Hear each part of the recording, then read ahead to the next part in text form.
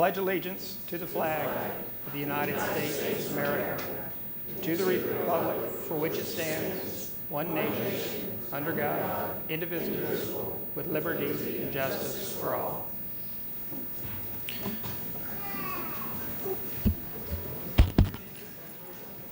Well, thank you, everybody, and good evening. Welcome to the February 18th, 2020 meeting of the Hillsborough County Zoning Hearing Master. My name is James Scarola, and I'm going to be the hearing officer for the evening.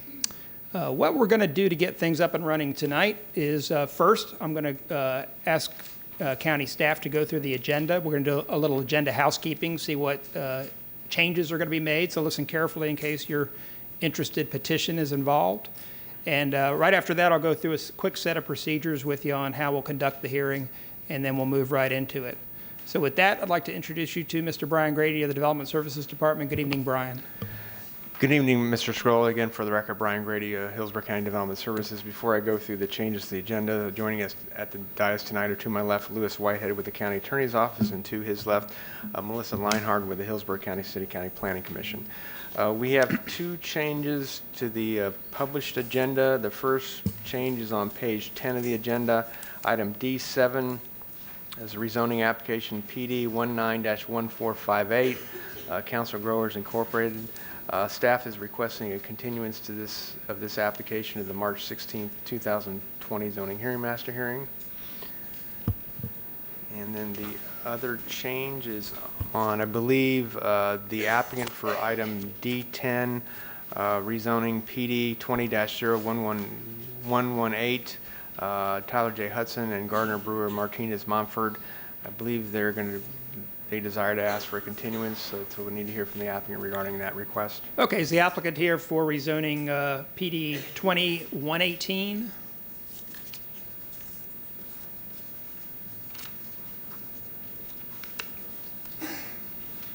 Good evening. Hey, good evening, Mr. Scrolla. Tyler Hudson, 400 North Ashley Drive. Midway through the review process, we ran into a situation that's going to require a design exception. Had a great meeting with Michael Williams today. Would like 1 more month to sort it out. Okay, and what's the date, Brian? Well, we might need to go to April. It'll be April 13th. Yeah. Yes. Okay, is there anybody else here that's interested in this petition, PD 20-0118, that's agenda item D10, considering a continuance right now? Anybody interested in the continuance discussion? All right, seeing none, anything else from staff on that? No. Okay, with that, we'll continue it to the April 13th.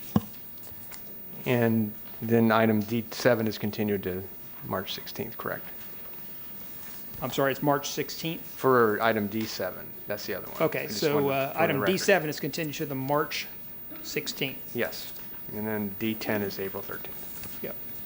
That concludes changes to the agenda. I'll now go through the published withdrawals and continuances beginning on page 5 of the agenda. The first item is item A1, rezoning PD 18-0798. The applicant is Mark Bentley. The application is out of order to be heard and is being continued to the March 16th, 2020 zoning hearing master hearing. Item A2, rezoning PD 19-1443. This application is being continued by the applicant to the April 13th, 2020 zoning hearing master hearing. Item A3, RZ PD 19-1451. This application has been continued by the applicant to the April 13th, 2020 zoning hearing master hearing. Item A4, RZPD 19-1461. This application has been continued by the applicant to the March 16th, 2020 zoning hearing master hearing. Item A5, Major Mod application 19-1462. This application is out of order to be heard and has been continued to the March 16, 2020 zoning hearing master hearing. Item A6, RZPD 20-0090. This application is out of order to be heard and has been continued to the March 16, 2020 zoning hearing master hearing. Item A7, RZPD 20-0103. This application is out of order to be heard and has been continued to the March 16, 2020 zoning hearing master hearing. Item A8, RZ Standard 20-0144. This application is out of order to be heard and has been continued to the April 13, 2020 zoning hearing master hearing. Item A9, RZ PD 20-0149. The application has been continued by the applicant to the April 13, 2020 zoning hearing master hearing. Item 810, RZ PD 20-0154. This application is being continued by the applicant to the April 13, 2020 zoning hearing master hearing. Item A11, RZ-PD 20-0170. This application is continued by the applicant to the March 16, 2020 zoning hearing master hearing. Item A12, RZ Standard 20-0312. This application out of order to be heard and has been continued to the April 13, 2020 zoning hearing master hearing. Item A13, RZ Standard 20-0334. This application is out of order to be heard and has been continued to the March 16, 2020 zoning hearing master hearing. Item A14, RZ Standard 20-0342. This application is out of order to be heard and has been continued to the March 16, 2020 zoning hearing master hearing. Item A15, RZ Standard 20-0343. This application is out of order to be heard and has been continued to the March 16, 2020 zoning hearing master hearing. Item A16, RZ Standard 20-0357. This application is out of order to be heard and has been continued to the April 13, 2020 zoning hearing master hearing. Item A17, RZ Standard 20-0358. This application is out of order to be heard and has been continued to the March 16, 2020 zoning hearing master hearing. And item A18, RZ Standard 20-0395. This application is out of order to be heard and has been continued to the March 16, 2020 zoning hearing master hearing. That concludes all withdrawals and continuances. Okay, thank you for that, Brian. So ladies and gentlemen, all of that may be found on pages 5 and 6 of your agenda if you're following along. So with respect to our hearing tonight, we'll be hearing rezoning cases and modifications to zonings.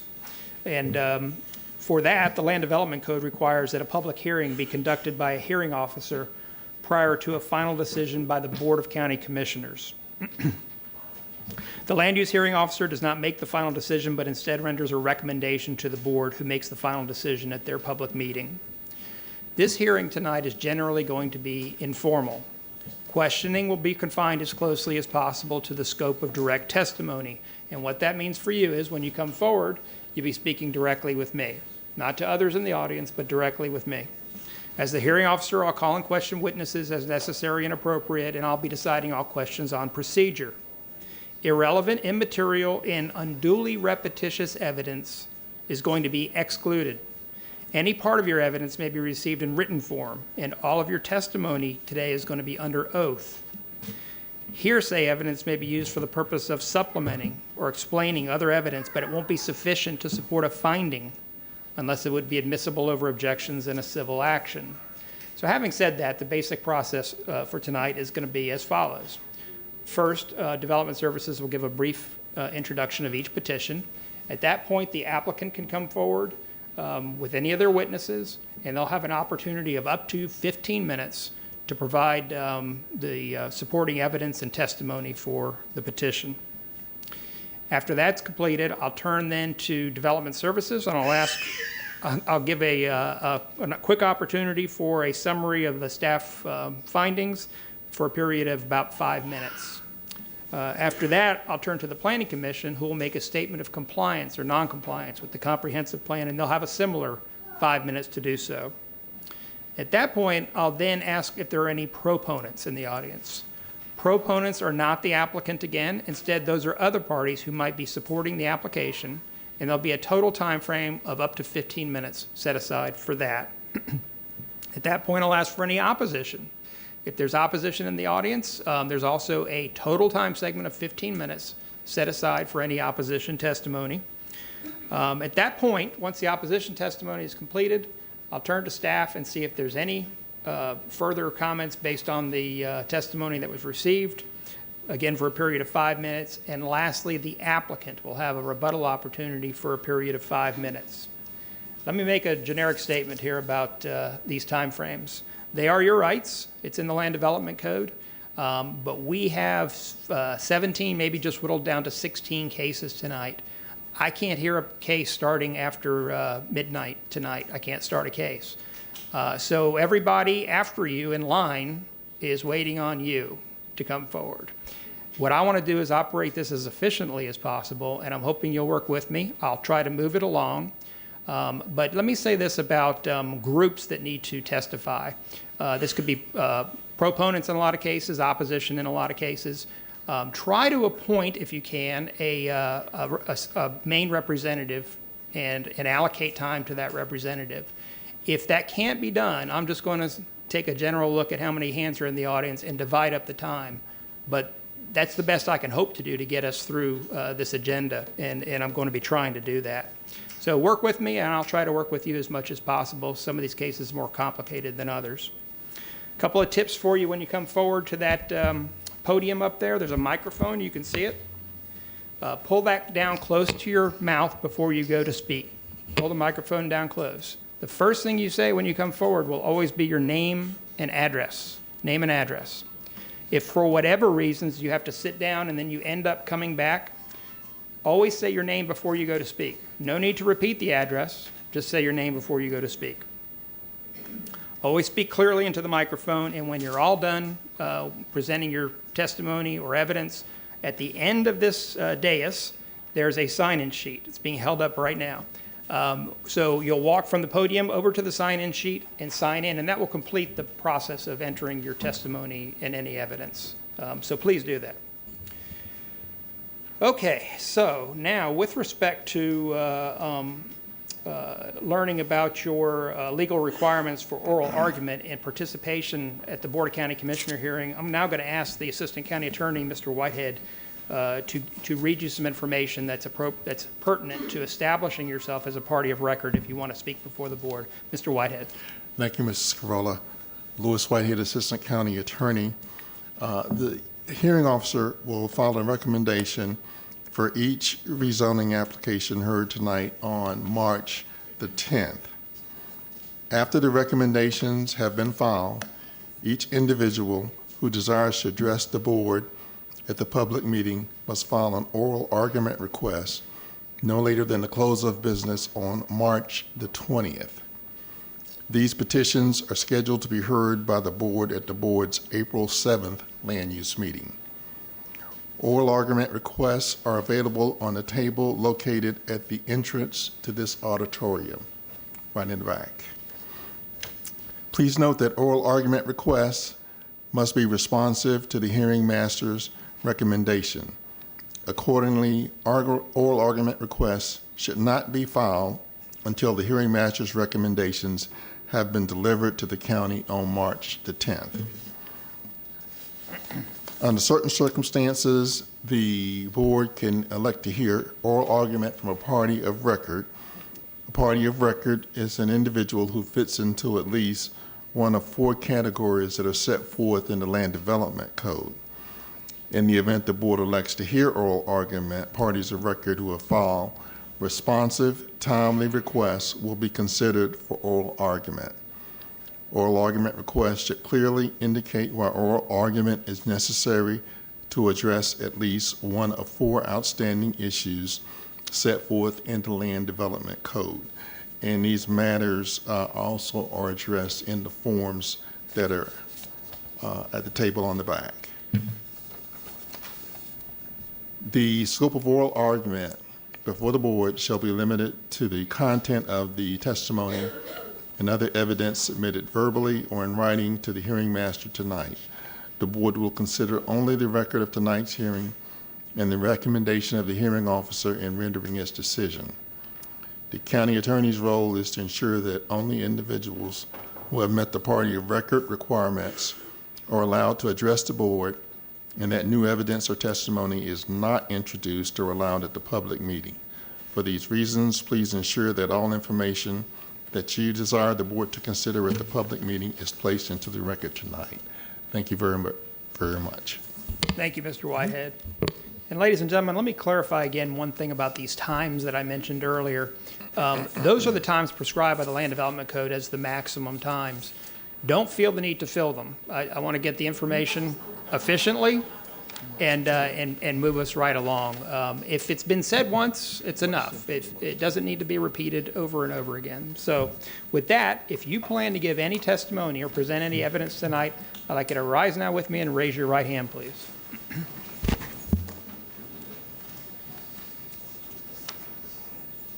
Do you solemnly swear to tell the truth, the whole truth, and nothing but the truth, so help you God? Thank you. Okay, Brian, I think we're ready for our first petition. The first item on tonight's agenda is a remand application. It's RZ-STD 19-929. The request is rezoned from AS1 to AR to plan development. The application was remanded by the Board of County Commissioners to address a number of issues that are outlined in the county staff report. Michelle Heinrich will present the staff report after presentation by the applicant. Okay, and let me make a note for everybody involved in this piece of hearing for the remand. There were certain remand questions that have been addressed in the staff reports. And for the applicant's purpose, those remand issues that were brought about by the county commission, I'd like this hearing to be limited to those particular issues. The rest will stand. Thank you. Good evening. Great, thank you. Good evening, Cammie Corbett for the applicant Pulte Homes. I'd like to go to the Elmo. Sure.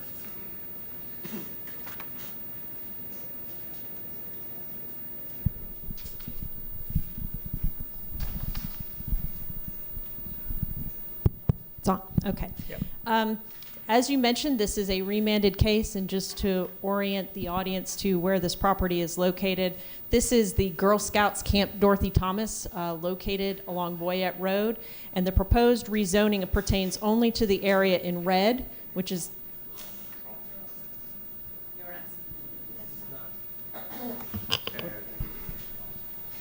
There's something wrong with Thank you. At the PowerPoint, they want the Elmo working? I don't know. That So area in red. This area in red, which Okay. is approximately, it's 30.75 acres. The rest of the parcel is owned and will be retained by the Girl Scouts, and there is a proposed conservation easement that is off-site from the development parcel that's in the green area. That's a particularly good graphic. Is that going to be submitted into the record? It is. It was in the record as part of my PowerPoint from last time, but It I will is. be submitting it into the record this time. Thank you. And we actually have a couple of other maps that were in the prior staff report that are also pretty good from a visual perspective of understanding what's going on.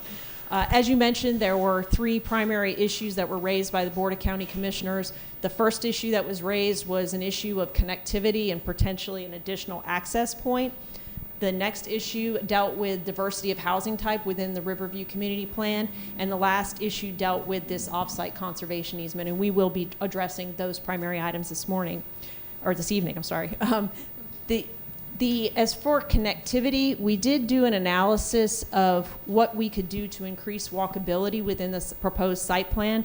And rather than just one loop, as we had previously shown it on the prior site plan, we did introduce additional pedestrian connections to form somewhat of an internal block pattern as a way to address some of the concerns about it's not walkable, there's just one loop road. The other thing that we did address on this site plan is that we added a natural buffer along the western boundary. You may recall from some of the testimony at the prior hearing, there were some residents that reside to the west who thought that they were promised a natural buffer along that boundary. After we went through the remand, we were able to figure out that we could accommodate that, so we went ahead and did leave this natural area on the revised site plan. So what is the width of the buffer? It varies from 53 to 64 feet along Okay. that western boundary. And we still are committing to the 6,600 square foot lots along that western boundary. And the buffer screened as well, They have a fence on their side. right? They have the the PVC fence, but we're proposing to leave this natural, which is what their request was.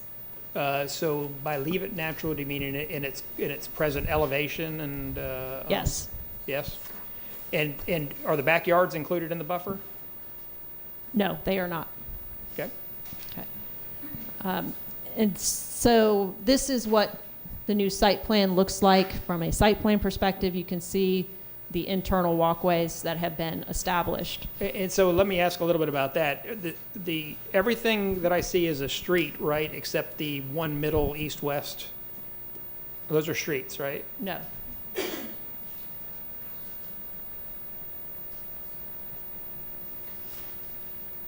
See on the illustrative plan?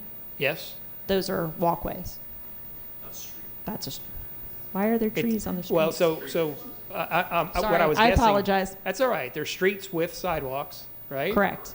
And then there's a walkway that goes east-west that is not a street. Correct.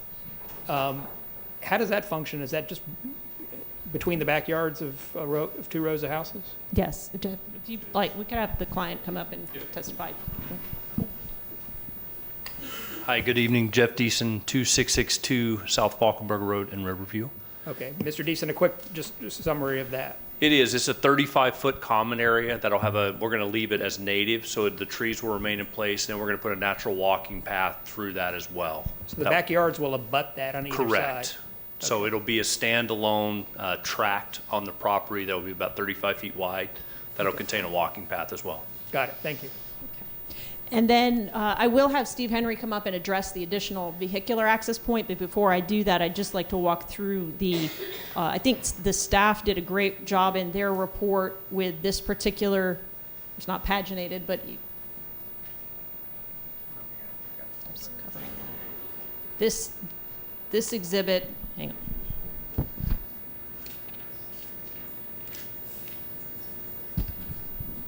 That is in the staff report shows the diversity of the lots just in the immediate area in terms of the size of the lots. This is in the residential for future land use category. That is a suburban development pattern that encourages single family development. So looking to this particular property for a diversity of housing types we don't think is appropriate. The other thing I'd like to point out, and I will hand this into the record as well, this is a map of the boundary of the Riverview Community Plan.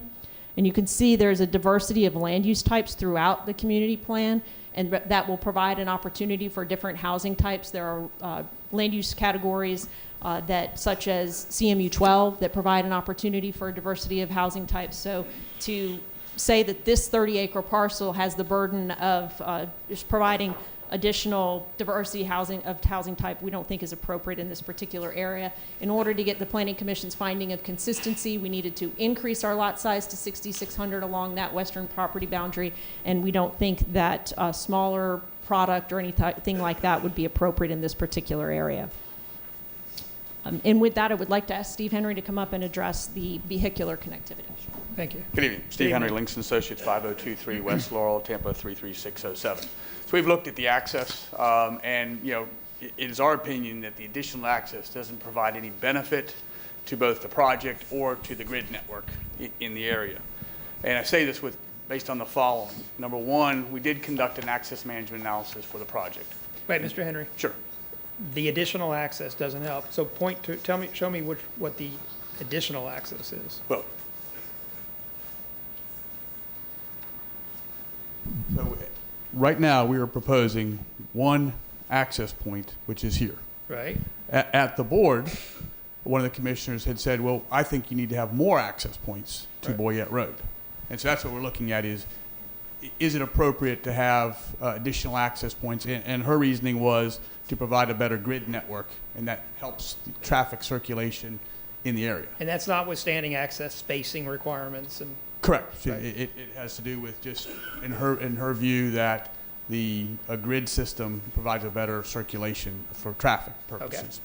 And so we looked at that, and there's several things. Number one, we did the access management analysis for the project, and based on that, with one access point, every movement within that intersection operates at A or B.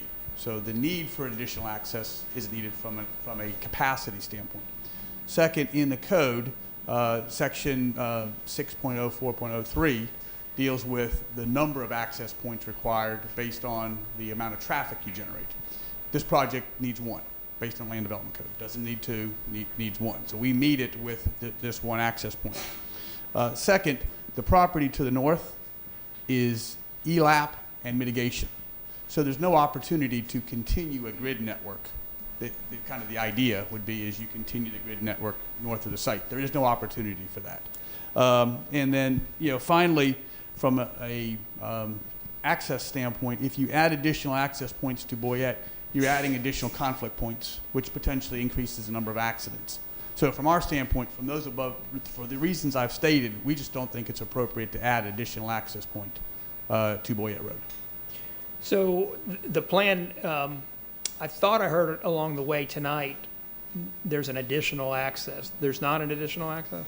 No, there was requested to provide one. We don't think Okay. it's appropriate to provide one. And so currently, there is the same accesses that were previously shown, which is the main access to Boyette, and then the future access at the southwest corner. Correct.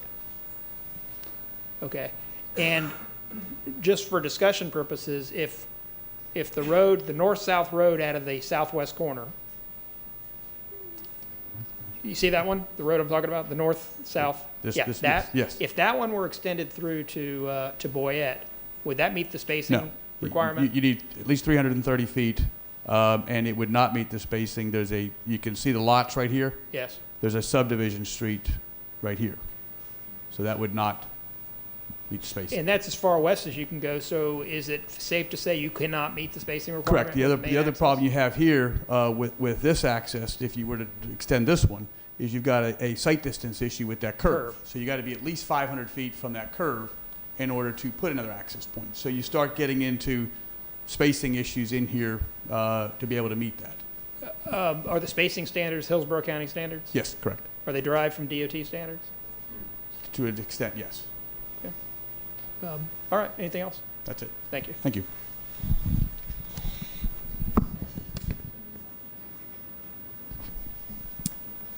And that brings us to our last issue, which relates to the significant wildlife habitat and the request. Specifically, the Board of County Commissioners, some of the Board of County Commissioners requested or thought that it was appropriate for an additional 8 acres to be preserved to offset the on-site impact to mitigation. And I'd like to have Stephanie Hudgens from Cardno to get up and address that issue.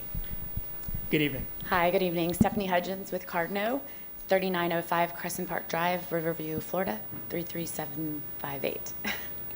So I'm here to talk about the additional requirements for the off-site preservation. And so according to the Hillsborough County Land Development Code sections 401 and 408, you should look at the on-site first. And so we looked at that, and basically it's not suitable for on-site habitat to be preserved, and that's not suitable because of the on-site conditions that are there. As it's pretty overgrown, there's a lot of undergrowth of briars and things like that, and it would take sufficient management there to have on-site preservation occur. So we looked at off-site preservation. Off-site preservation, I think Cammie showed that on her exhibit there, is located, yes, down in the southwest corner of the site. That is, according to the land use code as well, the off-site has to have similar habitat type and provide suitable management. And so I believe, in my professional opinion, that the off-site is a more suitable location for this. The development parcel is approximately 30.75 acres, and we'd be setting aside 15.38 acres of off-site habitat. And that's definitely of the same xeric habitat that's there. It's much more manageable because you can do controlled burns down there. You're away from the roadway, you're away from houses, things like that. So long-term management under the conservation easement requirements would be there. So. All right, let me get a little bit of her background into the record. Stephanie Hudgens with Cardno. I'm a senior consultant and principal with Cardno for 18 years. Environmental consulting in the Southeast United States. Okay. Is there a resume that went in or no? No, I can provide one. Can you provide it tonight Sure. within this time of the hearing? No. Okay, then you can't. Yeah. What is the statement in? Well, maybe you guys can tell me more about the wildlife corridor issue. Yes, the statement from Natural Resources about the wildlife corridor. Yes. I think that was just what I would call an aggressive labeling issue on the part of our consultants. Okay. We labeled on our site plan this natural buffer a natural buffer corridor. We're not counting that towards any of the on-site or off-site mitigation. This is just the natural buffer area that, we agreed to put on site, and primarily because of those property owners to the west, it's not part of consideration for So mitigating. you don't see that statement in the staff report as an impediment? No, I don't think so. I mean, it would not qualify as, what their statement is that this corridor that's labeled on our plan doesn't qualify as a significant wildlife corridor pursuant to the Development Review Procedures Manual, but we're not utilizing it for that purposes. We're just, and so one of the technical cleanup things that I wanted to talk to you about what needs to happen on the site plan is we need to just modify that to be a natural buffer area and remove the term corridor on that area. Okay.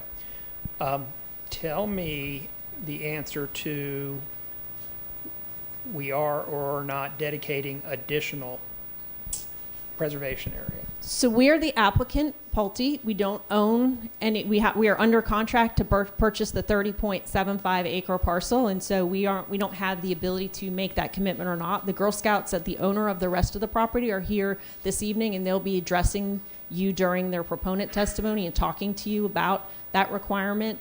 I mean, essentially, it's our position from a pure legal position that the county cannot require additional mitigation. What they're asking for is additional 50%, which would equal 70% mitigation of significant wildlife habitat, essentially, right? They're asking for 22 acres of mitigation for 30 acres of development, and that's not in compliance with the Land Development Code. And I think staff, natural resources staff, reviewed again, went back after the remand and reviewed their code and made that same determination. So have you come to the conclusion that there is nothing in the Land Development Code that would require the additional Correct. dedication? Nothing in either the comprehensive plan or the Land Development Code that would impose that requirement. And That's it. We'll go ahead and let's finish up. And I'm prepared to submit this into the record, but I specifically have a slide here that addresses the specific code sections that say, in no case shall preservation exceed 50%, and then on-site preservation shall only be required when it's maintain a high-quality habitat, and then the off-site can only be the equivalent of the on-site mitigation, and that we meet the requirements for the off-site mitigation. So yes, it is our conclusion in our both from a legal perspective and from the perspective of Cardno as our environmental consultants, that there is no additional requirement for additional acreage. Okay. I asked a lot of questions. Do you need a minute to close, or? I think for purposes for now, like I said, there are a couple of site plan cleanups that we need to talk about, but I can do them at rebuttal. It's fine. Okay. Thank you. Thank you for your testimony. All right, and Development Services.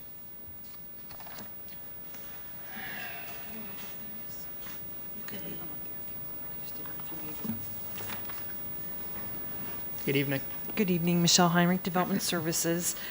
As you are aware, this is a remand request for petition 190929, and the discussion at the board asked for staff and the applicant and the zoning hearing master to look through a variety of issues, all of which have been touched upon by the applicant tonight. So just to let you know what staff's review and findings were, I'll just touch on those briefly. And the first one being the request for more vehicular and pedestrian connectivity. The board mentioned that they wanted, as you heard, more access, more a block grid pattern seen in the project. And as you heard, both the current and the remand site plan continue to provide one central access on Boyette, which you saw pointed out, and one stub out along the southern PD boundary. The internal and external sidewalks required by the Land Development Code, those are still being provided, and they have not asked for any variation to that. Most of the block sizes you saw remain the same, with the exception of the central block, and that is broken up into smaller development areas, or little residential blocks with a community open space, and you saw that went north-south through that block, and then a internal walking path which went east-west, and that's shown in Figure B of the staff report in brown, so that you can see the difference between that and the streets. It is kind of, at a first glance, a little confusing. We did not see any additional pedestrian connectivity external to the project that was proposed, and transportation staff notes that could be possible with, if the project will be gated and private, you can utilize private gates if they wanted to provide more along the perimeter, but it is not required by our Land Development Code. And also to the east, to that section of Boyette. We also found that there were no significant changes regarding the perimeter access. And as you heard Mr. Henry, which pretty much paraphrases the information we received from transportation, the provision of the access points are pretty much limited by the spacing and the number of trips generated to warrant the number of accesses. So what is depicted previously and on the remand meets our Land Development Code and any additional would require design exceptions or administrative variances. And transportation staff did note in their report that there could possibly be some concerns with approving that because of safety reasons. And also, as you heard Mr. Henry state, the curve of the road does give some concerns given the speed of the of the roadway and where Michelle, there's access. excuse me, I'd like Oh, sure. I would, sorry for interrupting, I would ask the HTV if they could deactivate the, and could you Sure. just It's got- turn that off? And then I would ask HTV to basically deactivate so we can see the presentations instead of the blank screen. Okay.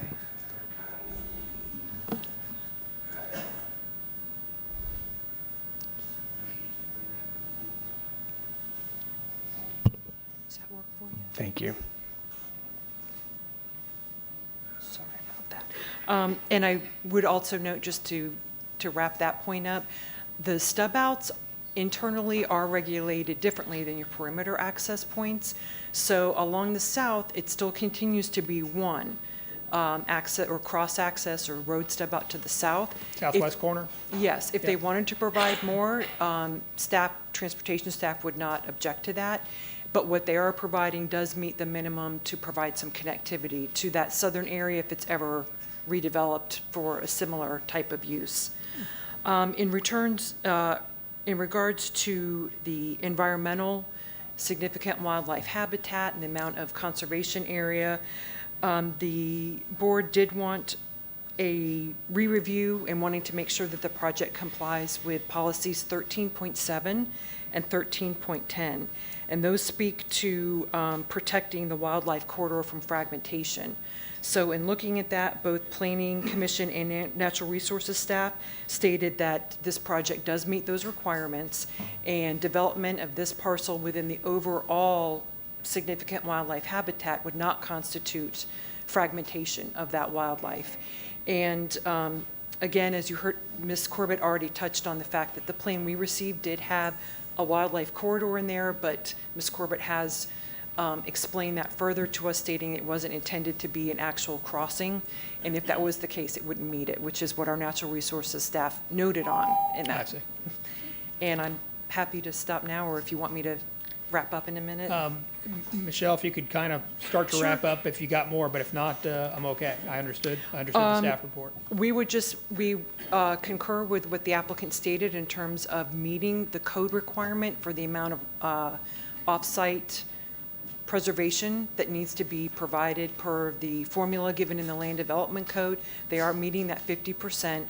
Under this remand right now, they're not known to us to provide any further, but what they are providing does meet the code requirement and any policies found in the Planning Commission. And you or- don't know of any other requirements that would talk about increasing that? No, sir. Yeah.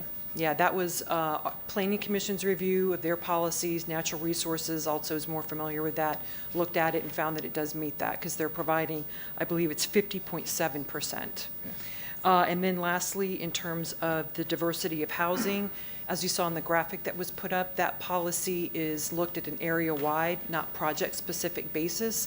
So our review both then and now finds that, the area is still providing a diversity of housing given this project. Okay. And we still recommend approval, subject to conditions, and I'm happy to answer any questions. Thank you, Michelle. Appreciate the testimony. And the Planning Commission? Thank you. Melissa Leinhardt, Planning Commission staff. The subject site is located within the Residential 4 Future Land Use category.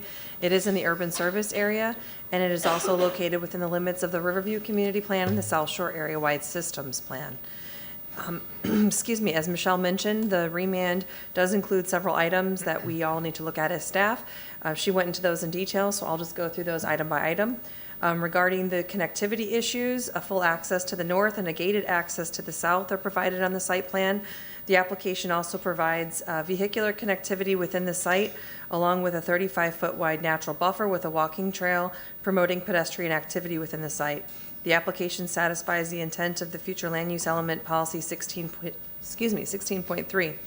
It also satisfies the intent of Goal 12, Objective 12-1, and Policy 12-1.4 of the community design component of the future land use element with regard to compatibility and connectivity.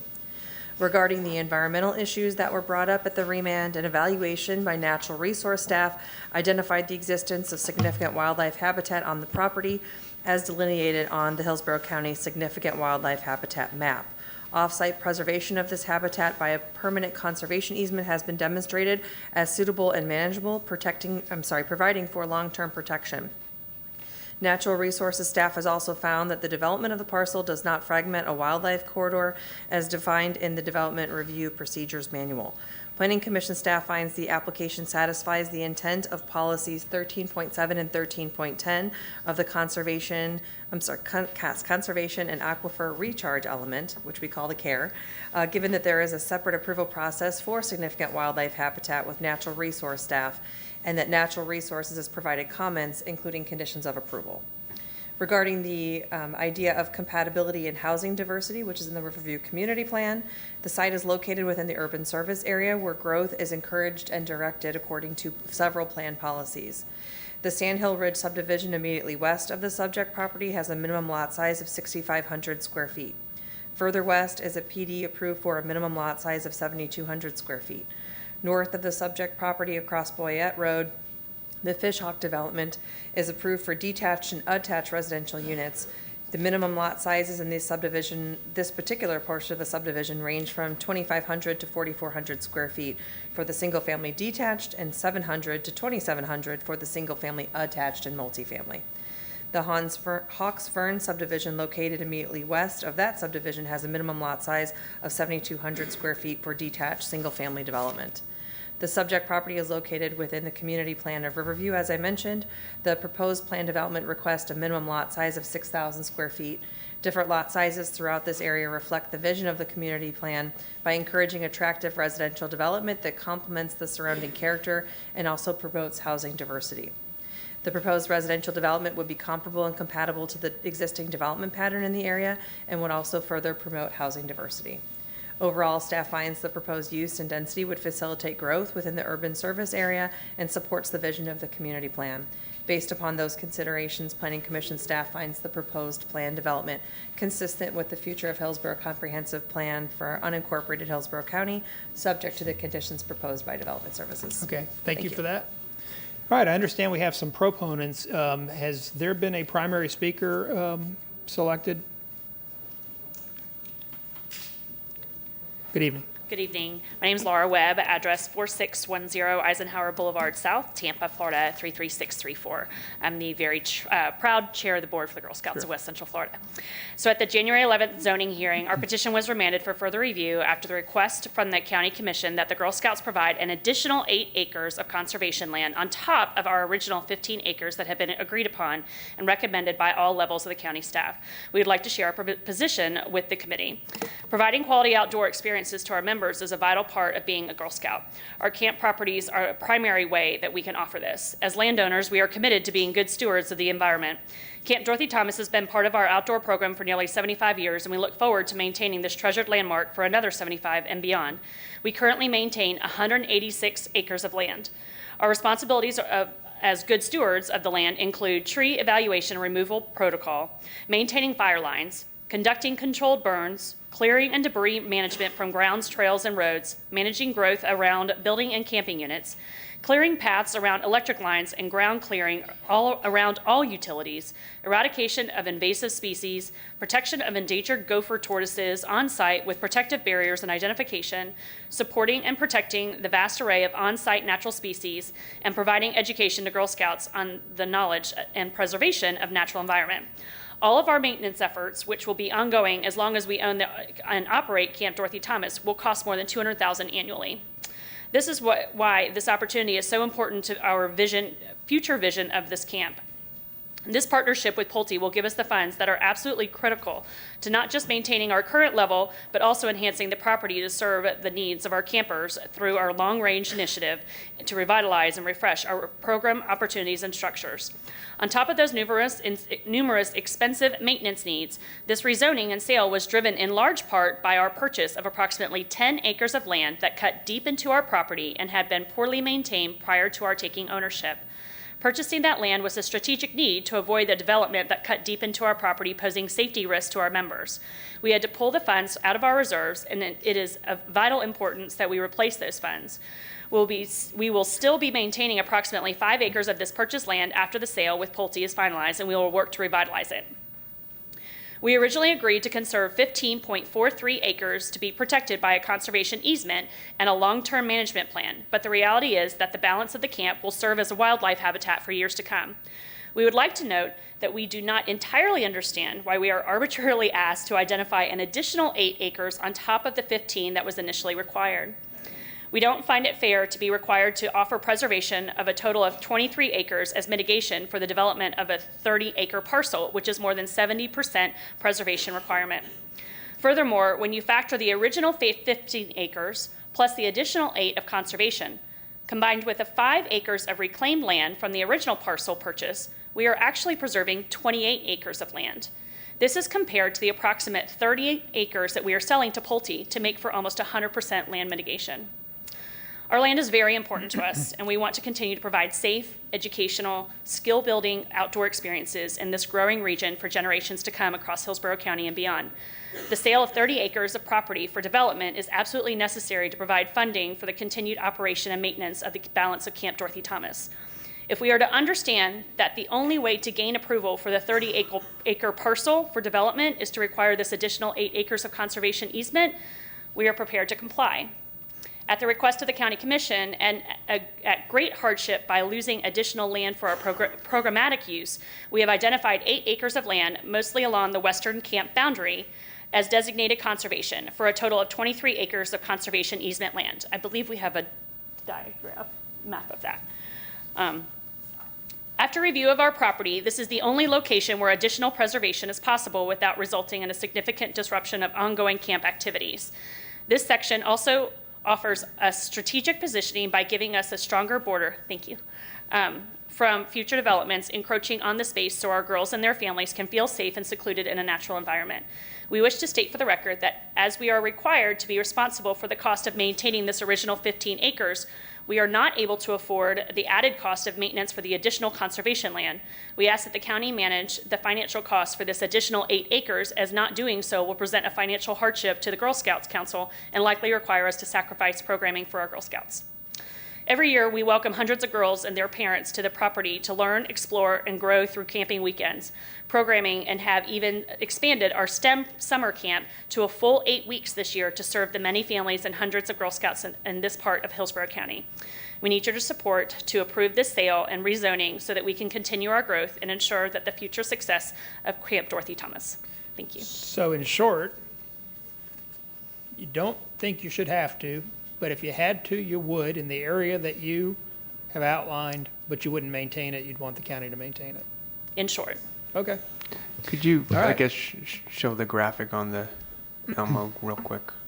Sure. So the area that we're proposing is this area here, which would allow us to have an additional border from the road itself. And that's how big? 8 acres. What's the width? Approximately. Anybody? No? You don't know? You don't know. 75. 75, okay. All right. Anything else? I have some documents to submit for the record. Do I give those to you? Actually, you can submit them right there at the end of the Okay. dais. Okay, thank you. Don't forget to sign in. Anybody else that needs to speak in support? Okay, I'm going to close proponent testimony. Is there anybody here in opposition tonight?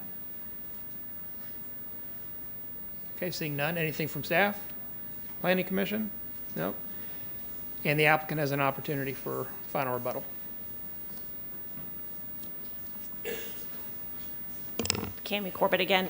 Just for clarification, we think that green area is 200 feet. Remember we testified that the orange area was 50 to 64, so it's probably not 75. Okay. It's a total, the total acreage is 8 acres. And Yeah, I just want to get an order of magnitude, but that's okay. yeah, Good that's enough. essentially where it is. And just a couple of points of clarification, and then also we were able to get Ms. Hudgens' resume in time during the hearing to have it handed in. Very fast, very Thanks to fast. Level Up, who has an office across the street. A couple of points of clarification regarding the management plan. So the Land Development Code when you're talking about significant wildlife habitat management and conservation and off-site preservation or even on-site preservation, the applicant has the option to require or ask the county or another agency to maintain that conservation area.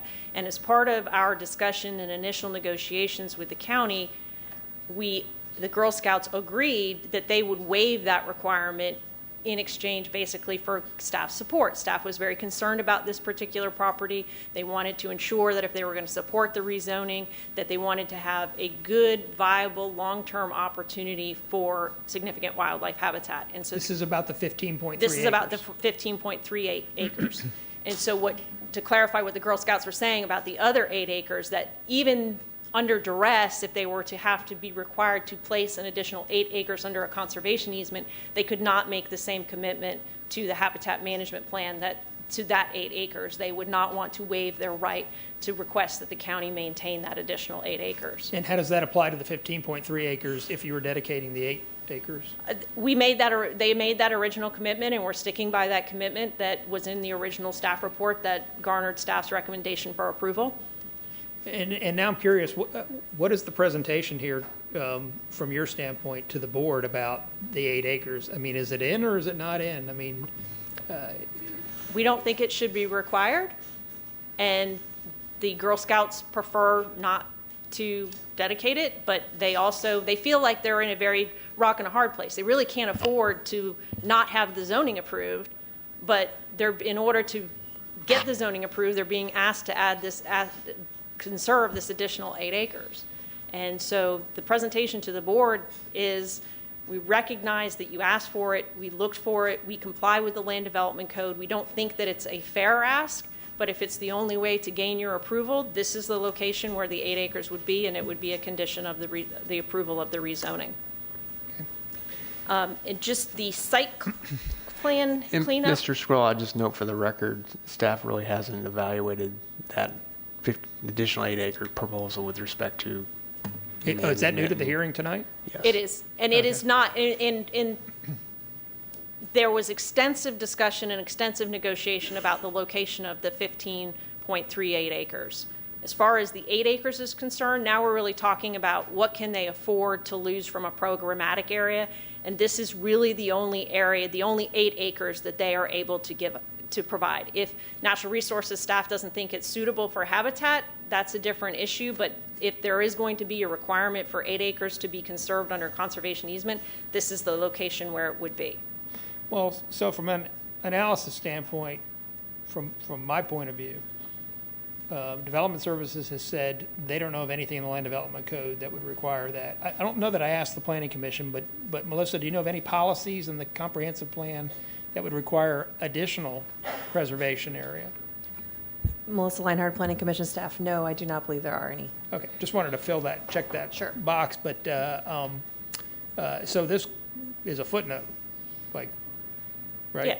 Yeah, because if we were not to place that footnote into this record, we would not be able to present it to the board. And so it's essentially, it's our position, and we would be looking for your recommendation to Right. support the staff's finding that additional mitigation is not required. Okay, And that, again, if we get to the board and we need to talk about what 8 acres, the purposes of that exhibit is to show what 8 acres it would be.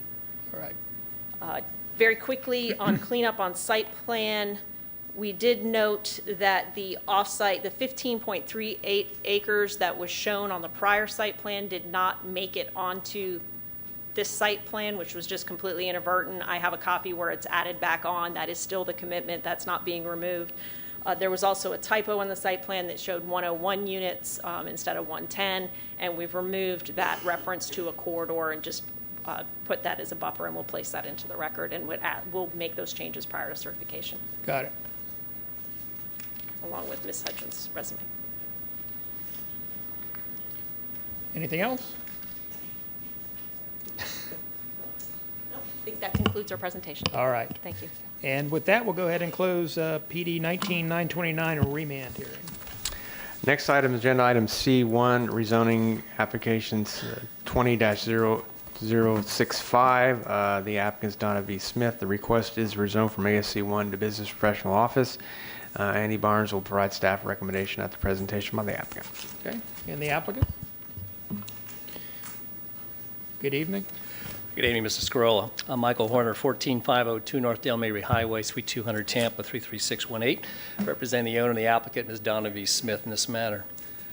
I'm going to be brief, got staff support, you have a long agenda. So it's a 0.58 acre tract, Mr. Scarola, just west of Lithia Pinecrest Road, just south of the Lumsden intersection. Bell Shoals Road parallels that to the west. Zoned ASC 1, we're seeking BPO restricted. We amended this at staff's request. Res 4 in the comp plan, we meet locational criteria. We are within the prescribed distance from the activity center intersection. We're seeking the BPO. We have U.S. Urban Service Area designation, public water and sewer is mandatory, and my client agrees. Lithia Pinecrest Road is an arterial highway. This request does meet locational criteria as noted. It comes to you with unanimous recommendations of approval. Development Services staff, as well as findings of consistency from the Planning Commission with all goals, objectives, and policies of the future land use element. We have no objections from any review agency, transportation staff, EPC. We have no wetlands on site. This is a classic case of urban infill, Mr. Scarola. Look at the map and the zoning. When you go out and do your field review, you will see those uses in transition. We have either BPO, BPOR, or PD zoning for office commercial uses to the north, to the east, and to the south. So we are virtually surrounded by non-residential districts. The FAR in the BPO district, as you're aware, is a 0.20, so we're restricted by that intensity. We will not certainly be exceeding that. We have no waivers that we'll be seeking. My clients are elderly. The house is older. It has some functional obsolescence to it. Repairs are getting costly. My clients are looking for an exit strategy. They lived there for a number of years, and it's time to move on. The buyer will be a professional office tenant. Staff did ask us to agree to some architectural design considerations, thus our amendment from BPO to BPOR. That condition addresses window placement as well as pitch roof. We agreed to that one condition of record. That, of course, will apply to new construction only. No rehab being possible on this older structure for office use. That's all I have. Be happy to answer any questions. Thank you for your time. Thank you, Mr. Horner. And Development Services. Good evening. Good evening. Annie Barnes, Development Services. This is a request to rezone approximately 0.5 acres located at 1106 Lithia Pinecrest Road from ASC 1 to BPO with a restriction. The subject property is within the urban service area, and the proposed rezoning could increase the number of trips potentially generated by the development of the subject parcel by 164 average daily trips. However, transportation has no objection to the proposed rezoning. Surrounding property in the immediate area is zoned either BPO or ASC 1. Based on the existing zoning and development patterns of the area, staff finds the rezoning compatible and approvable based on the following restriction. Buildings should be architecturally finished on all sides and residential in appearance. At a minimum, each building should have a minimum roof pitch of 3 to 12 and windows on all sides. If the existing single-family structure remains, a minimum 3 to 12 roof pitch is not required. And that concludes my report. Okay, thank you for that. And the Planning Commission. Thank you, Melissa Leinhardt, Planning Commission staff. The subject property is located in the residential 4 future land use category. It is in the urban service area and also within the limits of the Brandon Community Plan. The proposed BPOR use would allow for development that is compatible and consistent with the residential 4 future land use category, Boulevard and Bell Shoals Road, and does meet locational criteria. The site is located within the Brandon Community Plan, specifically within the Garden Estates District. Though this district is described as being predominantly single-family homes and the applicant is developing an office, the Brandon Community Plan also embraces a rich blend of comprehensive economic opportunities and sustainable growth. The proposed use supports that vision of the community plan, and based upon those considerations, Planning Commission staff finds the proposed rezoning consistent with the future of Hillsborough Comprehensive Plan. Okay, thank you. Anybody here tonight in support? Yes, ma'am. Nope, not in support. Anybody in support? Seeing none, is there anybody in opposition tonight? Yes, ma'am. Anybody else besides this nice lady? Okay. Anyone else in opposition?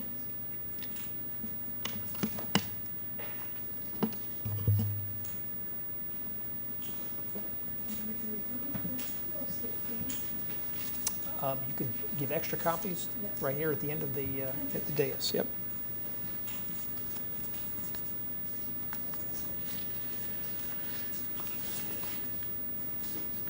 Good evening, ma'am.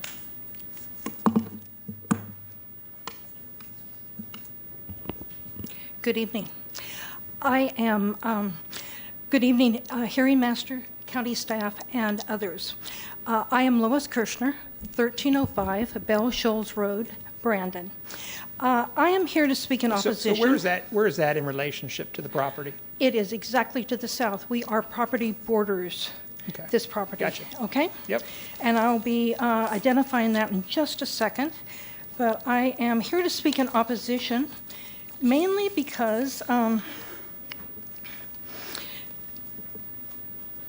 slowly, this area is the Van Sant subdivision.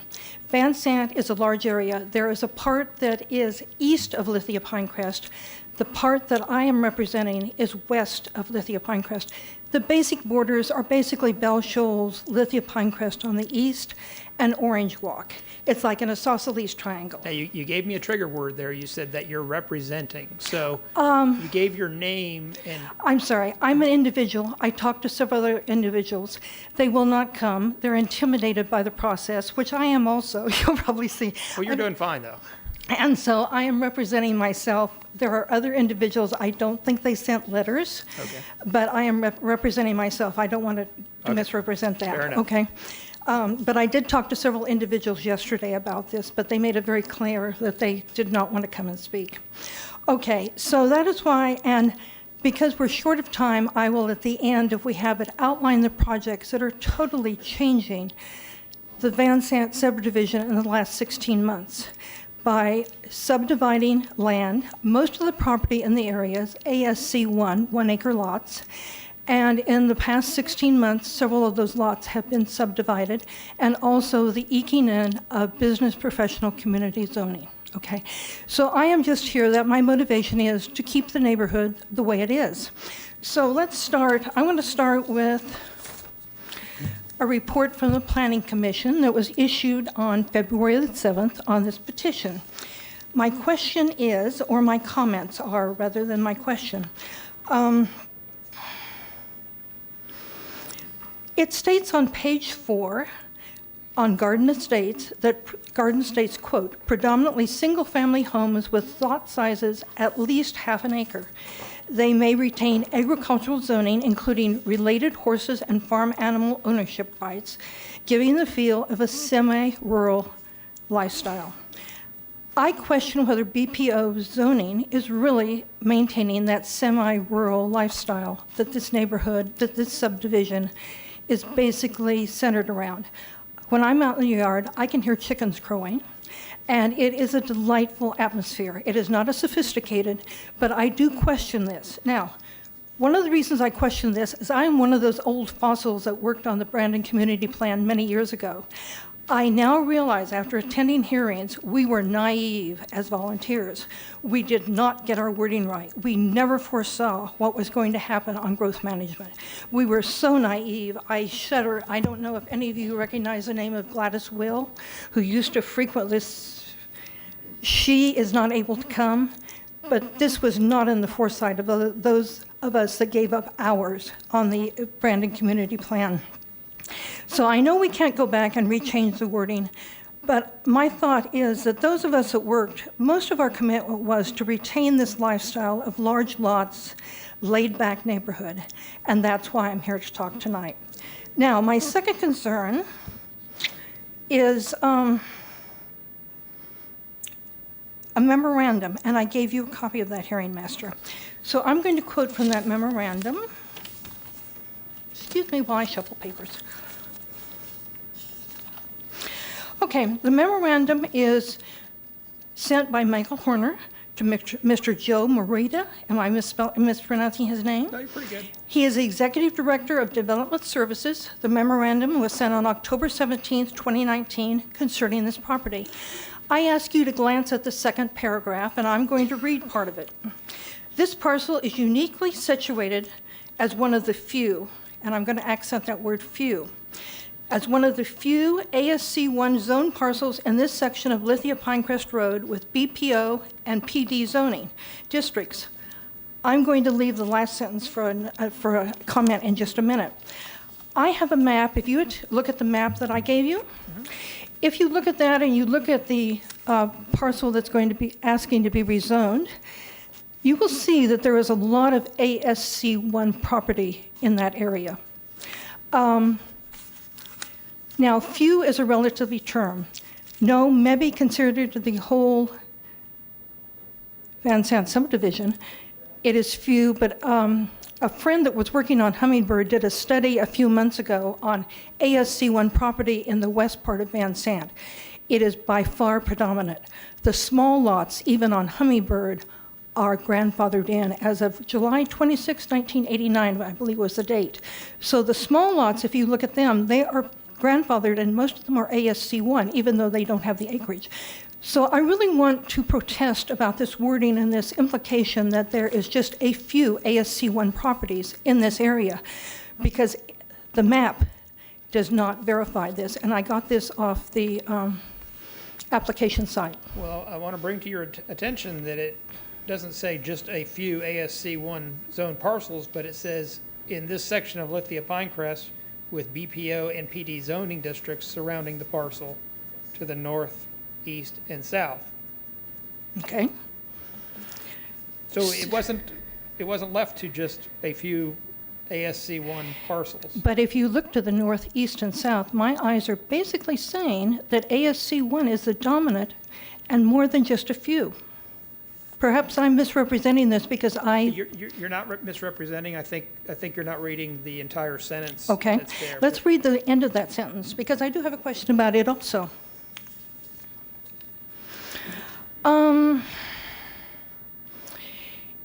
It continues that surrounding the parcel to the north, east, and south with only reverse-oriented single-family lots to the west, which have separate access to Bell Shoals Road. I really don't see the relevance of this. Does this mean that there's no impact by this zoning request if you're accessing your property from Bell Shoals rather than the Lithia Pinecrest? Or I don't see the relevance of this in it, and I'd be happy if you could explain this to me, because I would. Well, that I'm not going to do, because this is your opportunity to Okay, explain. I question this. I would be happy if, when you are evaluating this, if you'll just look at it and see if there's merit in this. Okay. I see no merit in this particular thing. Now, let's look at,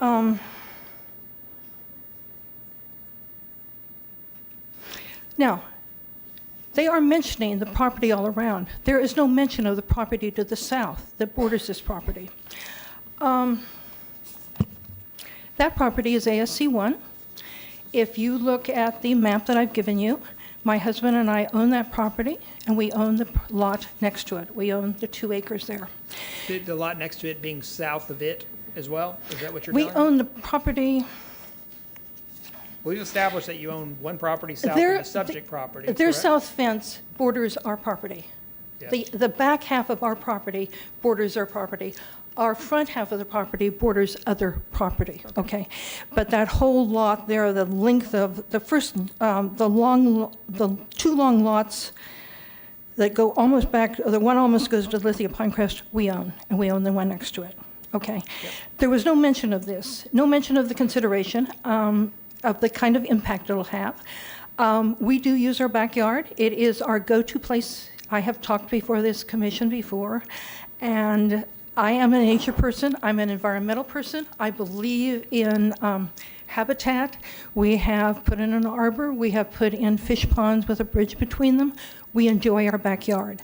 The impact I'm concerned about, especially since there's been no notice or no reference to this property and the impact.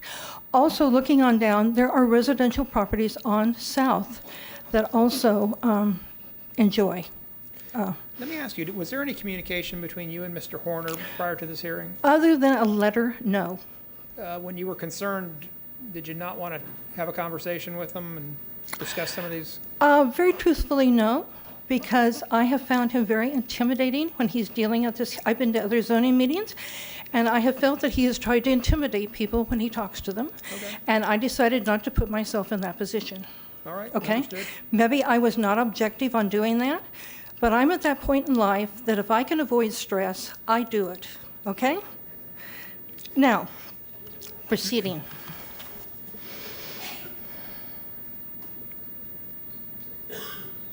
Now, there are property zone BPO in the area. I do have a map that I can share with you all. So if I'm reading it correctly, there are 3 properties on the west side of Lithia Pinecrest. There are multiple BPO and professional properties on the other side. But my contention is, once we start this process, it's just going to creep on down Lithia. In fact, one of the things I was going to start with, but because you are so short of time, I'm trying to limit my presentation, was, let me get the right zoning number on this. At 1110 Lithia Pinecrest, which is the property immediately south of this, facing, bordering Lithia Pinecrest. The zoning, the petition number was RZ 19-0205. It was heard in February 2019. The property is directly south. It is another ASC1 property in the area that they have come in and they're trying to rezone, or they tried to rezone. The planners and the zoning master, I don't remember if you were the zoning master or someone else was for that hearing, but you all recommended that it was not suitable to be BPO. The owner went to the county commissioner. She did a hard luck, kind of fanciful story, and the county commissioner decided that perhaps maybe BPO would be okay for this property. Why I'm here is the creep. If this were still ASC1, I would have a chance of fighting this. But I see our neighborhood going downhill. If you have time, I can give you the zoning numbers of the hearings that we have basically lost. For example, RZ 19-0897 Bell Shoals and Homewood, from ASC1 into 2 lots, RSC6.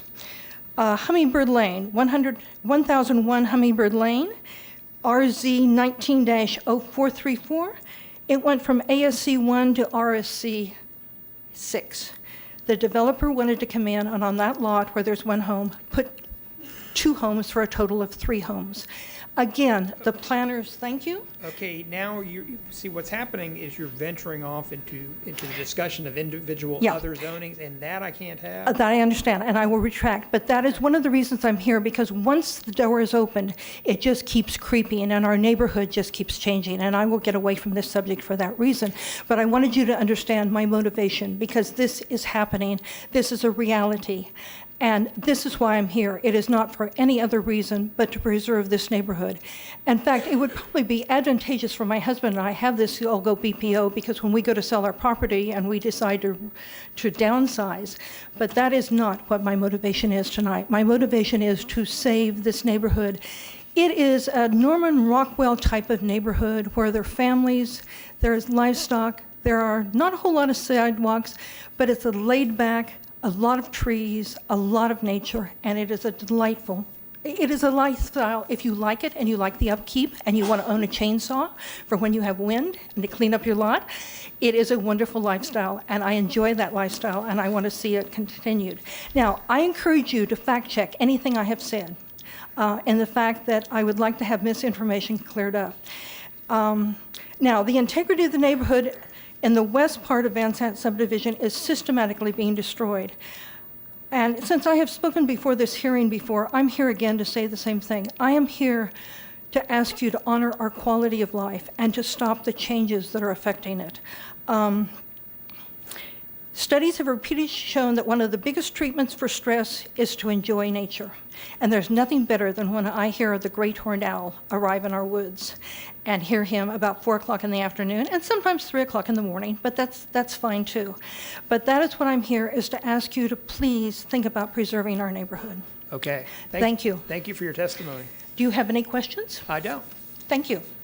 I understood. And again, thank you to the planners. Oh. Okay, thank you. Note, please. Ma'am, if you kindly take a seat. It's I sympathy appreciate it. applause because people can hear my voice cracking. All right, Thank you. Thanks again. All right, anybody else in opposition? Seeing none. Anything else from staff? Melissa? Sure, I can add to the record. Melissa Lionheart, Planning Commission staff. Regarding the Brandon Community Plan, the Garden Estates District, it does say that it is predominantly 1/2 acre lots, but it is not exclusively 1/2 acre lots, and it's not exclusively residential. The site does meet locational criteria. It's also in the urban service area. And there are also, the Brandon Community Plan also envisions other economic opportunities. So we felt that it met that vision in that way as well. All right, thank you. Thank for you. that. And Mr. Horner? Thank you, Mr. Scroll. I'll be brief. Michael Horner for the record. Could that overhead be shown on screen, please? Thank you. Mr. Scroll, I didn't realize I was that intimidating a character. We have continued this case, and we sent out 2 series of notices. And I would have certainly enjoyed speaking or even meeting with Ms. Kirshner. She seems like a wonderful person. Reminds me of my grandmother of days past. I couldn't imagine a sweeter person as a neighbor. However, we have met all of the criteria for this filing, and I will stand behind my memorandum as I filed, and as you correctly noted, the caveat of on this limited segment of Lithia Pinecrest. And I would suggest to you that all of those lots, including Ms. Kirshner, are oriented to the west, whereas Lithia Pinecrest is oriented to the east, thus the reverse yard orientation. There is a side yard orientation because she does abut the south portion of our property. We propose a use that is restricted. We propose a use that is essentially quiet. We propose a use that will be essentially closed during the week evening hours and closed during the weekend. I think that is a compatible land use next to a residential lot. We are also consistent with locational criteria, as Ms. Lionheart just indicated, which is encouraging developments within a prescribed distance of a major intersection.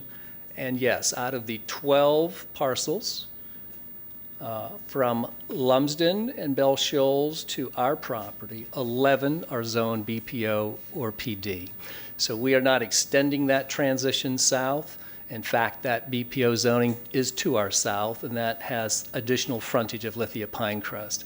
I appreciate her comments about stripping out Lithia Pinecrest. We don't want to be part of that. We are not extending that pattern. We are part of an infill between 2 BPOs existing and 1 BPO, in fact, numerous BPOs and PDs across the street.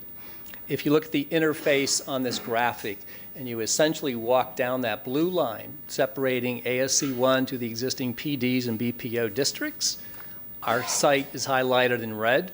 All of those lots have an interface, congruency with ASC1 property. That's by nature of the corridor of Lithia Pinecrest, abutting the rear lots of those lots that have frontage to Bell Shoals Road. We have worked with staff. We've agreed to the additional restrictions on the architectural design, the window placement. We will agree to that 20% cap by right, which limits the building coverage. I think it's a perfectly reasonable use, and I ask you to support it. Thank you. Thank you, Mr. Horner. With that, we'll close rezoning 20-0065. Next item is agenda item C2, rezoning standard 20-0223. The applicant Susan Headley. The request is to rezone from RSC6 to RSC6 with the show business overlay. I will provide staff recommendation after presentation by the applicant. Okay, and the applicant?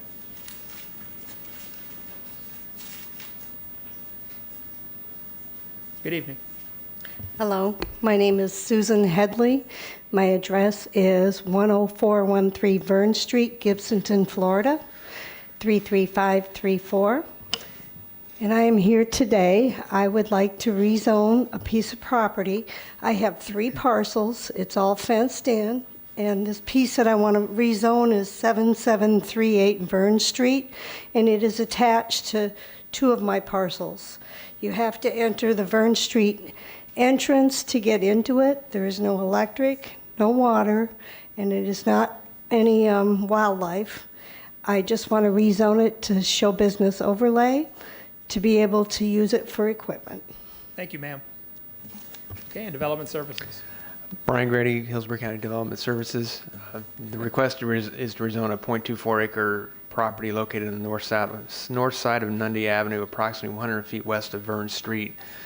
The request is to rezone the subject property from RSC6 with the mobile home overlay to RSC6 mobile home overlay and to add a show business overlay. The subject property is contiguous to a side yard of an existing RSB zoning which meets the criteria of LDC section 3.01.02B to allow the consideration of a show business overlay district. No objections were received by reviewing agencies. Staff does find, given the surrounding development pattern that contains a mix of RSB zoning and overlays and agricultural zoning districts, as well as RSC 6 districts and multifamily districts, staff does find the request compatible with the surrounding area and finds it approvable. I'll be happy to answer any questions. Don't have any, but thank you. In the Planning Commission? Thank you. Melissa Leinhardt, Planning Commission staff. The subject property is located in the Residential 6 future land use category. It is in the urban service area and also within the limits of the Gibsonton Community Plan. The applicant is requesting to rezone the subject property from RSC 6 to RSB to allow for the storage of carnival equipment. The parcel is surrounded predominantly by vacant agricultural land and mobile homes, as well as other RSB's designated parcels to the north. Directly to the south and west, the property is surrounded by the agricultural rural and the agricultural single-family conventional uses, or zoning districts. According to Policy 1.4 of the Comprehensive Plan, compatibility is defined as the characteristics of different uses or activities or design which allow them to be located near or adjacent to each other in harmony. The proposed use is compatible with the area as it is surrounded by other similar uses, and it also fulfills the requirements of Policy 16.3 that requires developments to be integrated with adjacent land uses through the creation of like or complementary uses. Policy 17.3 of the Comprehensive Plan addresses the special needs of the carnival industry within the Gibsonton community and allows for future residential show business designations within the designated boundary map shown, or the designated boundary shown on the map. The subject property is located within the designated boundary. The Gibsonton Community Plan prioritizes the preservation and use of agricultural and show business lands to meet the needs of the carnival industry. The proposed rezoning would allow for a use that is compatible with the existing development pattern found within the surrounding area and also consistent with the vision and strategies of the Gibsonton Community Plan. And based upon those considerations, Planning Commission staff finds the proposed rezoning consistent with the future of Hillsborough Comprehensive Plan for unincorporated Hillsborough County. Okay, thank you. Anybody here today in support of this request? Seeing none, is there any opposition to the request? No? And the applicant? Where's the applicant? Yes, anything else, ma'am, before I close it? I heard a no. Okay, thank you. And with that, we'll close 20-0223. The next item is agenda item C3, rezoning application, the standard 20-0247. The applicant is Morphin LLC. The request is to rezone from commercial neighborhood to commercial general with restrictions. Steve Beach will provide staff recommendation after presentation by the applicant. Good evening, Mrs. Scurll. I'm Michael Horner for the record, 14502 North Dale Mabry Highway, Suite 200, Tampa, 33618. Represent the owner and the applicant interests of this case before you. With me is Terry Igo, CEO of Tampa Bay Trust Company. They represent the ownership interests and may be following my presentation. If I could just have 12 minutes, a highlight, please, madam, just to let me know so I don't cut Mr. Igo off. Mr. Scurll, we do have competing recommendations this evening, so I feel the need to at least address a couple of those conflicts. This is a 1.39 acre parcel at the north of Fowler Avenue, west of the I-275, which is west of Central Avenue. It serves as a southbound lane exit ramp from the I-275 southbound intersection. It is zoned CN with no restrictions. I think that's critical.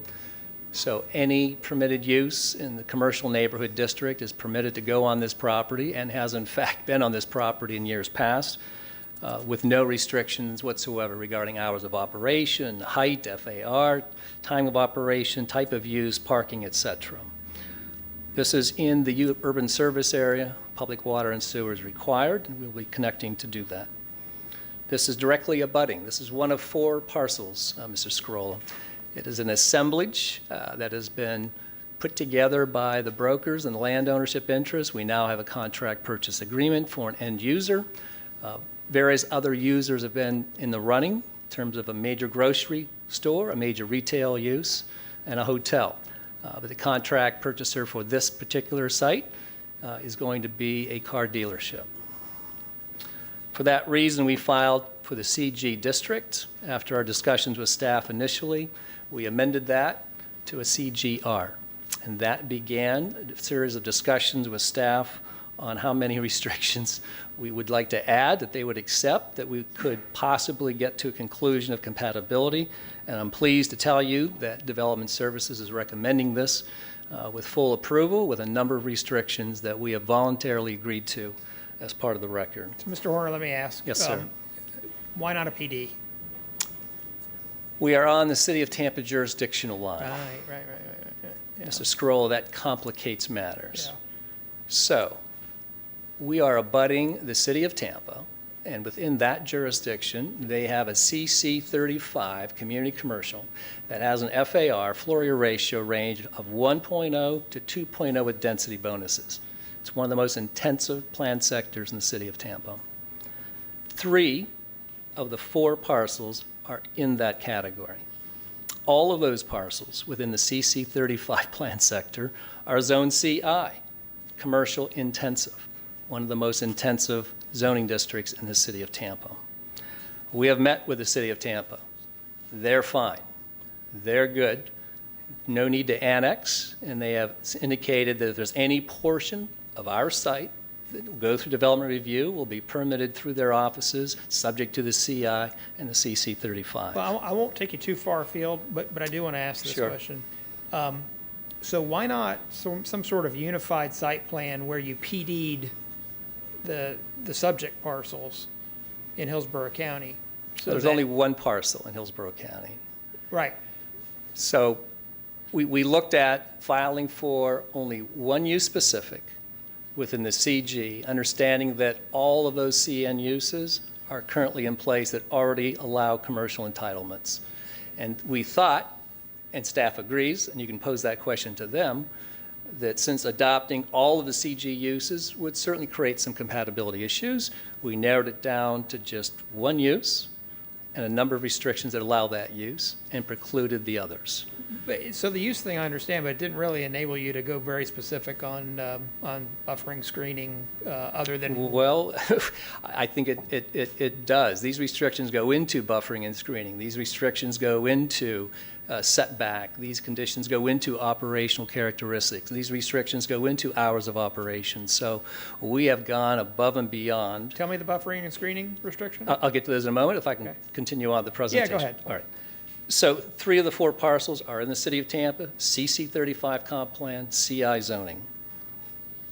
We continued this case specifically for 30 days from the January 21st hearing to allow additional time for staff to review. And we have met with them numerous times, and we're thankful for that and their attention. Unfortunately, after the last 60 days, I think, of more intense reviews and discussions, the Planning Commission still did not feel comfortable making a finding of fact that these would be consistent, not a finding of fact, that's your job, making a finding that this would be consistent with their goals, policies, and objectives. Development Services did, in fact, go out to the site. Steve Beach, I said, please go out, walk the site, review the site. They did so and came back and said, we feel comfortable. We just want to make sure that we have a number of restrictions that protect that neighborhood. And we said, let's hear them. We committed already to a number of conditions, and we agreed to additional restrictions. Mr. Scroll, this parcel has a unique history. I have Mr. Igo who's going to produce a detailed letter from the property management side of their firm. It used to be a porn shop theater called Cinderella's. It used to be a Motel 6. What those neighbors were subjected to for years is pretty disgusting.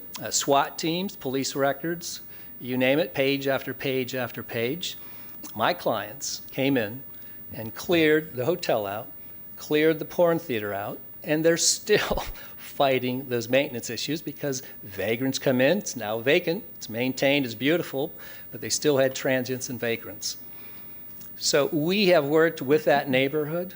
We have worked those property owners to the north, older homes, 60s, 70s construction. No question they have a vested interest in this. They didn't realize there was Zone CN on this property, that we could put up a 24-hour convenience store with drive-through and gas pumps. They had no clue. So are you telling me there was communications between you and those neighbors? I reached out to a couple of them. It's not a formal HOA. It's not a registered association. I went out there on a Saturday and a Sunday, drove up and down, talked to a few. They're not owner-occupied. A lot of them are just tenants.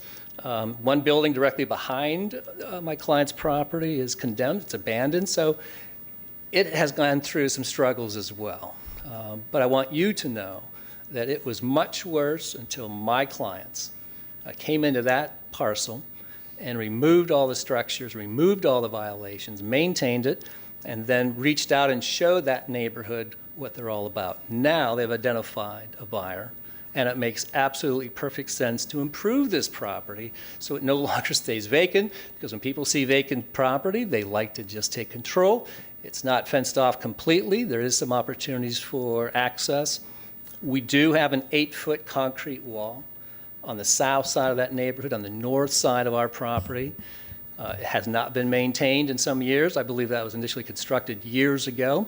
It's not in bad shape. We certainly are not amending that. Runs the whole length? It runs the entire length.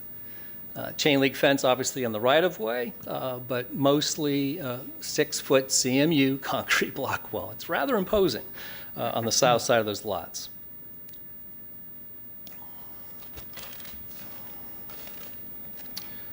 We have worked through a number of these restrictions, and I'm just going to cut right to those because you asked the question. Of all the uses that we were proposing, the one that fit the best needs for both parties was this car dealership. And I'm here to tell you that I think that use is a reasonable one because the Florida Avenue corridor is the Mecca corridor for upscale automobile dealerships. That is the transition. That is the location. We are right at 275 and Fowler Avenue. It certainly made the most sense from a driver's position, public right-of-way use, orientation, ease of access, and proximity. 120,000 cars plus a day travel past that intersection. We have worked hard to get the Planning Commission to support this. The conditions that we've agreed to, Mrs. Scrollo, we have prohibited a number of the CN uses that we've identified as not being necessarily compatible. Even though it's zoned, they can start tomorrow, pull permits, bypass a hearing, and go right to construction. We removed all fast food restaurants, all drive-throughs, all convenience stores with gas pumps, all liquor stores, all pawn shops, gun ranges, and sexually oriented businesses. Everybody laughs at that last use. Well, that's what they were up against for 5, 6, 7 years. And it was very difficult for those property owners to maintain their way of life. Secondly, we agreed to a double row of evergreen trees along the north boundary entirely, the entire stretch, meeting the Type B screening requirements of Section 60606 of the LDC.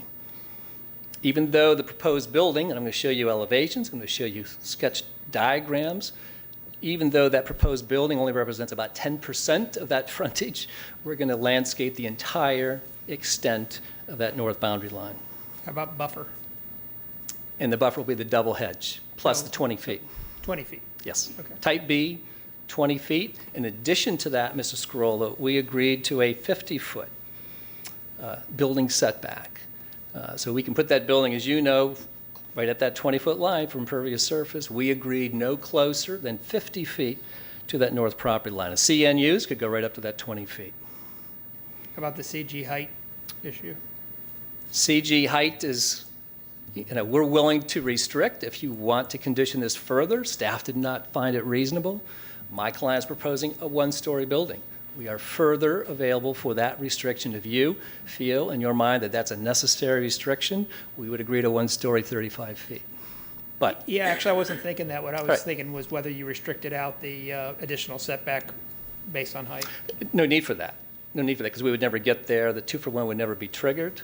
And my client certainly has no desire for a multi-story building, although a multi-story building is allowed under existing CNUs. We agreed that there be no service bays for the service component of this dealership facing north. That was quite a sacrifice. The elevations I'm going to show you and submit in the record indicate a service bay opening to the north.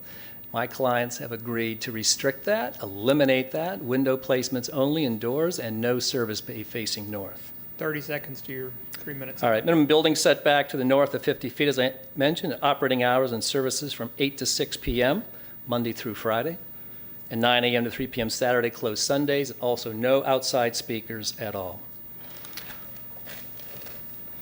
I'm going to file all the documents, elevations.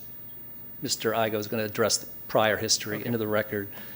We think it's fair. We think it's reasonable. There's been no opposition at all from the neighborhood. And 2 different public notices and sign postings, not a word of opposition. Okay, thank you. Thank you, Mr. Scroll.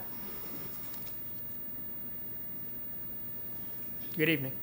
Good evening. My name is Terry Igo, 10607 Echo Lake Drive. I would like to submit what I'm about to reference in the record.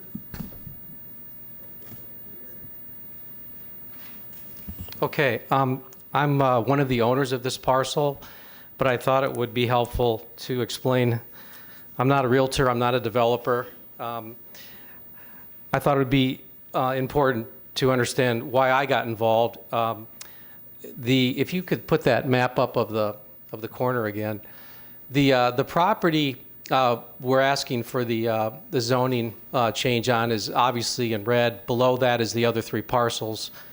That makes up what is the 3rd project, per se, in the group of investors that are with me on this. Below that is the Fowler piece, which was the 1st and 2nd piece, which is right in front of the Reeves Automobile dealership that faces 275, right to the south. So this is really the 3rd piece. The first 2 pieces were a Motel 6 and another hotel, which were the site of lots of drug use and arrests. There was a murder there. The properties were eventually condemned. Philanthropists Frank Borsani and Bill Golson, who signed this letter, bought this property. The city of Tampa used it for SWAT training. The fire department used it for training. These buildings then were leveled. Frank and Bill Golson leveled the properties and sold this land to Reeves. And today it's a parking ramp, and it was cleaned up. They had a contract on this parcel that we owned, and Frank Borsani decided not to do it, so we stepped in. My partner is a doctor in town, and another gentleman that's retired, and another business person. And we had always thought that we were shocked that an automobile dealership was restricted from one of the parcels. As it sits right now, we could, I guess, sell it to a hotel, 10-story hotel. We wouldn't be here tonight. We can still do that, but I think this buyer makes sense for the neighborhood. It's in keeping with the neighborhood.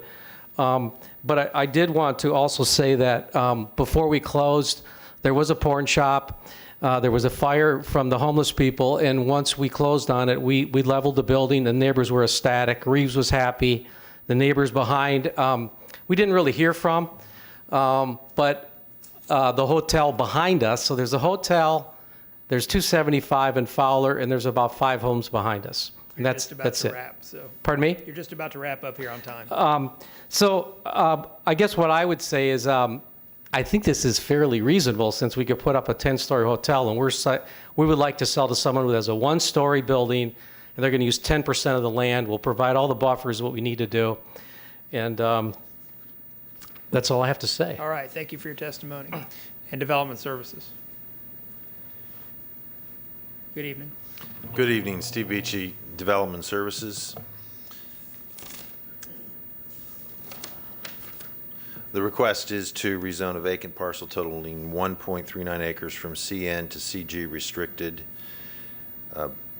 The subject parcel is surrounded by non-residentially zoned property with the exception of the RSC 9 existing homes to the north. The underlying comprehensive plan of the designation is of the parcel is Res 12. With regard to compatibility, the pattern of development in the larger surrounding area is dominated by an agglomeration of economy of auto dealerships to the south and along Florida Avenue. In this regard, the request is in line with the existing pattern of development in the larger area. The residential neighborhood to the north is unique in that it is surrounded by non-residential uses on all 4 sides. It is not an anomaly for the homes in this neighborhood to abut more intensively zoned parcels and land uses. The subject parcel and the homes to the north are currently separated by the concrete block wall, as Mr. Horner alluded to. Additionally, the applicant has agreed to the several site development restrictions that are in your report. Given the commercially zoned parcels in close proximity to the subject parcel and commercial uses in place, the introduction of restricted commercial general uses to the subject parcel will not introduce any new incompatibilities to the area. There were no agency objections. Based on the above, staff finds the request approvable with the restrictions as presented in your staff report. Thank you, Mr. Beachy. And the Planning Commission. Melissa Leinhardt, Planning Commission staff. The subject property is located in the residential 12 future land use category. It is in the urban service area and within the limits of the Greater Carrollwood-Northdale Community Plan. The subject site is currently vacant. Commercial uses such as automobile dealerships are located south of the property. A hotel is located to the west, and single-family residential dwelling units surround the property on the north side. Planning Commission staff recognizes the subject property as a transitional parcel with RSC 9 zoning to the north. The commercial neighborhood zoning for the subject site is appropriate and meets the intent of policies 1.4, 16.1, 16.2, 3, and 5. Those are compatibility policies, by maintaining the compatibility and sensitivity of development proposals to preserve the character of existing development.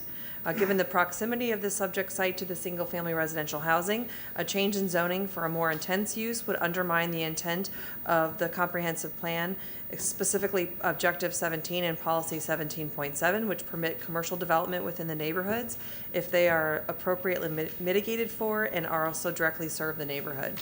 Planning Commission staff views the subject site as an appropriate transition between the more intense uses to the south and the residential use to the north. The two parcels located immediately south of the subject property are located within the City of Tampa's jurisdiction and have adequate access to East Fowler Avenue. The subject site is within the jurisdiction of unincorporated Hillsborough County and has limited access and does not meet commercial locational criteria. In addition to commercial locational criteria, Policy 16.5 of the Comprehensive Plan in the future land use element states that development of higher intensity non-residential land uses that are adjacent to established neighborhoods shall be restricted to collectors and arterials and to locations external to established and developing neighborhoods. The subject property is not located on an arterial or collector. Policy 22.8 of the future land use element allows the Board of County Commissioners to grant the applicant a waiver to commercial locational criteria. The applicant has submitted a waiver request. This waiver request states the subject site is adjacent to parcels within the City of Tampa's jurisdiction that are zoned CI, commercial intensive, and the applicant will commit to access the site only through the Fowler Avenue corridor. The waiver also contends the commercial neighborhood uses are more intense than the proposed commercial general with restriction uses.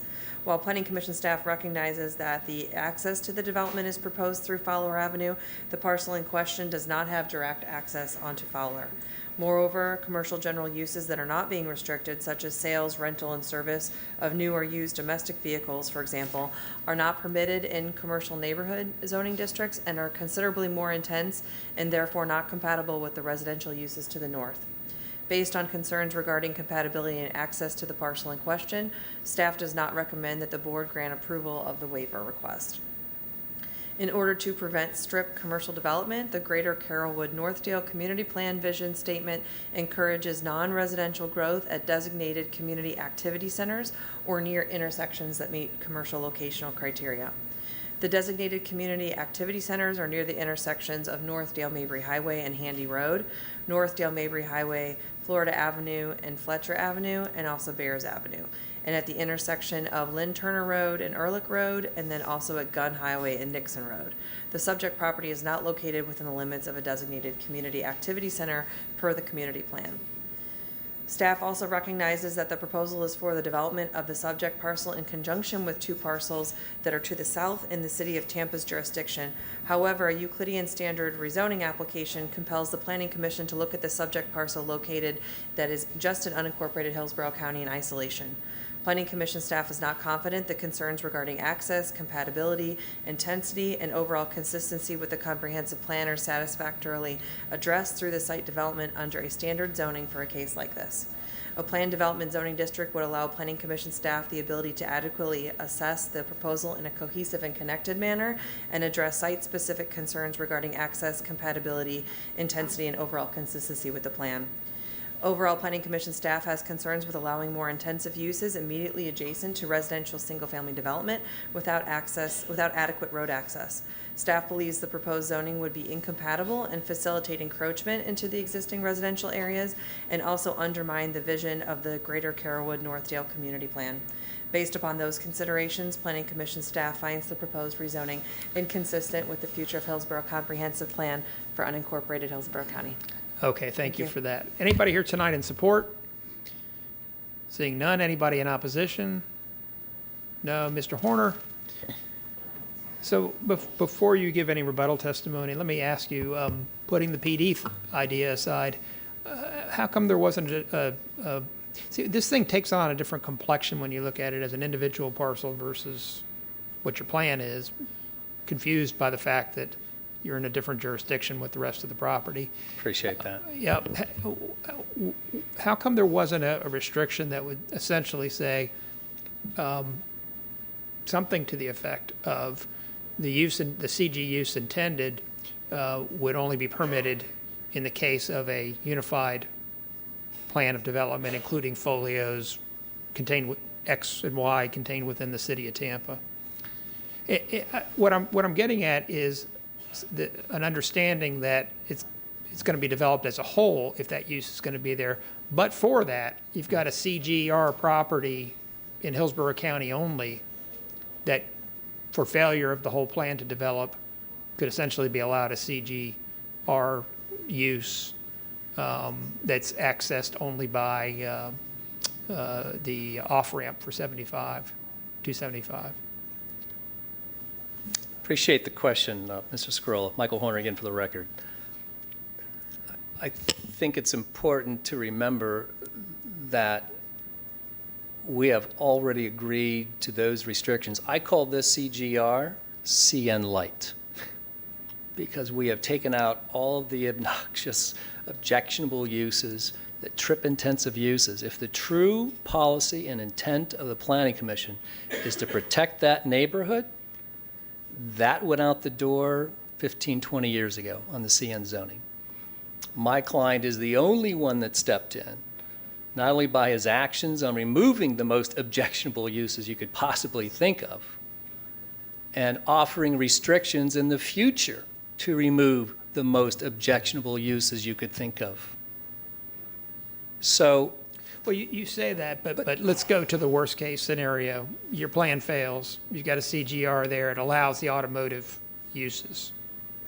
That property's saleable. Would you agree that that property is saleable for the automotive use as a standalone parcel? And all CN uses. That's correct. And all CN uses. That's correct. Yeah. So you've added a use. It's the use of the automotive use. Well, remember, the CG incorporates the CN uses less those objectionable uses that we've specifically restricted. Well, I agree that you've taken out some uses, but you've also added the use in. One use, that's correct. One use. Yeah. Out of all the CG uses, we did restrict to one use. Listen, I hear you loud and clear. I'm just saying this is what I appreciate message that. I get, you know? So I find it difficult, if my time could be credited less the questioning period.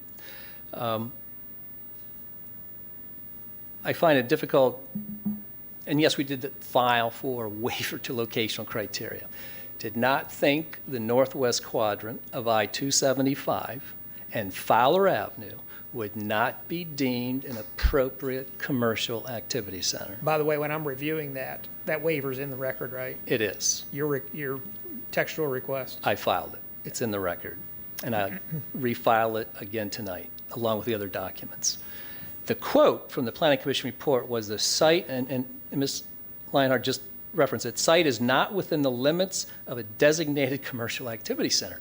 I find that astounding, that we are between an interstate and Fowler Avenue, multi-lane highways that carry an excess of 120,000 trips a day, not considered conducive to commercial. And that statement stands on the fact that it's already zone CN. So the locational criteria waiver doesn't go to the protection of the neighborhood. It goes to one use in the CGR district. And I propose removing those uses that are objectionable, that do not protect the neighborhood, because none of those conditions and restrictions that we agreed to apply to the CN district. And we made that very specific, and staff said, absolutely, we agree. Those uses are already there. Those restrictions will not apply. However, you agreed to voluntarily remove those other uses in the CN district. They talk about strip commercial zoning. If this is strip commercial zoning, then I got to go back to planning school, because this is not strip commercial zoning. It is zoned between CC 35 plan sector, CI zoning, one of the most intensive zoning districts in the city of Tampa, and then CN, and yes, it's Res 12. The access, we have limited access, Mr. Scroll. It is the interstate. It is the southbound access ramp to Fowler. We have a limited access all the way through. We have no access to the east, no access to central. We have no access to Fowler except for a small portion, and I filed that agreement as well. One of my restrictions was no access except for the western portion of Fowler Avenue. I also asked my client just a minute ago, you mentioned the height issue. We will agree to 1 story, 35 feet in height as a cap. That's astounding when you have unlimited uses, including hotels and multi-mixed-use businesses that would easily meet those setback requirements and could easily go beyond that. Our client has been under a timeline constraint. We have a closing set in 45 days. I had a pre-app meeting. It's not required for CG, but I went to staff and said, I have to go through this because we need to file this quickly. It's under contract. And those comments were generally favorable. They only said we were asked if we could please remove some of those more intensive uses, even though they're not proposed, that they would never be proposed, and we did so. That's why we're here. Thank you, Mr. Horner. Thank you, Mrs. Scrolla. And with that, we'll close rezoning 2247. The next item is agenda item D1, rezoning 19-0935. The applicant is Eisenhower Property Group LLC. The request is to rezone from AR to planned development. Michelle Heinrich will provide staff presentation after presentation by the applicant. Okay. Is the applicant here?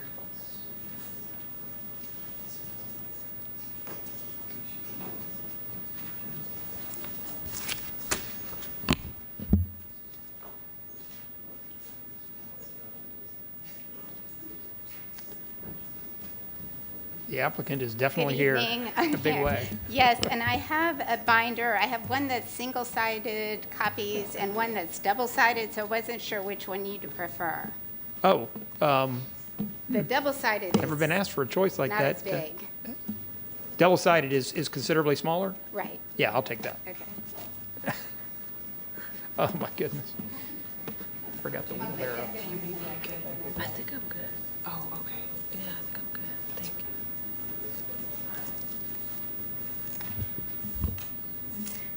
Good evening. Good evening. Are you ready? Go ahead. Okay. I'm Erin McCormick, representing the applicant Eisenhower Property Group.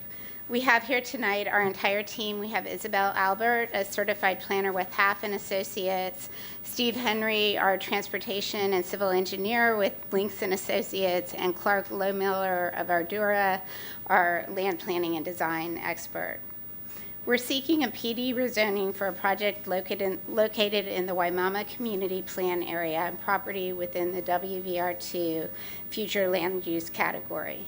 The request is to allow 387 single-family units as well as residential support uses on approximately 194 acres.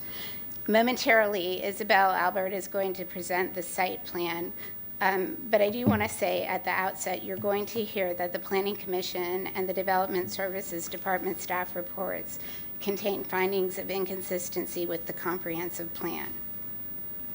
However, because this is because of a single issue regarding the interpretation of Policy 48.1 of the future land use element, which contains language addressing job opportunities and shopping within the WVR2 category. There have been extensive discussions and correspondence with Planning Commission staff about this provision.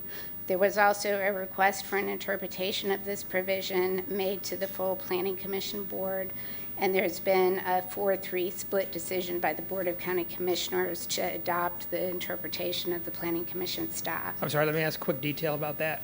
Did you ask for a separate interpretation other than what's referenced in the Planning Commission report?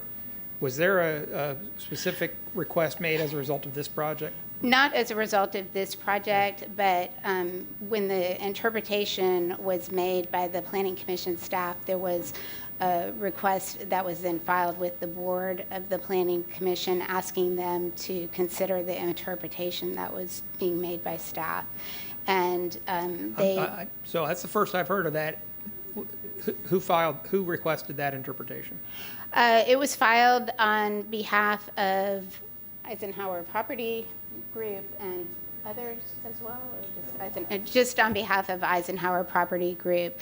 And unfortunately, the Planning Commission board, even though there's a clear process in the comprehensive plan for them to consider requests for interpretation, declined to consider the request for the interpretation, and the reasoning was because the Board of County Commissioners had adopted the interpretation of staff at that point.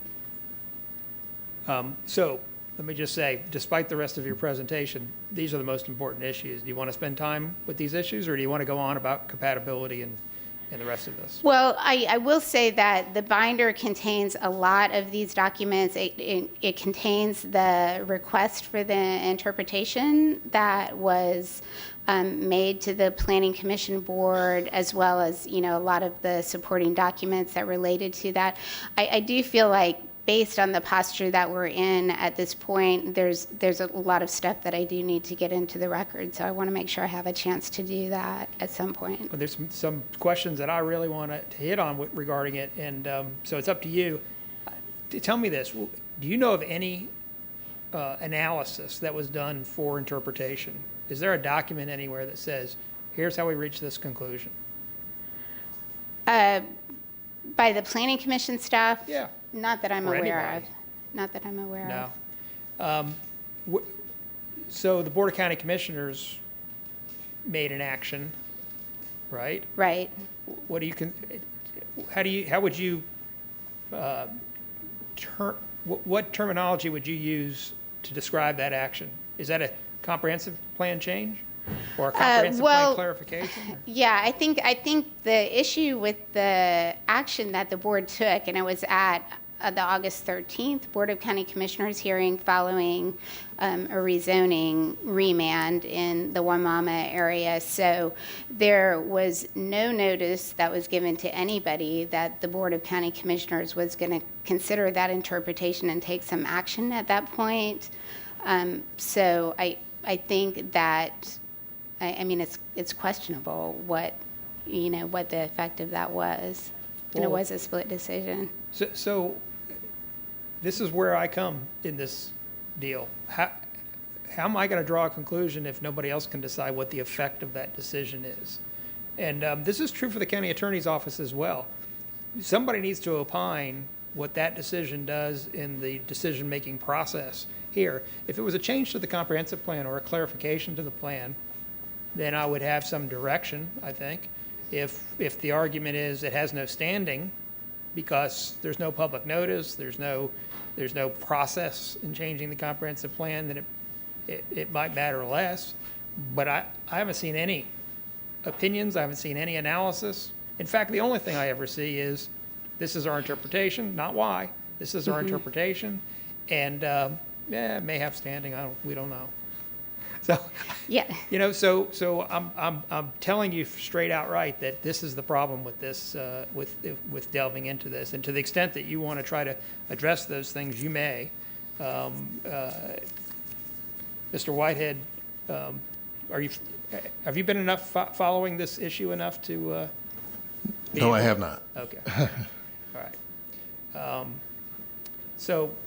Well, I mean, I will say that there's certainly a lot of information that's been provided by us as the applicant on this rezoning matter and in connection with other rezonings that have occurred over the past year in the Waimama area that supports the interpretation that we believe is consistent with the historical interpretation that's been given to policy 48.1 and the other provisions of the Waimama Community Plan. So I think there's a clear record about that. And I think that, ultimately, the application of the comprehensive plan has to be based on legal standards of substantial and competent evidence and statutory construction. So I think that's why it's important for you to have all of those facts and those arguments and information. Was that statutory construction revised as a result of a county commission action? I mean, they're a legislative body, right?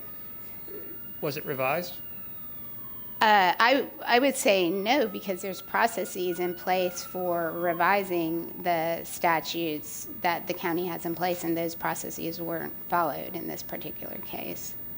So do you believe it has no standing?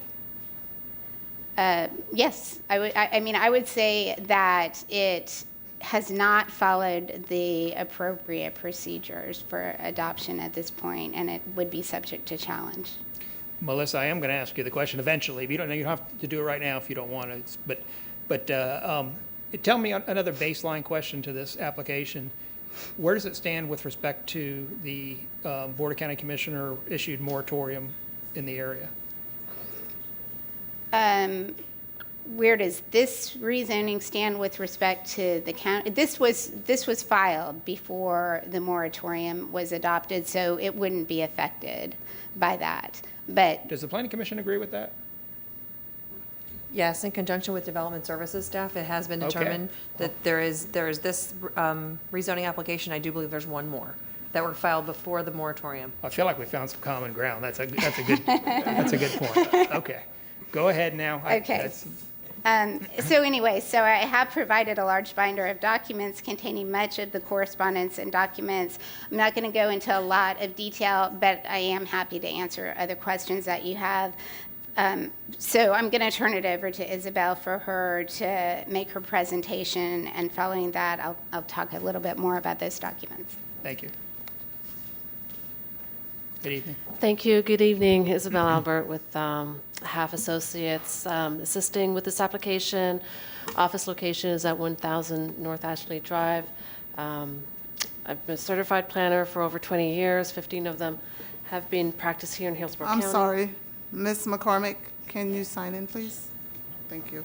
And I have a presentation here. It's just going to help me keep on track. Sure. So basically, this is coming up. Okay, thank you. It's up, yeah.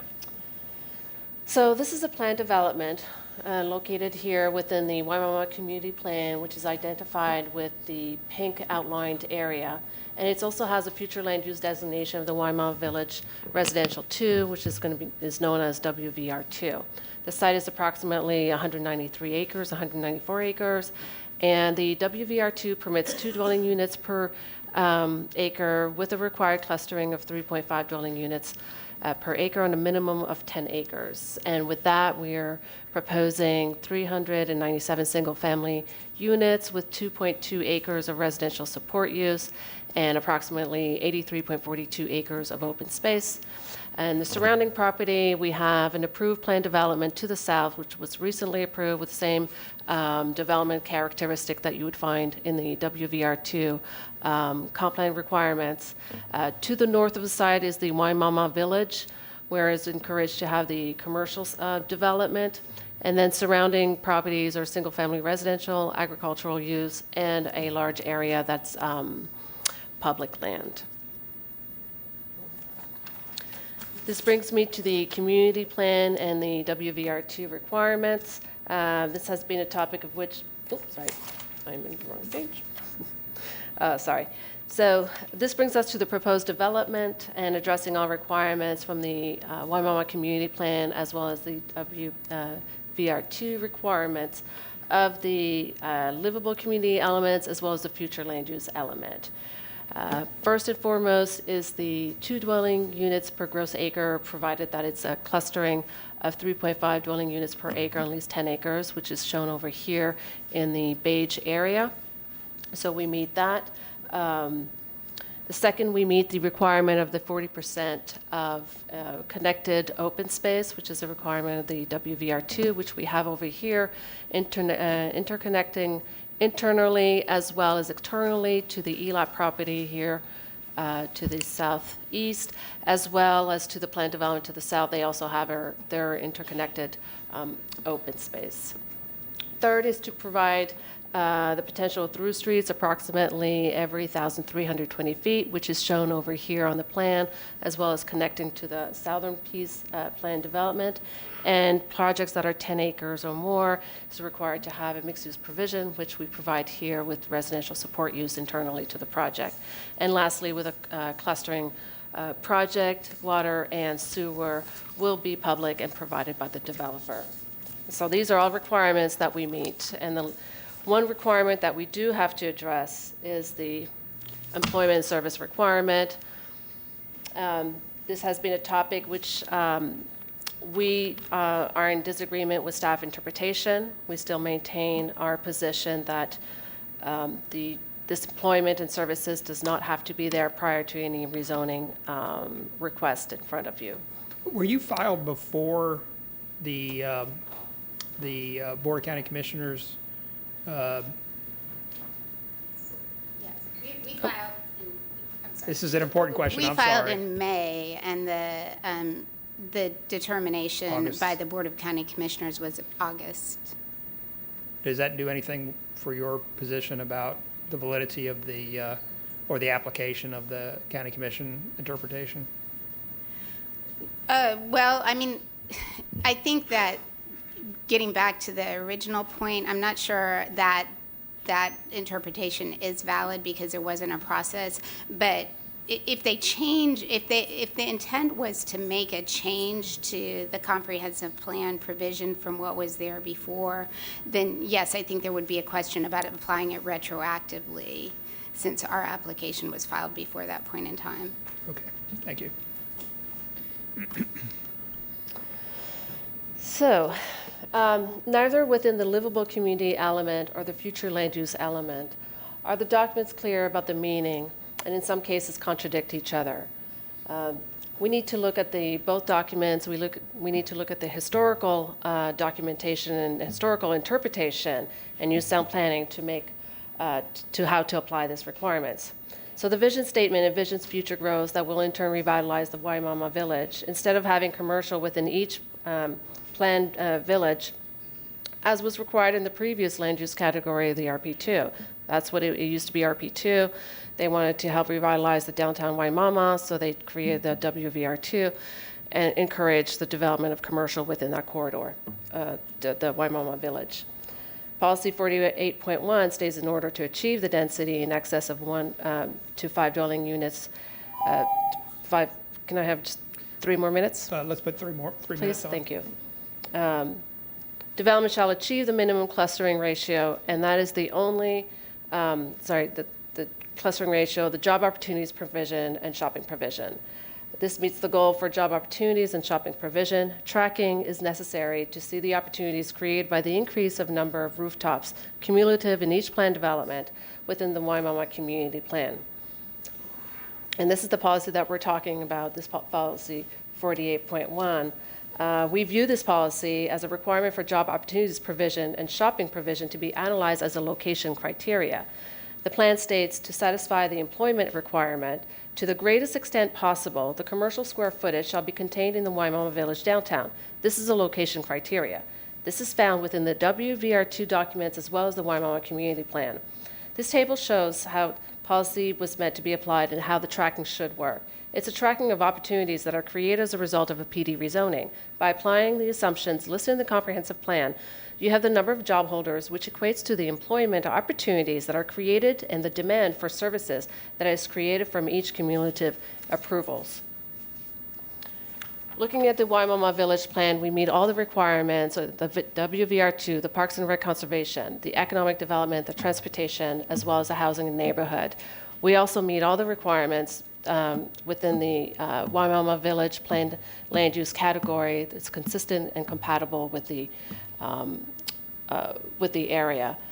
I also wanted to talk about quickly about the school capacity. There's been an issue recently a lot about school capacity.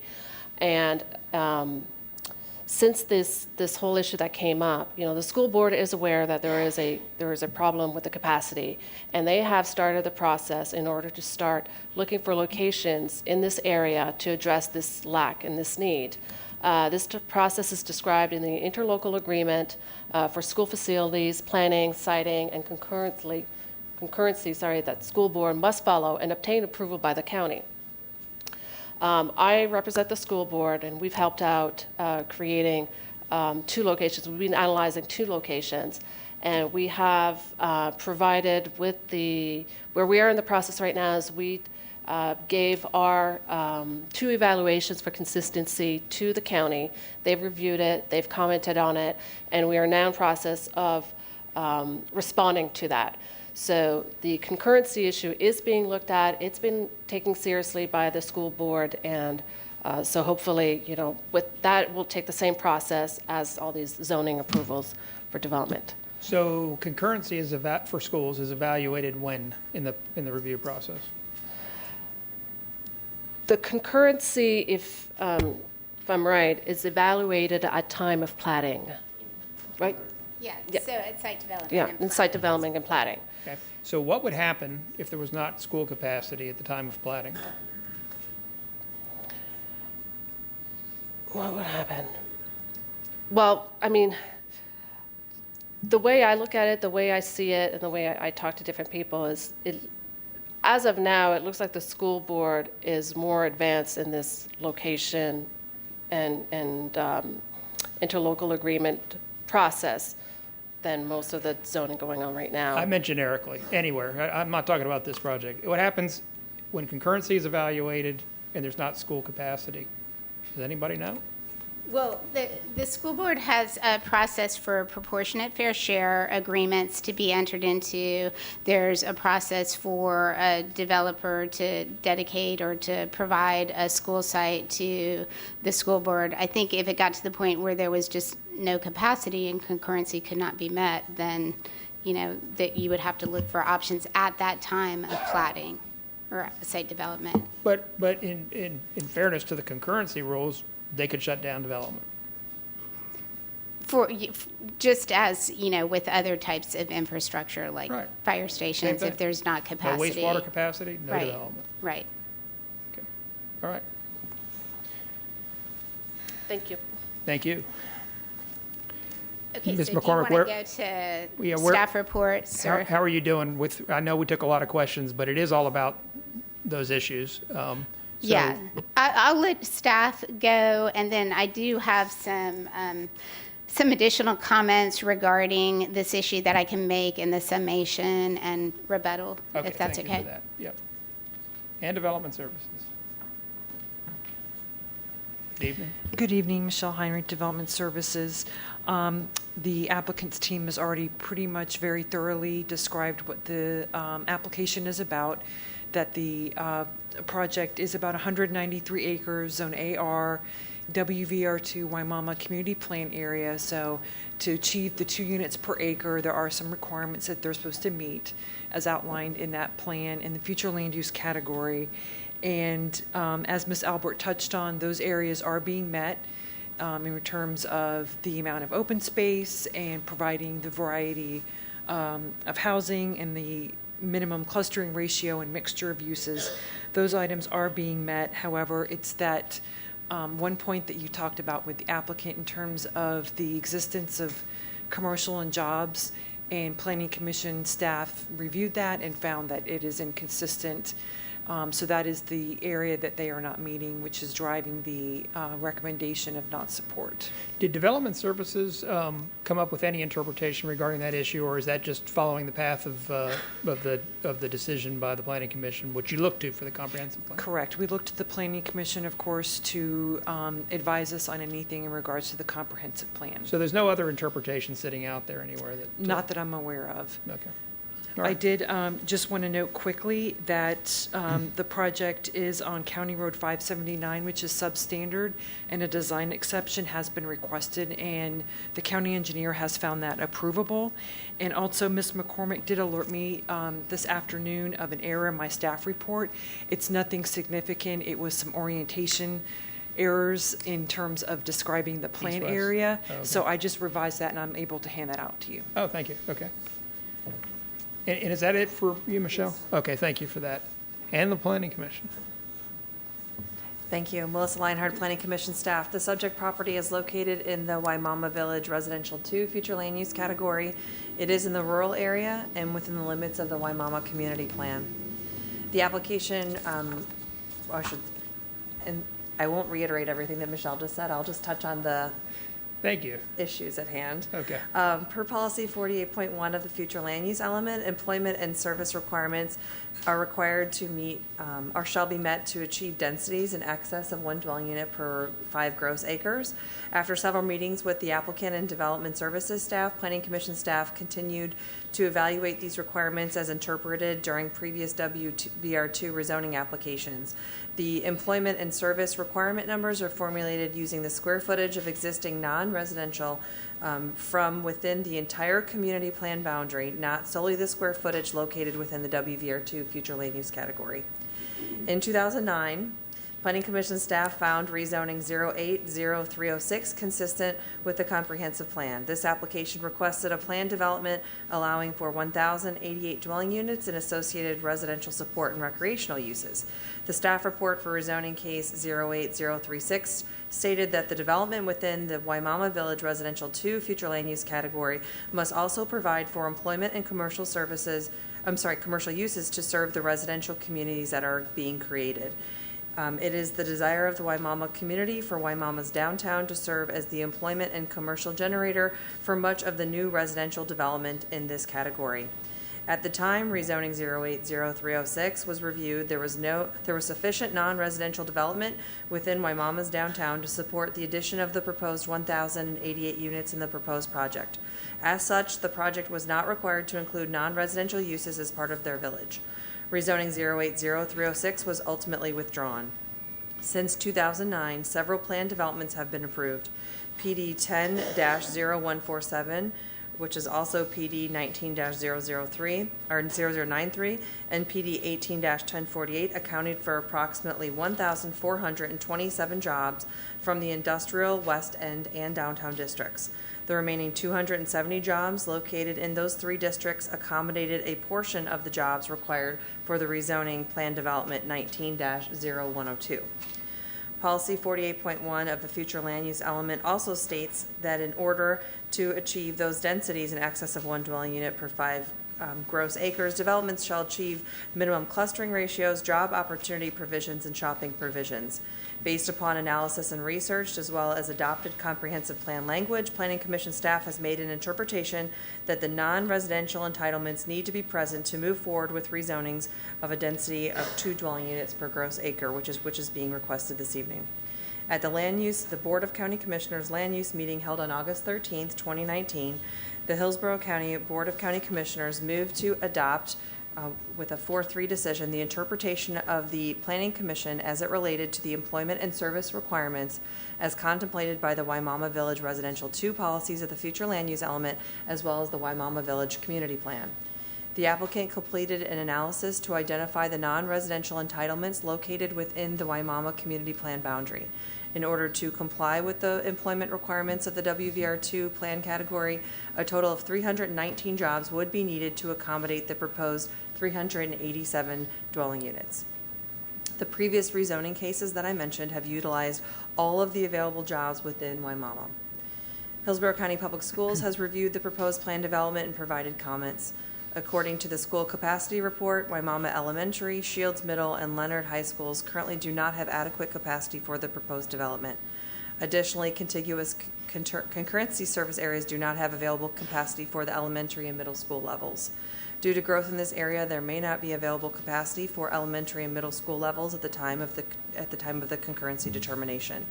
Overall, the proposed rezoning would allow for development that is compatible with the existing development pattern found in the surrounding area and does meet the intent of the Waimama Community Plan and future land use policies with regard to residential development. The application has addressed some of the WVR2 requirements, such as open space.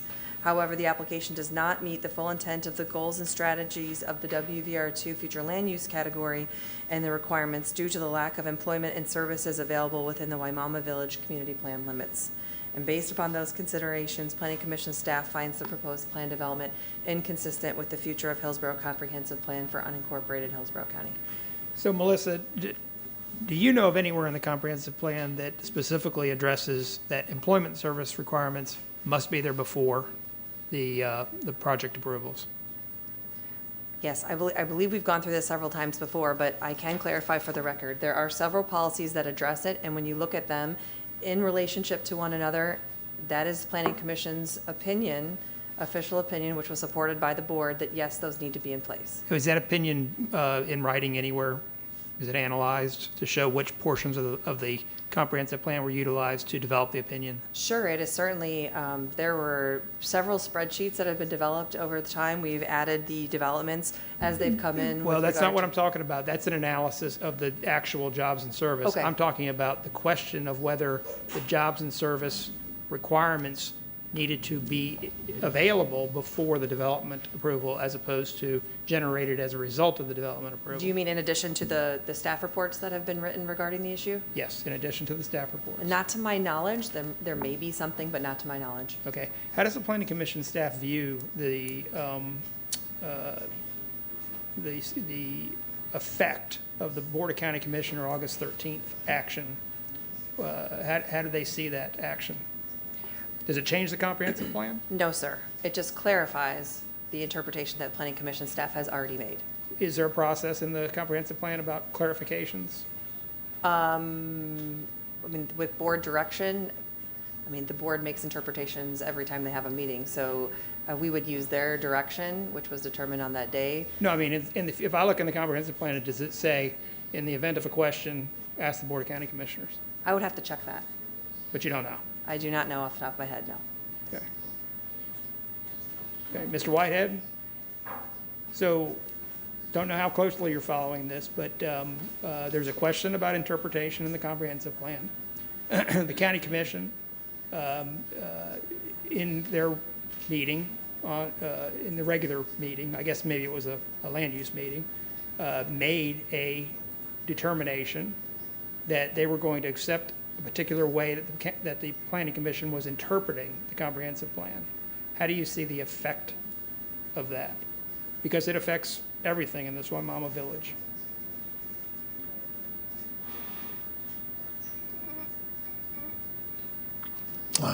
Lewis Whitehead, Assistant County Attorney. I remembered the facts on that. There was a board action taken. There was a motion and a second, so that would have been legislative action. Legislative action. Right, by the board. For clarification, can a legislative action be taken without public notice and further process?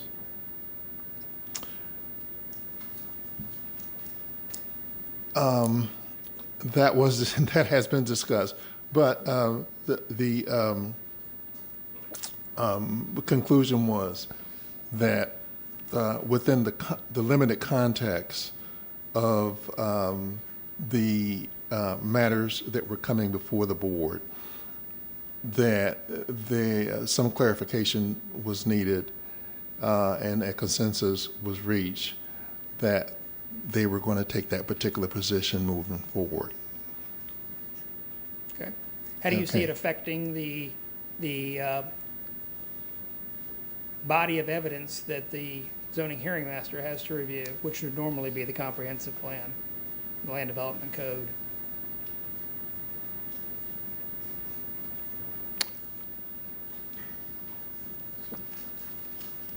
My recommendation would be a binding. Would be what? Binding. That it would be a binding. That their interpretation would be binding. Would be binding. Right. Mm-hmm. That's your recommendation.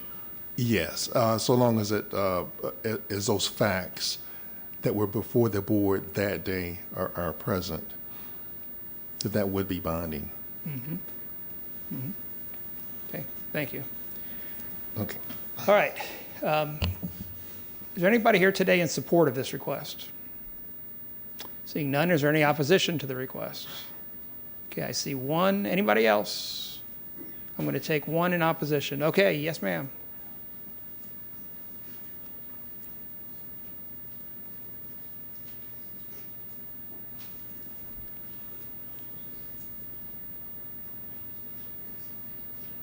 Good evening. Good evening. Good evening. Karen Mahalski, 7903 West Whitewater Court. I have to use some of that stuff over there. Sure. So could I move over? Absolutely. Microphone, you know the thing. And then I don't know how. We'll just pick it up and there should be on already. Try it. Is it on? Yeah. Okay. So yes, the discussion about the, as you have been discussing regarding the jobs. That is one part. I would like to point out the requirement for new development, just so that we have that on the record. So for new development during, so timing of development, the rule objective 4, the rural area will provide areas for long-term agriculture use, large lot density, rural area, as we know, and with the goal that no more than 20% of the population growth within the county will occur in the rural area. And this is a rural area, and yes, there's an exception, but it still should note the requirement for increased development and therefore density. Hillsborough County, surprisingly enough, does have some growth, but it has been declining. Let's see, how do I do this? Go like that? Oops. Do I keep moving it? What do I do? Slide it down right there. Slide it down? Now No? there's also a zoom I need button. to go to there, but I don't want to lose my time. Doesn't seem like I'm getting it, so I want that right there. Oh, thank you so much. So can you see that? Yes. Excellent. Oops, nope, you had it there. Right there. So it has been declining. I'm waiting to see 2019. So yes, we do have a growth, but it is significantly less. What's the source of your data? Source of the data is U.S. Census online.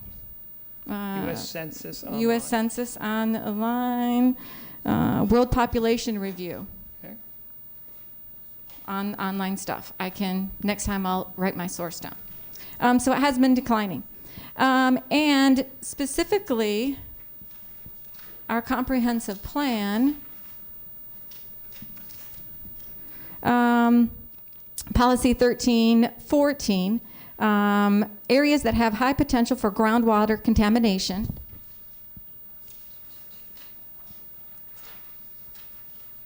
Oh, where's my map?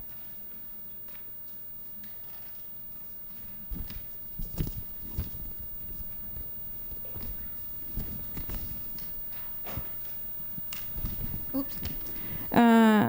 Areas of high potential for groundwater contamination or areas of high aquifer recharge are defined. The conservation aquifer recharge element identified blah, blah, shall be protected from adverse impacts of development through the application of appropriate land uses designations. So what this is that this is a huge area of contamination. I'll put the legend over there. So this is an area, oops, maybe slide it down. Unincorporated, area susceptible to groundwater contamination. And why is it important to ensure that we really have the requirement for growth? Is because as we have development, it is then we're going to lose the water, we're going to have pavement, and the runoff is then going to, of course, go to the county in the systems, but the ground and the saltwater intrusion is based on the pressure of the water in the land. And as we pave over, we're going to lose that and get more and more saltwater intrusion. As we get more, it's going to threaten our water sources. And this is the main protection, which is why we have the comprehensive plan to do these protections. So this particular area is going into the blue, which as we see, is I think it's the Sweetwater Creek. I'm not certain on that. And if you're wondering regarding the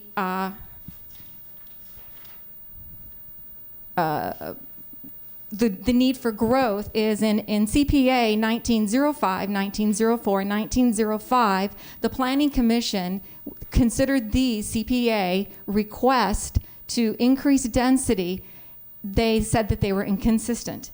And they specifically stated guiding principles. In 2015, the BOCC endorsed 5 guiding principles. What's my time? Because I don't see it over here.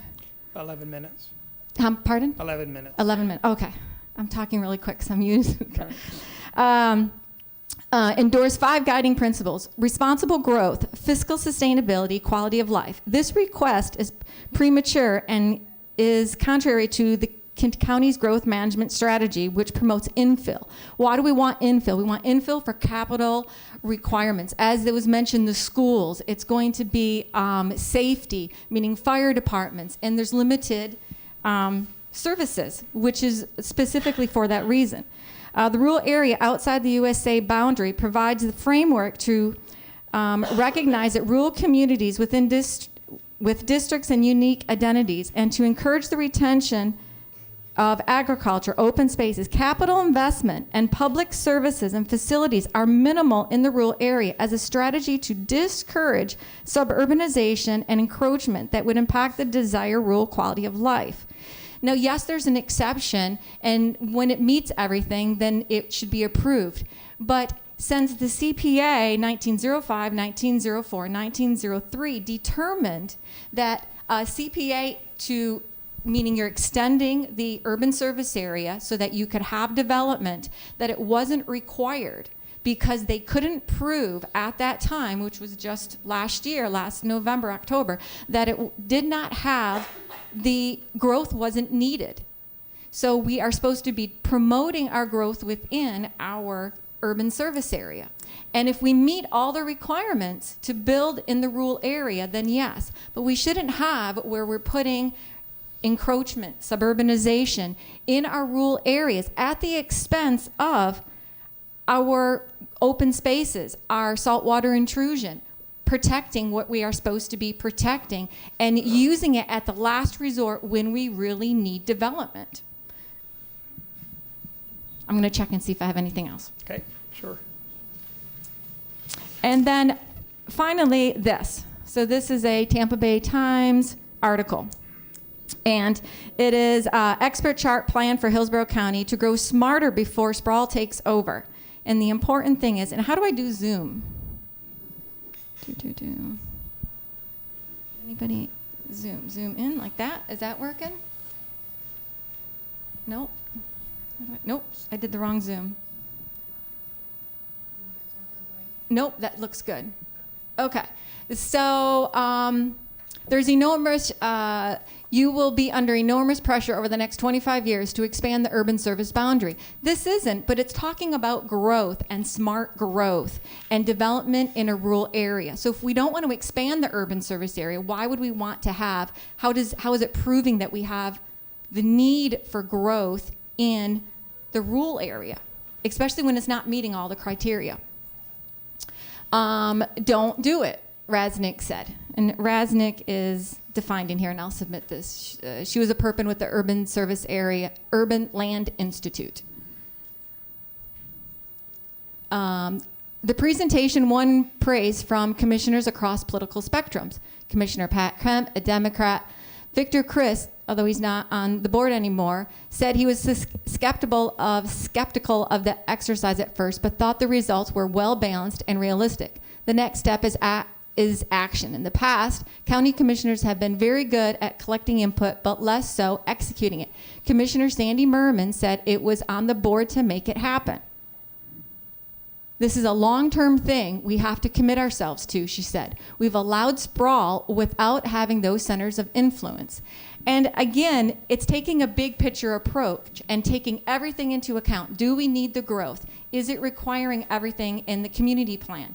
Is it necessary to lose our open spaces to put the county in an effect of having groundwater contamination? You know, we're susceptible to it, which is then going to have the saltwater intrusion, and put the impact on the county for capital improvements. So for that reasons, I oppose. Okay, thank you for your testimony. All right, we're going to close opposition testimony. Anything from staff? Okay, Planning Commission? No. And the applicant? Good evening, Isabel Albert, for the record. I have to stress out that looking at the comprehensive plan, the future land use element, and the community plan, the Waimama, we meet all those policies. We've shown you how we've meet even the employment policy, the employment and service policy. And I understand that they've looked at a certain area around the Waimama, but if you look right outside of the Waimama, which I just want to show really quickly here, that you cannot ignore that we are next to an area that has over 1 million jobs with the Amazon Center and all of that. And so I just want to show that for the record quickly, but we do meet all the policies of the current comprehensive plan. Thank you. Thank you.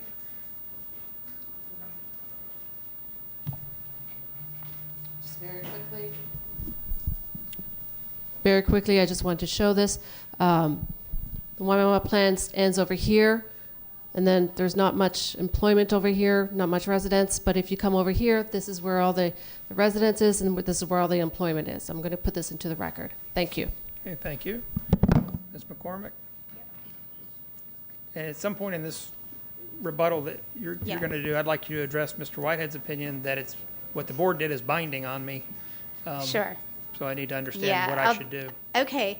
Well, and first of all, I just wanted to go back to the question about whether there's a process in the comprehensive plan for appealing and interpretation by the executive director. So there is a clear process set out in the comprehensive plan that appeal goes to the full planning commission board for consideration, and then, presumably once the planning commission acts upon that, then if you still wanted to appeal that, you would take it to the Board of County Commissioners. So there. Where is that in the comprehensive plan? Can you give me a site or anything? That I don't have it with me. It's in the beginning of the comp plan as far as the process for appealing interpretations to the Planning Commission. And I don't, if I recall correctly, I don't know that it says anything about appeals to the Board of County Commissioners, but that would be presumably the process that what you you're would describing follow. sounds like it's in the case of the Planning Commission making an interpretation, then you have a right to appeal it. You appeal it to the Planning Commission, but that's not what's happening here. It's because you haven't appealed it to the Planning Commission.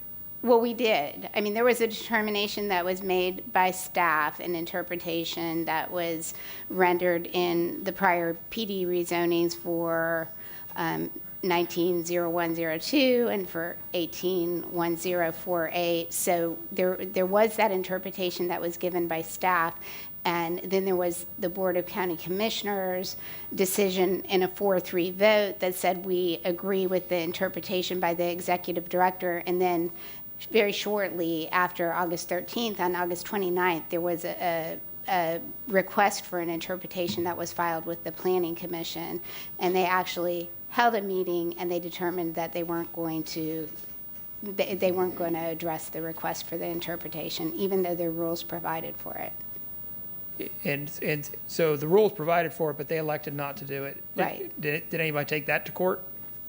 Not at this point. Not at this point. Okay.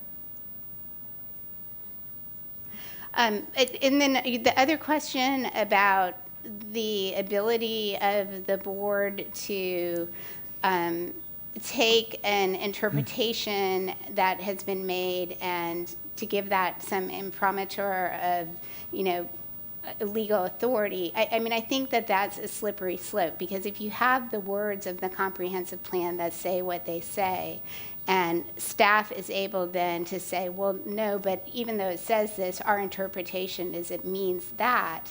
And then the Board of County Commissioners can say, well, okay, we agree with staff that that's what it means.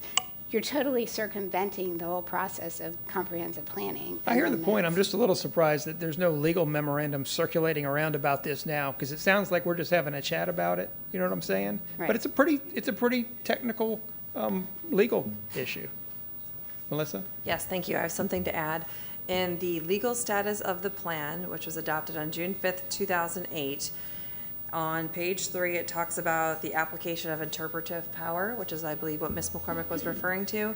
In the event that a more specific interpretation of a particular policy or provision of the plan is necessary or requested, it shall be directed in writing to the executive director of the Planning Commission, who shall make a written decision within 30 days of receipt. Any decision issued by the executive director shall be from an overall policy basis rather than directed toward a particular development proposal. An appeal from an interpretation of the text of the plan by the executive director of the Planning Commission shall be decided by the Planning Commission based upon its findings of fact and to achieve the purposes of the future of Hillsborough Comprehensive Plan.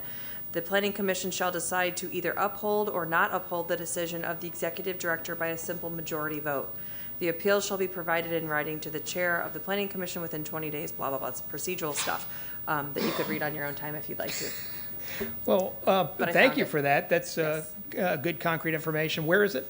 It's called the legal status of the comprehensive plan. So if you look under all the elements of the comprehensive plan, it's listed very, very last on our website. So planhillsborough.org. Okay. Comprehensive Now, plans. So it says that the director shall make a decision, which the director did do, correct? She made a decision, yes, and then the planning commissioners, it went there, and then I do believe, I mean, this is a lot of memory that I'm having to recall right now on the fly, but I do believe that they refused to hear or make a decision based on the fact that the Board of County Commissioners already made the decision in August, because the Planning Commission decision was made after that, or the request was made after that. Does that reference that you just read refer anything to the county commission making a decision?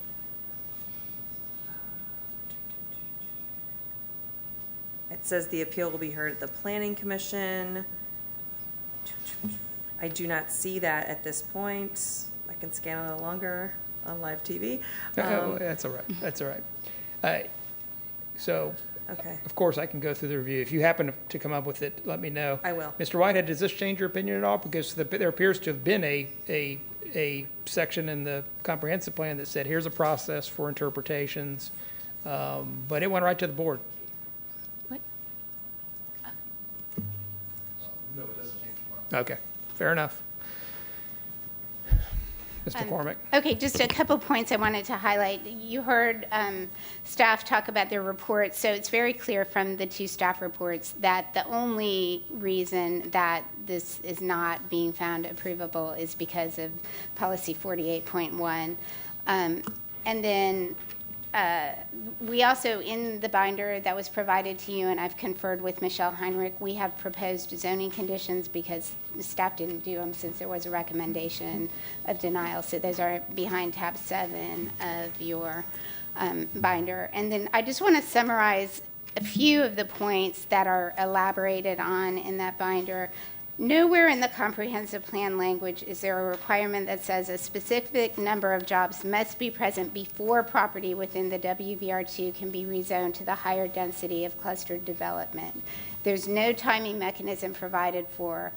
And we have the two comprehensive plan amendment transmittal and adoptions in the record. We have 4 rezonings that have occurred. We have the latest recommendation by the zoning hearing master that you made in 19-0102 that agrees that the interpretation that is being given by the Planning Commission at this point in time currently, which is different than what it has been historically, is not supported.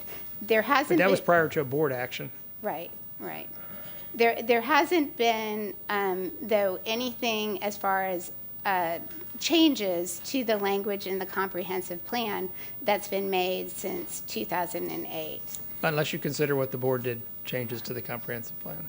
Right, but if it was a change to the comprehensive plan, it wouldn't be effective because of the way that it was done, because it didn't follow the process. The Planning Commission's interpretation does not take into account that mere approval of a zoning does not ensure that the development will not take place. It could be that the zonings for residential development that have been approved to date may occur far in the future or not at all, whereas our proposed zoning could be ready for development soon. And so the process that they are now attempting to implement, whereby rezonings have allocated jobs that are in existence to those rezonings, is not going to achieve the results and intent of the Waimama Community Plan, which was to foster a thriving Waimama downtown. And so they're counterproductive. So with that, other than that, I think there's a lot of information for you in those binders, and I know this issue has been talked about extensively in previous zoning applications. But if you have any questions, happy to try to answer them. I think it's as good as it's going to get, but thank you for that. Sure, Ms. McCormick, so the Planning Commission has another comment. Okay. You will always get a rebuttal upon hearing this. So Melissa, go. Sure, I just wanted to add to the statement that I made previously. You had asked how the interpretation was made, and we said with all the policies in the community plan, but specifically, the policy that we kept coming back to is 48.1. That's in the future land use element under the Waimama Village Plan 2 category. It says the ability to obtain the maximum intensities and/or densities permitted in the WVR2 future land use category shall be dependent on the extent to which developments are planned to achieve on-site clustering in order to achieve densities in excess of 1 dwelling unit per 5 gross acres in the WVR2 category. Developments shall achieve the minimum clustering ratios, job opportunity provisions, and shopping provisions required by this plan, except as noted in the zoning exception found in the implementation section of the FLU. But that is, shall achieve the minimum. Right, development shall achieve. That sounds to me like it's a future referral. Development shall achieve.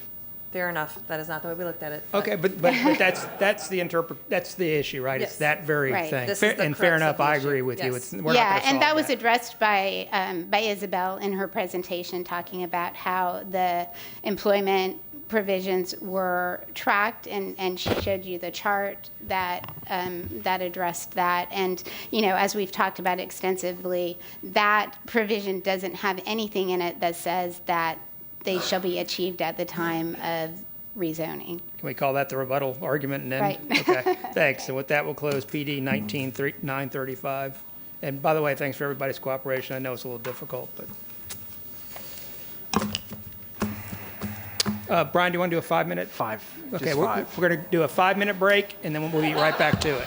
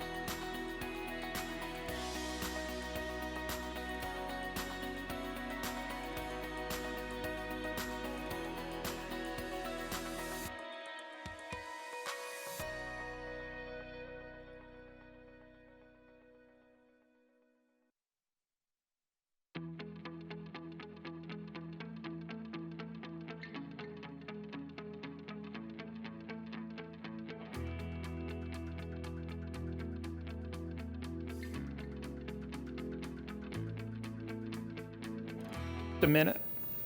Okay, we're back on. Brian? The next item in is agenda item D2, rezoning application 19-1308. The applicant's DR Horton Incorporated. The request is rezoned from ASC 1 to Plan Development.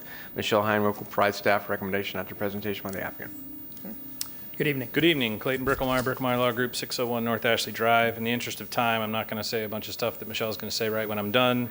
We want to thank staff. We've worked on this extensively, which is why we're so early on the agenda. Michelle is going to present some changes to the conditions. Again, we've worked on those extensively. We're in agreement with all of the changes she's going to read into the record, and I have my team available for questions if you have any. Okay, thank you for that. And Development Services. Good evening, Michelle Heinrich, Development Services. This is a request to rezone a little over 9 acres from ASC 1 to PD. The site is located in the Res 6 future land use category and within the urban service area. The main reasoning behind the PD is that they are proposing 2 density options, one with a incentive to provide a mixed-use product, and then the other one is utilizing the flex. In both of those options, though, they do have a commercial portion that they are proposing for a maximum of 5,000 square feet at the northeast corner of their site. So under Comp Plan Policy 19.3, that is the one that guides us for the density bonus, and it would allow them, if they provide a mixed-use project with vertical or horizontal integration, to go to the next land use category. So under that option, they are permitted to use 9 units per acre. So under that scenario, this would provide them with 76 townhomes versus 50 if it was Res 6. And the limitation on the commercial would only, at maximum intensity, be an FAR of 0.09. And as you are aware, in the Res 6, you can have a maximum of 2.5. The other option would be using a flex of the Res 9, which is found across the street, into the site. Under that option, that would yield them a total of 70 townhomes, again, versus 50. The area for the commercial office use is a little larger, so, or I'm sorry, actually a little smaller, so the FAR is 0.10, which is still under the Res 6 maximum. Under both options, proposed conditions address compatibility with the adjacent residential uses by requiring an improved building design and layout to complement the residential area around it. Also, the site is located on the south side of 36 and the west side of 78th. Both are 2-lane, undivided local or collector roadways. And both options propose 2 access points on 36 and 1 on 78th. They will have cross-access between the commercial and the residential, as well as a stub out along the south for the residential to the adjacent property. The applicant has requested design exceptions for both 36 and 78th, and the county engineer has found those to be approvable. Planning Commission staff has found the project to be consistent with the comprehensive plan, and we do recommend approval. I do have, as Mr. Brickmeyer stated, a revised staff report. Those have the revised conditions, and then anything that was also mentioned in the staff report has also been revised. Those are some updates to the design exception that were worked out after the staff filing, and also some minor tweaks to the amount of office and commercial that they have to provide to meet the density bonus. We had 5,000, but Planning Commission has found if they do 3,000 and meets it, they can certainly do more than that, but the bar is set at the 3,000. And the applicant, as he stated, we worked on that today, and he's in agreement with all of that, and I'm available to pass that out for you. One question for you. What's the difference between the options other than 6 units, which that's pretty obvious? What's the reasoning? Well, I guess maybe the main difference is in the one with the density bonus, they're required to have those other uses in place. So we do have a condition stating that until this project is developed with all of those uses, you cannot exceed that maximum density because you haven't provided what you said you would provide to get the incentive. Under the flex, there's no requirement. You're simply moving the line into the property. But you get 6 less units. correct. That really makes up the entire deal. Okay. Yeah, all you right. can only flex a maximum of 500 feet, so I can only assume it didn't go into the area as much as they wanted, so you have one portion still at Res 6 and the greater area at Res 9. Just what I needed to know. Thank you. And do you have more testimony, or are you just going to hand No, that out? sir. Okay, thanks. And the Planning Commission? Thank you, Melissa Leinhardt, Planning Commission staff. The subject property is located in the residential 6 future land use category. It is in the urban service area and also within the limits of the Greater Palm River Community Plan. For sake of brevity, I will not go into all the details that Ms. Heinrich has already testified to. But as she did mention in the first development option, they are requesting a mixed-use density bonus per policy 19.3 of the comprehensive plan and the future land use element. And the second development option is requesting to flex the residential 9 future land use category that is located to the east. These two development options would provide for a development pattern that is comparable and compatible with the surrounding development pattern and allow for a use that is permitted within the residential 6 future land use category. In both of those development options? I don't think that's you. I don't think so either. All right. If I didn't hit last time, I didn't hit this time. In both That's a good development point. options, the non-residential portion is located in the upper northeast corner of the site, closest to the intersection of South 36th Avenue and South 78th Street. This portion of the site does meet locational criteria, and the non-residential portion of the site is located within 300 feet of that qualifying intersection. The 5,000 square foot limit in this quadrant of the intersection helps to keep any non-residential development in scale with the neighborhood, and each development option is consistent with commercial locational criteria and the square footage requirement. The proposed townhomes in each development option provide for appropriate infill development in an area of Palm River that provides for appropriate infrastructure to support the proposed development, which is consistent with policy direction in the community plan. The proposed site plan also provides for opportunities for interconnectivity with adjacent development by providing 2 roadway connections to the north to South 36th Avenue and 1 roadway connection to the east to South 78th Street. There are also internal roadway connections between the commercial office area and also the residential area, as well as potential future connections to the south should those properties develop. Providing these important connections both inside the project boundaries and 2 external roadways is consistent with policy direction in the comprehensive plan.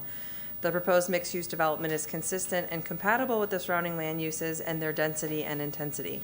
The site is surrounded mainly by single-family residential development, both attached and detached units, which is compatible with the single-family residential attached units that are being proposed. And based upon those considerations, Planning Commission staff finds the proposed plan development consistent with the future of Hillsborough Comprehensive Plan for unincorporated Hillsborough County, subject to the conditions proposed by Development Services. Okay, thank you for that. Is there anybody here tonight in support of the request? Yes, support.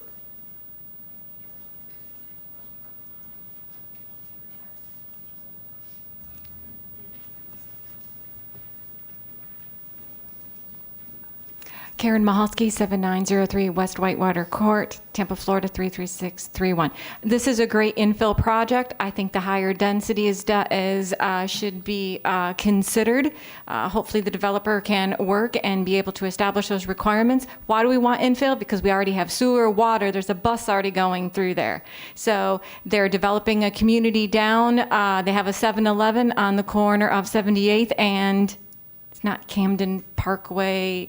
I don't remember it from the map, but they have a 7-Eleven there from a previous development. And yes, we want infill. If we could do RZ-20, that would be great. If we could do affordable, that would be wonderful. So I support this. Thank you for your support. Okay, is there anybody else in support? Seeing none, is there any opposition to the request? Okay, seeing none, anything from staff? Yes, got distracted.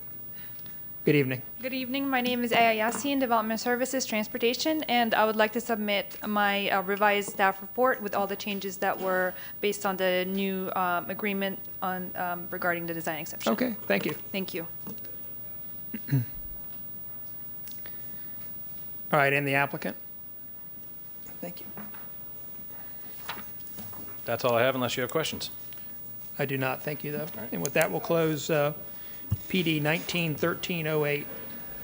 The next item is agenda item D3, major mod application 19-1329. The applicant, the request is to major modification of existing plan development. Israel Monsanto will provide staff recommendation after presentation by the applicant.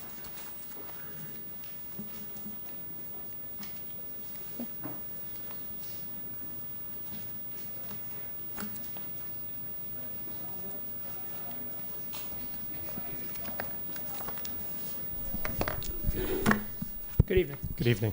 For the record, my name is Peter Pensa. I'm a AICP certified planner with Avid Group, the civil engineers, land planners, and surveyors for the project. The site is a two-phase plan development that was previously approved, and phase one of the project, which is the racetrack gas station up here at Waters and Sitka, has been developed. Phase two is the subject property, the portion that we're looking at today. The site has a large wetland in between the two uses. The west side of Sitka is also wetland. There's a self-storage facility here, restaurant here, a variety of industrial uses, a power substation here. There's single families at these locations, but those properties have been acquired and for a mixed-use development that was approved this past year. And they're currently actually in the process of a major amendment to that to make some revisions to it. They have 4 different options that are currently approved, as well as in the proposed that provide a wide range, everything from residential and assisted living to commercial, office, and industrial uses. And then there's one single-family house on the corner that's not included in either one of the PDs. The property is currently approved for an 80-room hotel, 4 stories tall. In the conditions, it allowed for 45 feet of height with 60 foot for an architectural element. With the amendment that we're requesting, we'll be increasing that to a 124-room hotel, which would actually be slightly smaller in square footage than what was previously approved. And we're asking for 65 foot of height for that. That includes both occupied space as well as architectural features to enhance the look of the building, parapets and other features like that. It also would be 4 stories like currently approved. In addition, we are adding a corporate office, corporate headquarters that'll be relocated from Pasco County to this site that's owned by the property owner. And that would be a 37,000 square foot office. That is this building located here. This is the hotel building. In consideration for compatibility with the residential neighbor that abuts the property, the hotel and the office building are located as far from that use as possible. A type B buffer with a fence will be provided along the property line, as well as using the parking lot as a distance separation for the project as well. The PD that I referred to before, which is these 3 parcels here, we've been working, the 2 property owners have been working together. I've been part of those conversations, and they're looking at opportunities to be able to coordinate development of their property.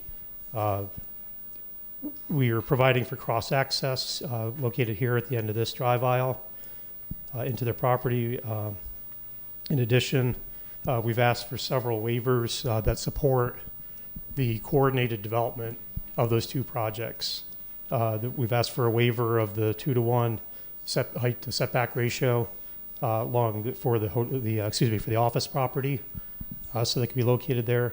We're proposing to work together and do a joint stormwater pond that would wrap around the building and provide for both a physical separation of the office and whatever use they end up developing on their side, as well as to serve as an amenity for both properties. With that, so we've asked for a waiver of the landscape buffer and screening requirements along the stormwater pond so that the pond can cross the property line to have a joint pond. In addition to that, utilities are not immediately adjacent to either of the 2 sites, so we've been coordinating to provide for coordinated extension of water and sewer.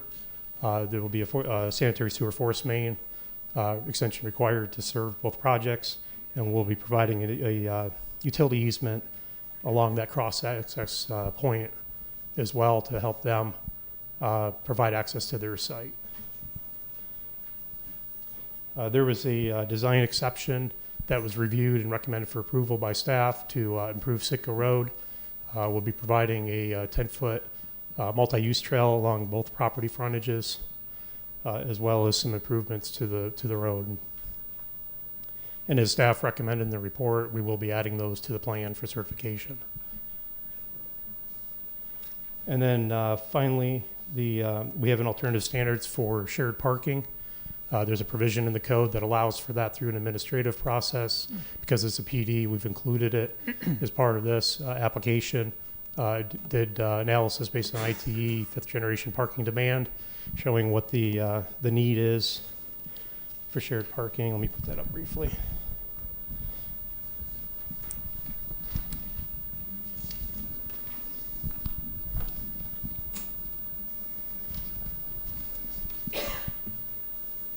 This chart shows the demand during weekday, Monday through Friday. This is the need for parking spaces for the hotel, the need for general office, and the total number of spaces. The peak demand is 189 spaces at 10 a.m. on a weekday. This chart shows what the demand is based on the two uses. Office building uses the spaces in red. The blue is the hotel. As you can see, during peak demand for the 208 spaces shown on the plan, the peak demand is only 90% of the parking, so there would still be excess capacity available. Likewise, on Saturday, same thing, the hotel use, obviously there's higher occupancy on the weekends, so its use is higher. Office, generally speaking, is minimally being used. The peak demand is at nighttime at 9 p.m. with 146 spaces, which is less than the weekday demand. And so on Saturday, the peak demand is roughly 70%. So there's still 30% of capacity overnight on a weekend.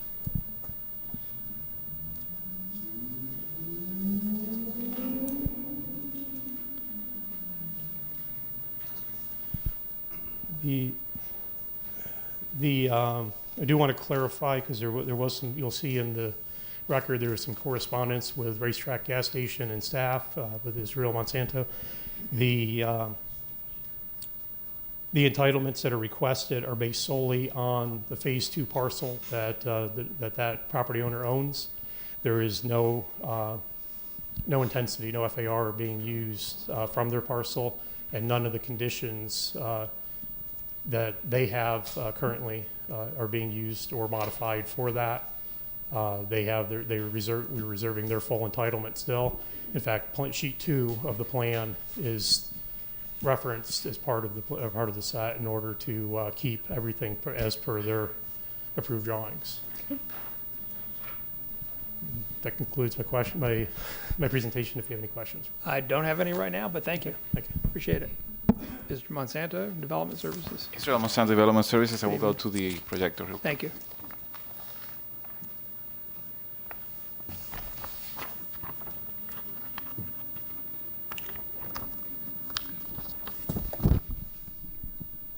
The applicant has pretty much summarized the whole request. I will just go briefly on the general statements. The site is located on the Northwest County area. It's on the east side of West Sitka, about 900 feet south of Waters. It consists of two phases, phases 1 and 2. This major modification is only affecting phase 2, which is on the southern portion of the PD. Future land use is community mixed use, maximum FAR of 0.5. The request is at that maximum FAR. It's not increasing entitlements. Located inside the urban service area. Compared to the existing plan development plan, the request is to increase the number of hotel rooms. However, the square footage is being reduced, and a new office building is being added on the northeast portion of the site. The maximum height will be kept at 4 stories. However, the maximum building height will increase by 5 feet compared to the existing approved building height. As the applicant stated, there are a few PD variations being requested. The first one was to reduce the number of parking spaces. Transportation staff has reviewed those, the request, and finds it provable and justifiable. The second PD variation is to the 20-foot type B. As the applicant stated, this pond may be developed as a shared pond facility, and if that is the case, then the 20B required buffer is not needed. However, if it is not, then it will be go back to the requirements of the Land Development Code. And the waiver being requested is the the additional 2 feet of setback for every 1 foot of structure height over 20 feet, and this is in this green area over here. The 20-foot buffer with B screening still maintained. It's just that the building is being placed closer to the PD to the east. It's important to know that PD 190745 was waived that same requirement along this PD site. Staff finds no compatibility issues with the proposed request. Adjacent parcels east and west of the subject site are approved for similar uses, including more intense commercial uses. Proposed office building is being placed towards the north of the site, away from residentially zoned parcels to the south and southeast. Compared to the current approved PD plan, the hotel building is being moved further to the west, away from the adjacent residential parcels located east of the site. Maximum number of stories are being maintained, only increasing the maximum structure height by 5 feet. Buffer and screen will be maintained and provided per code, and only being eliminated along the shared pond if it is proposed. No objections were received by reviewing agencies. As the applicant stated, the design exception has been found approvable, and it will be approved if this rezoning is approved by the commissioners. Staff finds the proposed changes approved with conditions. I will be handing out a revised staff report. There are some transportation conditions that were updated, and there is one condition that Mr. Penza noted, that they will have to amend the PD plan prior to certification to include those cross sections for the design exception. It was removed from this revision, so it will be put back again. So you will see that in a newly updated staff report. Okay, gotcha. That you intend to file after the hearing? Pardon me? That you intend to file after the hearing? Correct. Okay, all right. Is that it, Mr. Monsanto? I'm done if you have any questions. I don't have any questions, thank you. And the Planning Commission? Oh, and Transportation? We have more. Okay, this is Aya Yassin. Just to kind of add to his transportation comments. So I'm going to submit to the record the updated transportation comment report that has all the conditions, including the ones that it was mistakenly omitted in the past. So this will be like a comprehensive transportation report in addition to Mr. Monsanto's report. Got it. That's coming. Thank you very much. Okay, now the Planning Commission. Thank you. Melissa Leinhardt, Planning Commission staff. The subject property is located in the Community Mixed Use 12 Future Land Use category. It is in the urban service area and also within the limits of the Town and Country Community Plan. The proposed uses are allowable uses within the CMU 12 Future Land Use category, and they're comparable to the existing land development pattern in the immediate area. The Waters and Veterans Expressway interchange is considered to be a community activity center per the comprehensive plan, and it is anticipated that these locations will emphasize a focal point for surrounding neighborhoods that will include a variety of public facilities and services, including commercial and office development, integration of viable residential neighborhoods, and redevelopment of areas within the activity center that's appropriate for higher intensity uses. The proposed development is in keeping with that vision. The proposed site plan layout and conditions will ensure that the appropriate transitions are provided and the proposed uses are compatible with the single-family detached residential dwelling along the eastern boundary. The applicant is providing the proper buffering and screening to mitigate any impacts to the residential uses in the area, consistent with policy direction. The applicant is also providing pedestrian access between the two uses, consistent with Objective 19 of the future land use element. Based upon those considerations, Planning Commission staff finds the proposed major modification consistent with the future of Hillsborough Comprehensive Plan for unincorporated Hillsborough County, subject to the conditions proposed by Development Services. Okay, thank you for that. Is there anybody here tonight in support of the request? Seeing none, is there any opposition to the request? Mr. Penza? I just want to note for the record that we have reviewed the changes to the staff report and the conditions, and we do concur with them. Okay, thank you for that. All right, with that, we'll close Major Mod 19-1329. Next item is agenda item D4, rezoning PD 19-1344. The applicant is Potomac Land Company. The request is rezoned from AS1 to Plan Development. Stephen Beachy will provide staff recommendation after presentation by the applicant. Good evening. Good evening. William Malloy, 325 South Boulevard, Tampa, Florida. This is on its face a pretty straightforward request for 34 10,000 square foot lots on 15 acres in the Brandon area. Unfortunately, this project comes with quite a bit of controversy, and towards that, we're going to have each of our consultants speak towards their area of expertise to make sure we cover all our bases. First is Sean Cashin, who's going to address the planning issues. Okay. Good evening. Sean Cashin, 13825 ICOP Boulevard, Clearwater, Florida, 33760. This 15-acre site is in an undeveloped tract of land within the Tavallo Hill subdivision. The future land use for our site is R4 with a maximum density of 4 units to the acre, which would yield 60 units. We are proposing for this site a maximum of 34 units, which would yield a 2.26 unit per acre density. The adjacent properties, the properties to the west, north, and south also have a Res 4 future land use, and there is a Res 2 future land use to the east. We are proposing 10,000 square foot lots with a minimum lot width of 75 feet, which is comparable to the adjacent property lot widths, and this will also mirror the RSC4 standards.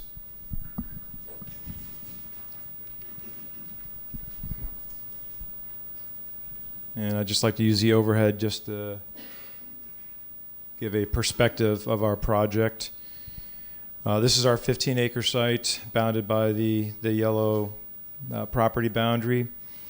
Hideaway Lane is to the south and also to the west. Olivet Court is off to the east.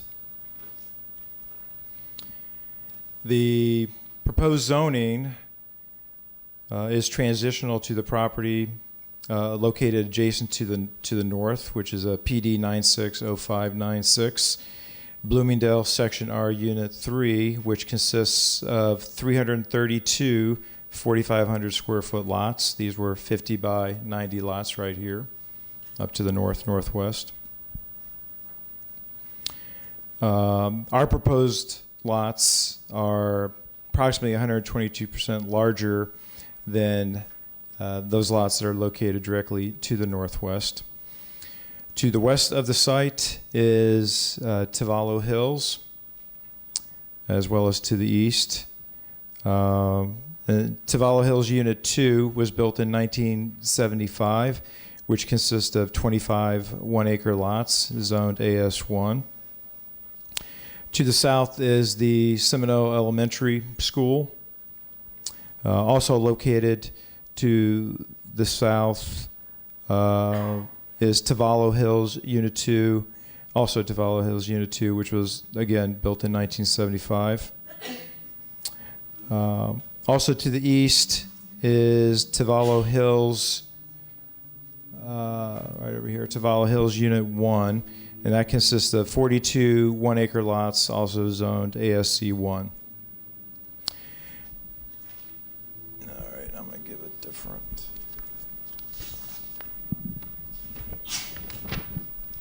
This is the general site plan. To mitigate for the smaller proposed lot size for this PD than is found in Tavallo Hills, we are proposing a vertical landscape buffer for both the western and the eastern property boundaries. This will consist of a 6-foot high fence and 10-foot tall 3-inch caliper shade trees located 40 feet on centers.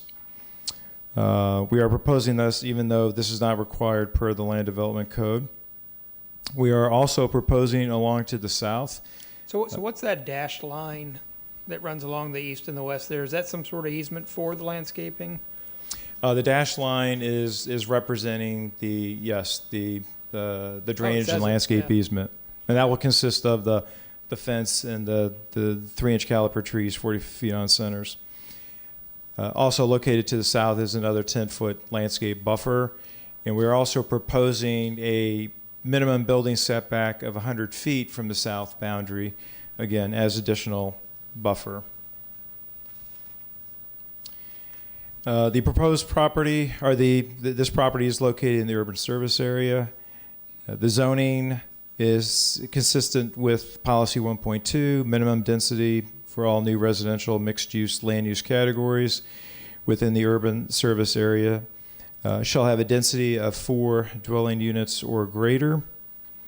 Within the urban service area and in categories allowing 4 units per acre or greater, new developments or redevelopments shall occur at a density of 75% of the allowable density. That would be 3 units per acre in our case.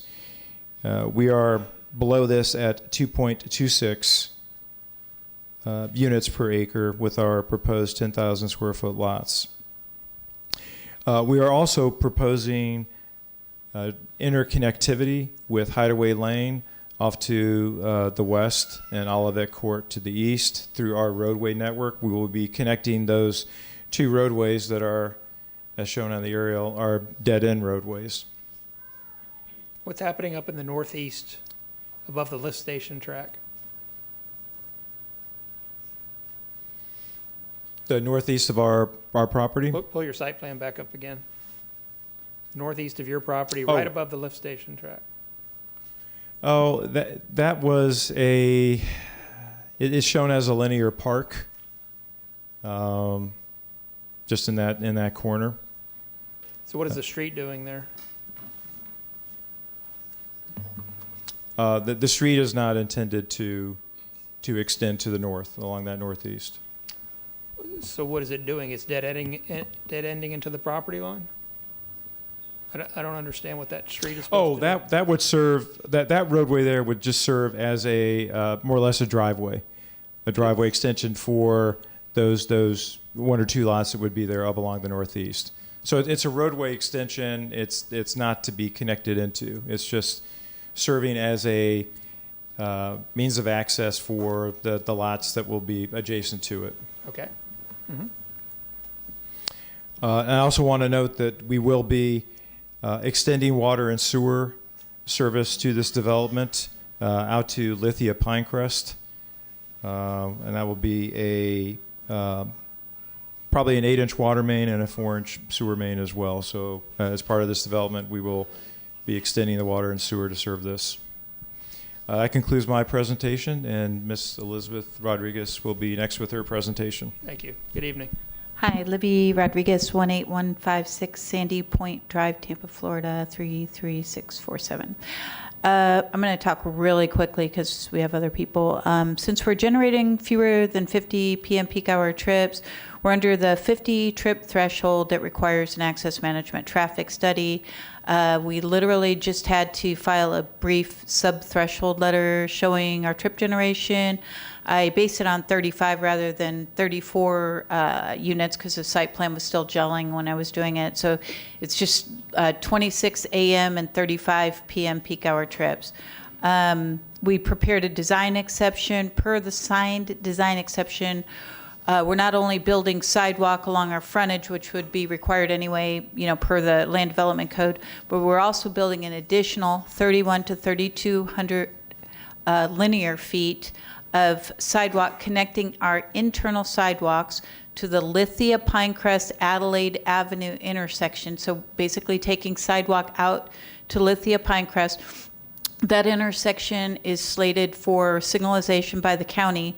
So when that happens, you'll be able to cross the street there because there's existing sidewalk on the opposite side of Lithia Pinecrest. So you'll be able to cross the street there.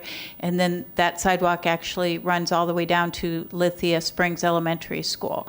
I believe Bill Sullivan is going next. The developer is going to speak. Okay, so Billy Malloy coming back. Just quickly in summary, unless you have any specific questions, I do want to stress that we are, so to speak, underdeveloping this project. The allowable density is R4, we're in at 2.26, and what we've proposed in terms of buffering and screening is above and beyond as well. None of that's required per the LDC, that's voluntary on our part, and I want to make sure that's noted. It's not meant to create an enclave by any means. We're doing that out of respect for the larger lots around us. It's not in any ways, we're not building a castle here. This project has attracted a lot of attention, which you're going to hear about. Just for the record, we have conducted 2 community meetings with the residents. One was informal in nature. The second one was done per the LDC requirements of notice and et cetera, et cetera. So with that, I'd like to see the time we have for rebuttal if we need it. Okay, thank you. All right, and Development Services.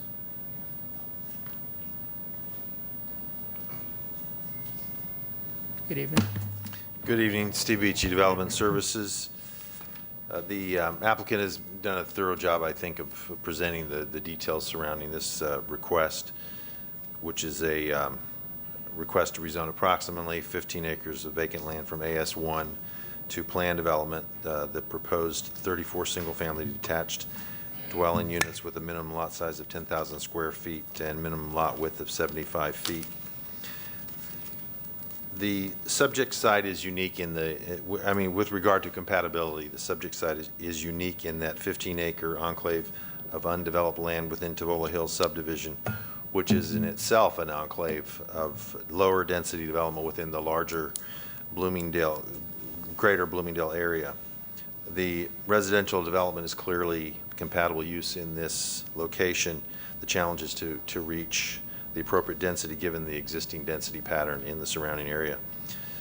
Staff finds the proposed subdivision strikes an appropriate balance in terms of number of units and minimum lot size given its physical proximity to the Tavola Hills subdivision and location within the urban service area with the commensurate requirement for connection to public water and sewer, and the underlying Res 4 future land use category with commensurate minimum density requirements.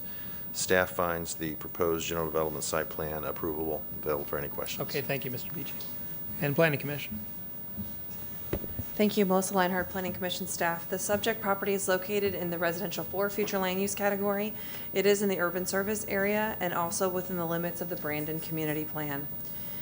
As the site is located within the urban service area where 80% of growth and development should be directed according to the future land use element of the comprehensive plan, is located where it should be directed. Additionally, per policy 1.2 of the future land use element, these sites are to be developed at a minimum of 75% of the allowable density per the land use category.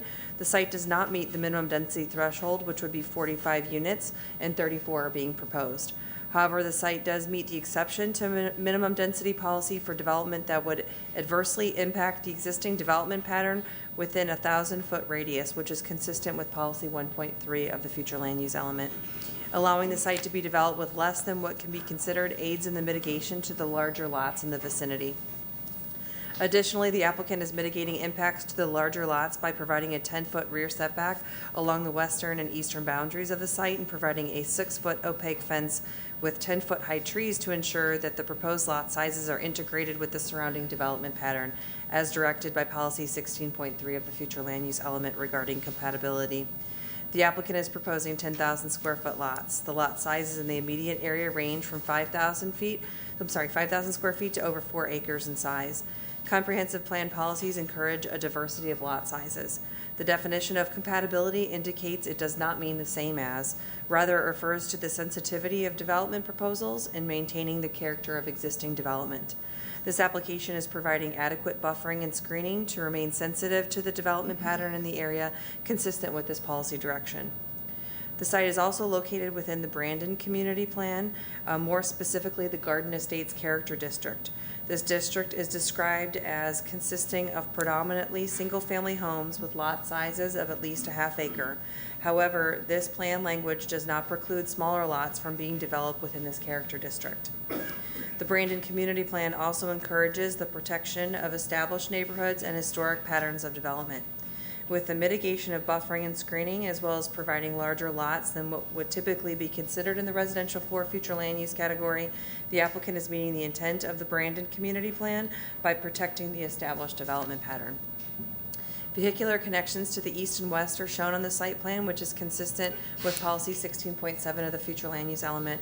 This policy states that neighborhoods shall be designed to include an efficient system of internal circulation and street stub-outs to connect to adjacent neighborhoods.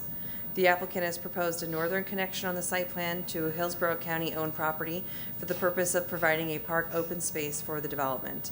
This connection has not been endorsed by the County Parks Department, and before moving forward with this connection, it will need to be reviewed by the Parks Department. Taking into consideration the site is located within the urban service area, the Brandon Community Plan's vision and goals, objectives and policies of the comprehensive plan, overall the request for residential units in this location would integrate well with the established development pattern. And based upon those considerations, Planning Commission staff finds the proposed plan development consistent with the future of Hillsborough Comprehensive Plan for unincorporated Hillsborough County, subject to the conditions proposed by Development Services. Okay, thank you. Thank you. Anybody today in support of this request? Yes, ma'am.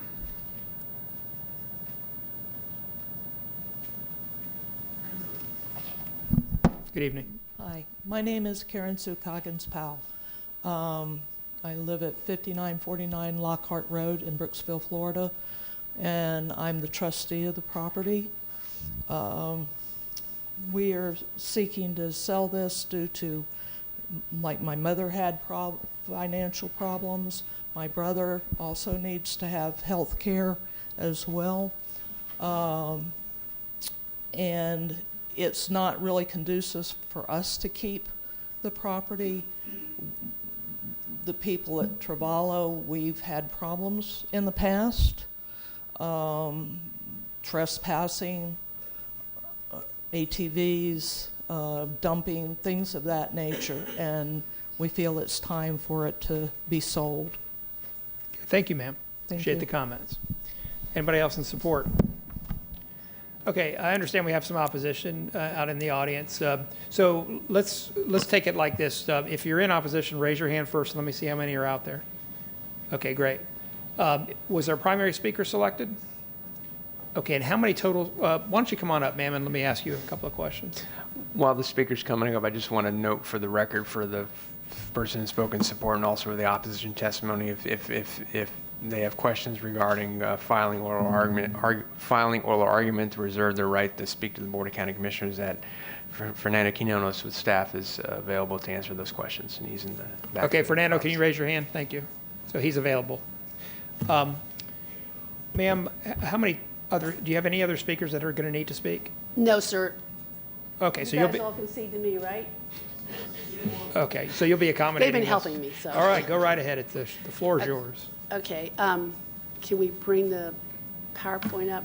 I can't, but if saying that should magically bring it up if you give Is it us on? It's been up there so much, I thought for sure it would come up for us, so. Okay. I don't see anything anywhere. It looks as though it's at the end of a slideshow. I brought my own IT guy. Rick, you need him? We can do that. I need that to go back. There it is. All right. Nope, that's not it.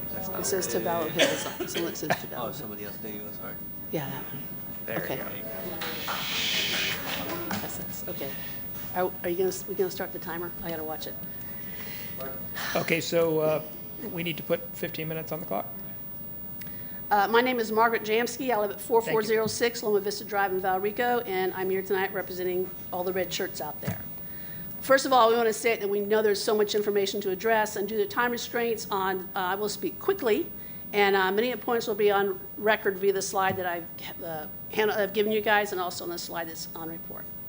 After 18 months of going through the LDC, the FLU element, the livable community policies, as well as any other document that we could find to help support our view, we're all very aware of what a good plan there is in the Hillsborough County Plan. We commend you on that. But it also states in Section 1.3 of the FLU element that because of the transitional nature of the suburbs, there tends to be more conflicts, obviously, as we've heard from this whole night. We're hoping to illuminate some points that we feel have been overlooked for the past 15-plus years, as shown in this aerial view of our neighborhood. It appears our neighborhood was forgotten and overlooked when the FLU and USA boundaries were drawn. We hope with your help we can rectify this issue and still maintain the character and integrity of our neighborhood.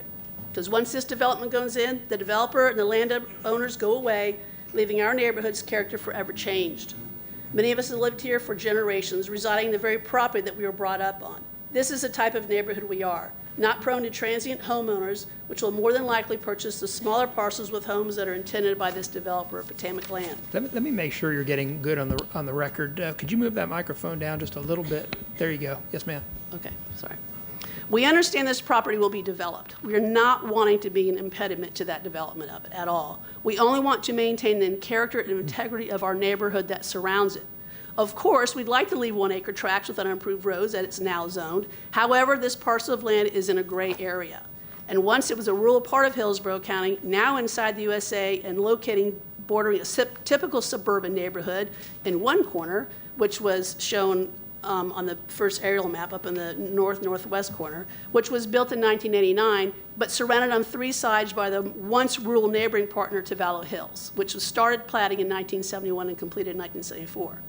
As it stands now, the Brandon Community Plan and the Hills County Comprehensive Plan have conflicts. I'm not going to read these policies because they've been stated, but most extensively it talks about the restrictive community-specific policies will apply in guiding the development of the community, along with in the LDC stating basically the same thing. Now, we understand that a developer's profit is important. We're not disputing that. But we feel that some of the developers have misused the system. So that's why we're showing these examples here. I won't go over them. You can look them in your slides about PDs that have gone into effect, and then they come back and do a major modification. And recently the news about the Big Fish Hawk developers promise to put $72 million into developing a road that never happened. These are some of the reasons that we wanted him to file a PD specific. More relevant to our example is a document in optics where the Potomac land developers have consistently throughout the time we've been talking with him kind of changed the story every once in a while. And this plan here shows that he will develop 45 homes on this lot.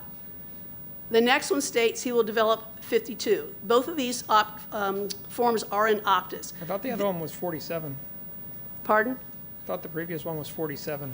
One of them says 47 units, this one here, and this one says 52 units. Okay, you said 45, so. Oh, I'm sorry. Okay. That's all right. 47 is even more, so that's why. Anyway, that's why we're requesting that he file a PD specific. It's because of those instances of why we're asking that. This is the definition from the LDC 5.0304. If he would file a PD specific, that would ensure compatibility and harmony with the surrounding area, where a PD is just used for a unified, large-scale, mixed-use development, and they can make changes to it. Now we'd like to review the summaries produced by the county and the Planning Commission. Speaking to connectivity, according to Mr. Charles White of the Transportation Department, connectivity is meant for transition. This is not a transitional connection, not like Gorntown Road or Providence Lakes and Brandon that actually help people transition through the area. 3 full accesses to a 15-acre parcel of land is unnecessary for a 113-unit, 1-acre parcel neighborhood that merely has 1 entrance and exit to it. Also, the Board of County Commissioners can waive those entrances to the neighborhood to just 1, which would help him get a larger lot size that we're asking for. In compliance with the LDC and Tech manual, if you see page 8 of the conditions Mr. Beachy reports, the developer asked for a design exception to be relieved of any improvement to Hideaway Lane, Tavallo, and Adelaide. So he does not need to bring those roads to Hillsborough County standards. In return, he'll place a sidewalk down Olivet to Tavallo. He cites the comp plan as his standard, then asks for a design exception to that standard in exchange for a sidewalk. He uses the standards when helpful, but disregards it when it will cost him more money. That is not the intention of the comp plan. This is probably a moot point, the one I had before, I'm sorry, this is probably a moot point here. We just wanted to put it in there for the Board of County developers to see. But we're more interested in this email that was filed in optics. It was an email concerning the little stretch of land you had asked about in the beginning, that little piece of land that was, all right. At one time, Mr. Sullivan, we talked about possibly leaving a little pathway to the supposed park to the north, so we could horseback ride in there. And then also that he would talk to the county about county and sewer lines possibly going through there. So once that kind of, I guess it became a moot point, but the email clearly states that they would, the county, be open if the property was determined to be ours, because there is a platted title, to a directional bore under the forest for the line if some concessions were made. Our point is, if he would do that, it would eliminate his need for a sidewalk down Olivet that we don't really care about, and he'd get his sewer hooked up to the subdivision to the north. Now, because Mr. Beachy mentioned Chimino Elementary, I would like to address that very briefly. This school has brought traffic into this neighborhood that has caused quite a safety concern, as you can see by these pictures. Here you have the line that goes to that school. I know this has got nothing to do with Mr. Sullivan's development, but it will bring more traffic into that area. We also are a horseback riding community. As you can see in this one picture to the left, our horseback riders are riding with traffic passing back and forth. Incidentally, according to the Future Land Use Element Policy 16.1C, it requires buffering areas and screening devices between unlike land uses. We realize this is not an unlike land use, but prior to Chimino Elementary being built, we brought this to the attention of the county. They promised there'd be a buffer between the school property and our homes. It did not happen. This is one backyard view of the school. The playgrounds are right up against the fence line. So this is another reason that we are hesitant to agree to any type of development unless it is a PD specific. Addressing transportation, this review does not include the already existing school traffic, but if you refer to the agency review comment sheet from the Transportation Department, it states, his proposed development will bring an increase of 330 two-way volume trips. If our request is granted and this development stays AS1, this decreases the amount of two-way trips by 40%. It fails to mention that Adelaide Avenue floods periodically, as you can see in these pictures. Adelaide comes in off of Lithia Pinecrest. It's the main entrance to our neighborhood. Normally, we travel through to the next neighborhood, which we have some of those people here tonight also, in order to exit into our neighborhood due to the increased volume of traffic in that area. If Adelaide is flooded, there is no exit for Tavallo Hills. Now I'd like to have you a bigger picture. We have here kind of a better picture of our area, as you can see. Here, come over here. Oh, this is my assistant, Joe. He lives the same address I do. This just shows, in our mind, a better picture. Here's our property here, and this is the bordering neighborhood that he continually recites as being compatible to the area. So we bring that out because we feel the comp plan uses the FLU as a tool and a guide to aid, mostly in undeveloped or areas in need of refurbishment, not as a route to aid developers when they try to change the character and integrity of a long-established existing neighborhood. This is our main area of opposition. The comp plan has been cited throughout the process. It's still not consistent with what has happened in this particular area of Hillsborough County. As you can see by the large map, we've been overlooked when it came to building Bloomingdale East and West. We've been here since 1971, 74, and 75 is when all these platted areas came about. You have the opportunity to make this right. The very plan that was put in place to protect our chosen lifestyle has been forgotten. The reviewer also states that this is a unique site. We are in agreement with that. We want to point out that these 4,500 square foot lots right here, there's 5 of them, all right, are not accessible from this parcel, so they really have no connection, except that that's their backyard. The county-owned acres, which is over here, 348,000 square feet, and the remaining property around here, another total of 348,000 square feet, is, if that's going to be the comparison for here, why aren't we using the majority rule? Our biggest question. The 10,000-foot lots proposed by this developer are still less than 1/4 of an acre, not compatible in our minds, which is designed, designed as, oh, I went to the wrong slide, sorry. This one, yeah. Compatibility, I don't do the whole thing because you know it well, but we realize it's not the same as, but refers to the sensitivity of the development proposals in maintaining the character of existing development. And finally, we address the FLU 4, Res 4 FLU. This parcel in question is surrounded on all sides by FLU R2 as of February 4th. We have changed our designator. We are all R2 now, everybody. We got a unanimous position. Hold on one second. That wasn't what was depicted on the applicant's site plan. Melissa, do you have any information available to you? This was about the future land use on the west side. The west and south side. Proposed project. Was it recently changed? Yes, it was. It's effective as of February 15th, so just the other day. Okay, the applicant should It was a down take plan note. from Res 4 to Res 2. Yes, that's accurate. Okay, thank you. Okay. They also refer to the policy 1.2 concerning minimum density, but fails to highlight the last portion of that policy. It says, or, and this is our big word, or existing development patterns do not support those densities. Why is this last portion overlooked, but the rest of the statement is used to support the developer? The other map we have, turn over on your side. Okay, this addresses policy 1.3, the first bullet statement, talking about the density of 75% category or greater that would not be compatible, blah, blah, blah. And it would adversely impact the existing development pattern within a 1,000-foot radius. This is a 1,000-foot radius. Obviously, this is the larger lots here, and that is what we're asking for. Not to stop the development, but to make a larger lot that's more compatible with the surrounding area. Thank you. You can sit down. Okay. The next couple of slides, they've already been talked about. You're well aware of all of these policies, I'm sure, Mr. Scarola. I don't have to go over them just for time restraints. We also believe that in policy, I forgot to talk about this one, sorry. The community design component. Both Goal 12 and Objective 12 are surely in favor of our opposition. Okay, again, the 5 smaller properties totaling 22,000 square feet on that one little corner, they cannot possibly compete with the 698,000 square feet that's surrounded on other sides. This is policy 16.1.8, where it says new development encroaching on existing stands of streets adjacent to the roadway retain a viable strip of the existing vegetation at the front property line. Mr. Sullivan says he cannot do that for us because the drainage will make it a problem, and we're asking you to make an exception.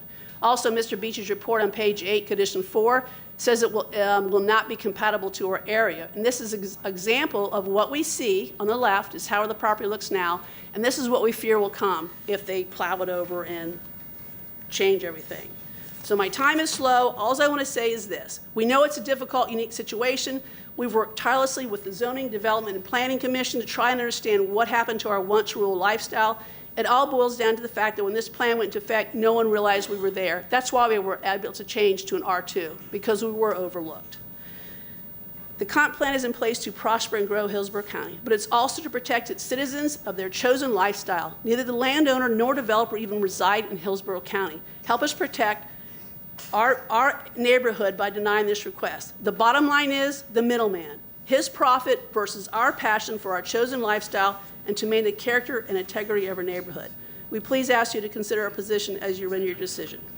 We have another slide on here that just talks about all the things that are pertaining to, so we can bring it up before the board. And finally, in the very end, I talk about the staff analysis, where they all agree that they're to protect existing neighborhoods, that we lie within the Garden Estates area, where there's at least half-acre sizes, and that both state that when there's a conflict, the more restrictive plans reside. Also, we put some definitions in here, just for the record. And finally, at the very end, there's several letters in Mr. Sullivan's paperwork that states, they talk about it being a site rural and isolated, primarily isolated site in a rural setting, given the rural and residential nature of the area, but doesn't address that when he wants to develop it.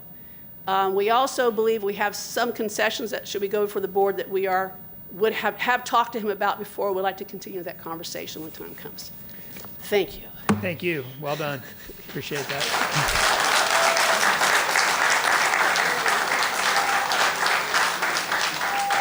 Okay. All right. Melissa, can you give me any background you have on the R2 change? Yes, I sure can. I don't have a map on me or anything. I mean, I get but it has idea. been approved. It is effective. The area, and it wasn't every parcel surrounding this parcel. Essentially, how it works is there's a section line in between the residential 4, what used to be the residential 4, and the residential 2 section as you travel west of Lithia Pinecrest. And the area that's yellow, which is residential 2, was to the east, and the residential 4 was to the west. Right.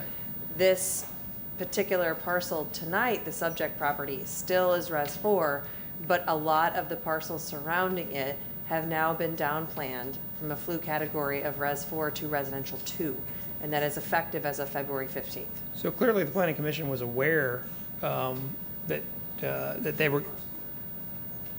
I can't take your testimony here.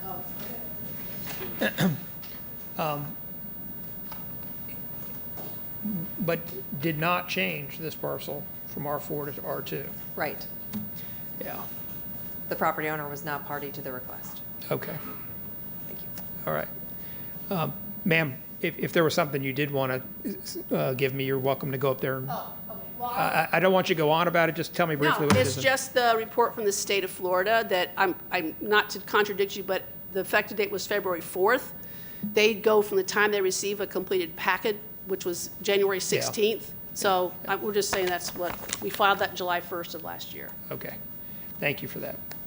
All right. Let's see. Anything from staff? All I can say is that my paperwork does say the effective date is February 15th, for what that matters. Yeah. But this year. Yeah. Thank you. Doesn't this have to do with transmittal date versus? It does. It has to do with yeah. when DEO receives it and then waiting the 31 days. So, Okay. thank you. Thank you. All right, and the applicant. William Malloy again, 325 South Boulevard.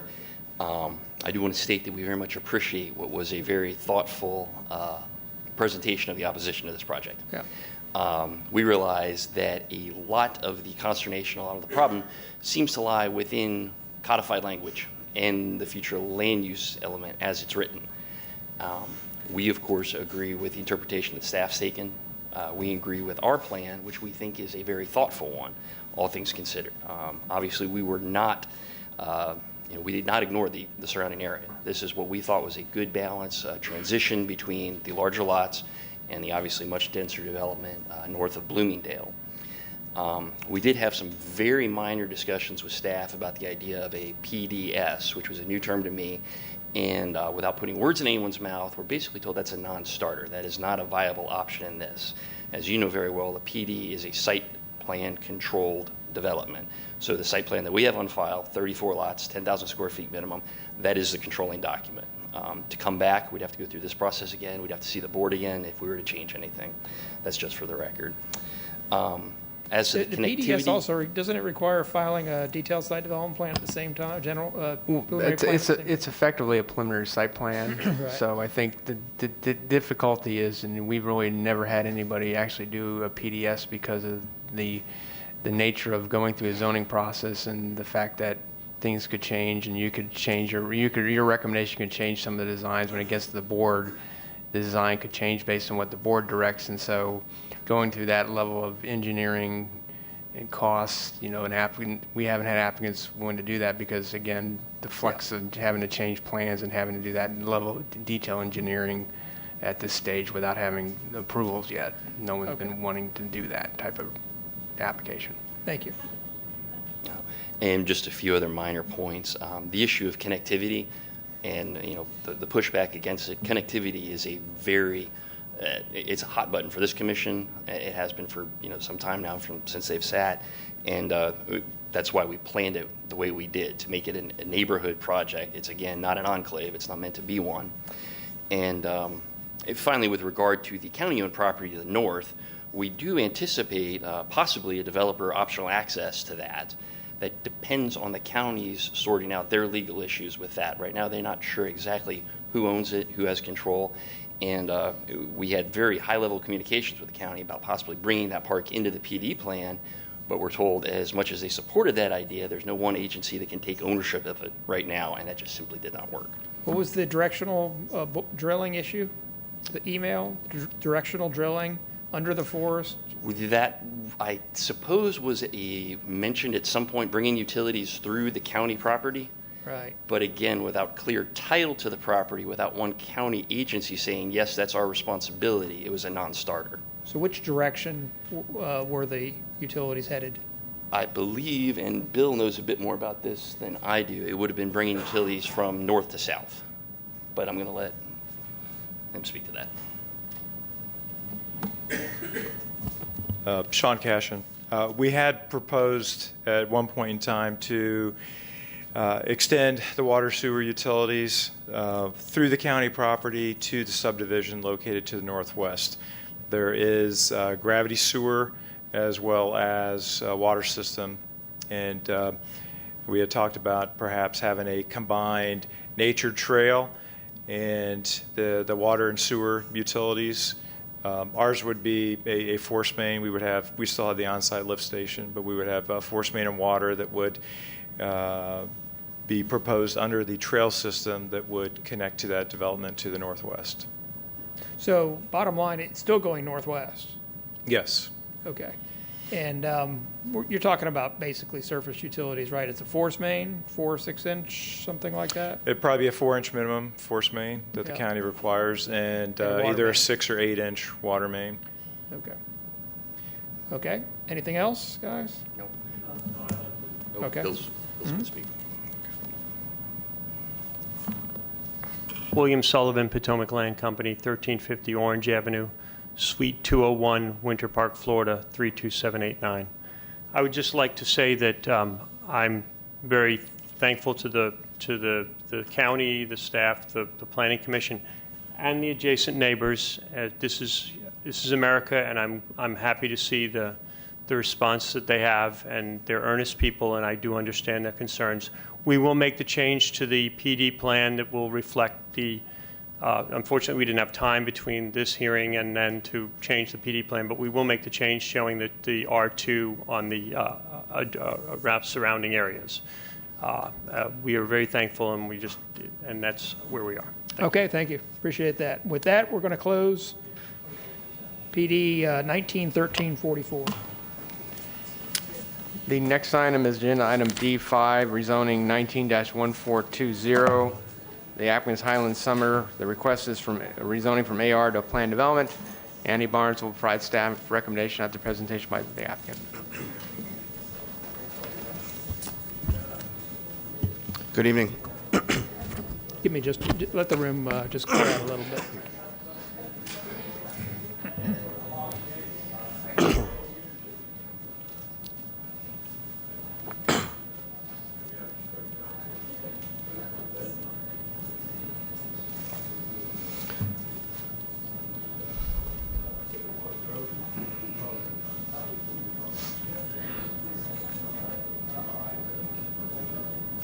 All right, if you're okay, go ahead. Sure. I am David Wright, president of TSP Companies. Our address is Pardon me. Ladies and gentlemen, if you could please keep it down. We've still got a hearing going on. Thank you. Sorry about that. Go, start over again.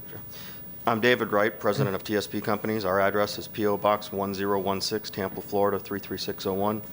Tonight, I am presenting a request to rezone a 61-acre parcel of land from agricultural rural to planned development. The property is located on the south side of Rodine Road, approximately 1/4 mile west of Balm Riverview Road in Riverview, and consists of agricultural uses, a former fish farm that is no longer operational. There are wetlands located on the subject property that are proposed to be preserved, and the property is not mapped as significant wildlife habitat. The subject property is located within the Riverview Community Plan area and the urban service area. The future land use designation is Res 4. The request is to allow up to 244 single-family detached units at a net density of 3.98 units per acre. The project design team that participated in the development of this PD application are TSP Companies as planners, Absolute Engineering's Heather Wirtz and Dave Ford, Civil Engineering, Links and Associates Steve Henry for Transportation Access Management Analysis, and Horner Environmental Professionals for Wetland Assessment and Delineation.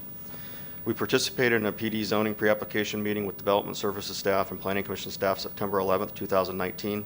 This is a request for approval of an infill development for the zoning and land uses of the zoning and land uses of the surrounding properties are agricultural single-family estates and agricultural single-family AS1 to the north across Rodine Road, consisting of single-family dwellings.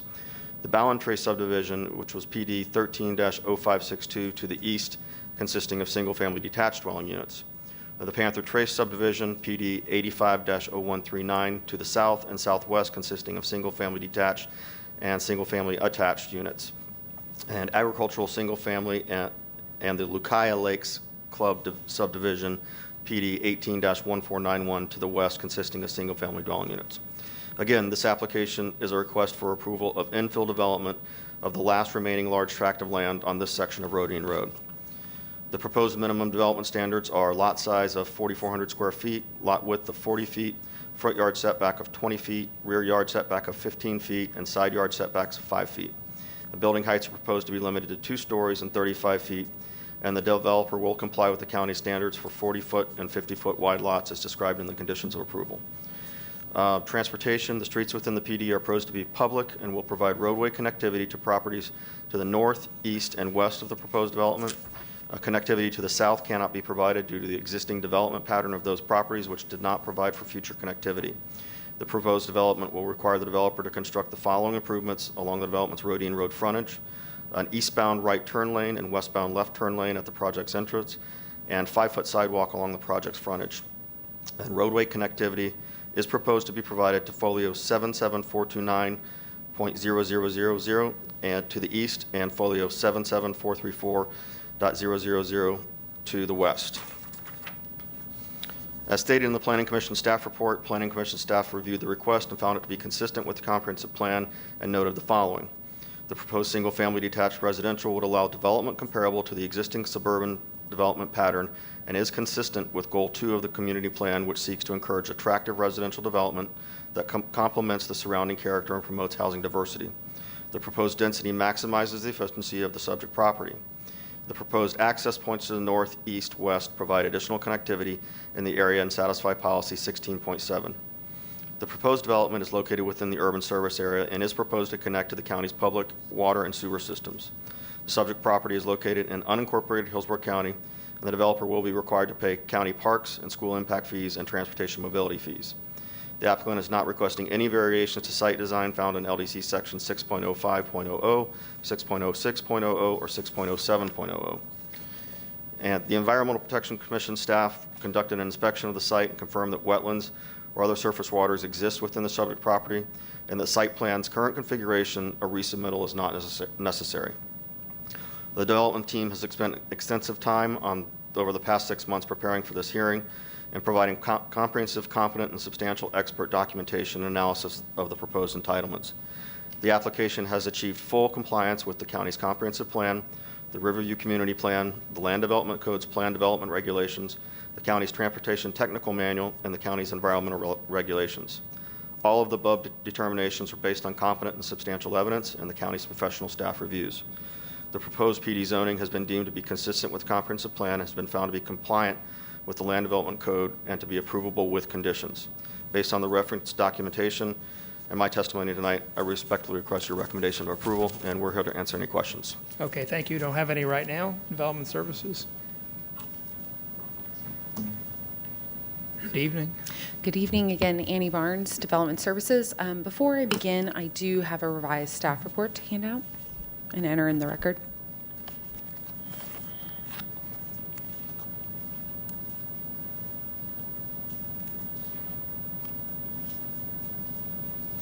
Thank you.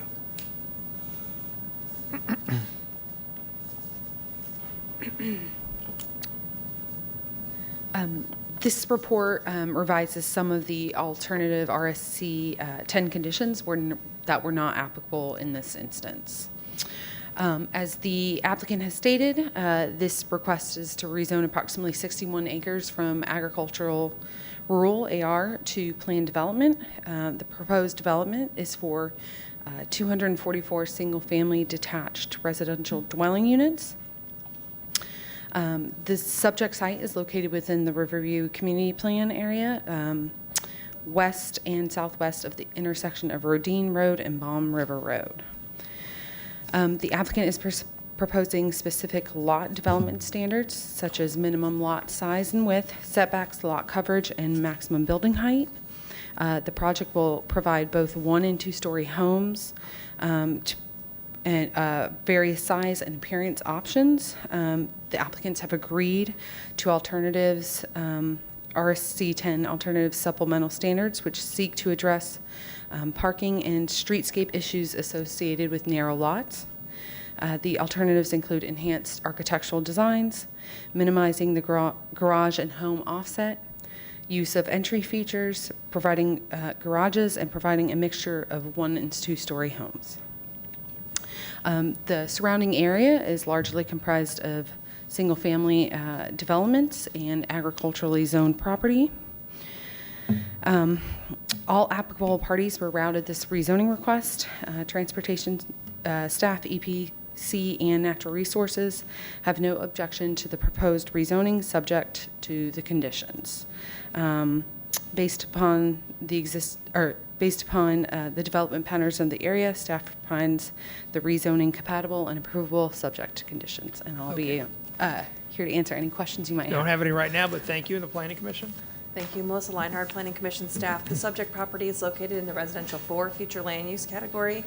It is in the urban service area and also within the limits of the Riverview Community Plan and the South Shore Area-Wide Systems Plan. The proposed single-family residential development would allow development that is comparable to the suburban residential development pattern in the surrounding area, specifically the existing and approved single-family residential along Rodine Road and Balm Riverview Road to the east. The subject site is located within the residential district as identified in the Riverview Community Plan. The proposed development is consistent with Goal 2 of the Community Plan, which seeks to encourage attractive residential development that complements the surrounding character and promotes housing diversity. The proposed 244 units maximizes the efficiency of the subject site by maximizing what is allowed under the residential 4 future land use category. The subject site is also located in the urban service area where most new growth should be directed per comprehensive plan policy. The site is providing access points to the north, east, and west, and the proposed accesses provide additional connectivity to the area and satisfies policy 16.7 of the future land use element. The policy requires that residential neighborhoods be designed to include an efficient system of internal circulation and street stub-outs to connect adjacent neighborhoods together. Additional connectivity facilitates infill development and allows the integration of adjacent uses. Overall, Planning Commission staff finds the proposed density, use, and roadway accesses are compatible with the surrounding development. The request would encourage residential development that complements the surrounding character and promotes housing diversity in the Riverview area. The application also demonstrates compliance with interconnectivity policies and promotes infill development within the area. Based upon those considerations, Planning Commission staff finds the proposed plan development consistent with the future of Hillsborough Comprehensive Plan for unincorporated Hillsborough County, subject to the conditions proposed by Development Services. All right, thank you. Anybody here tonight in support of this request?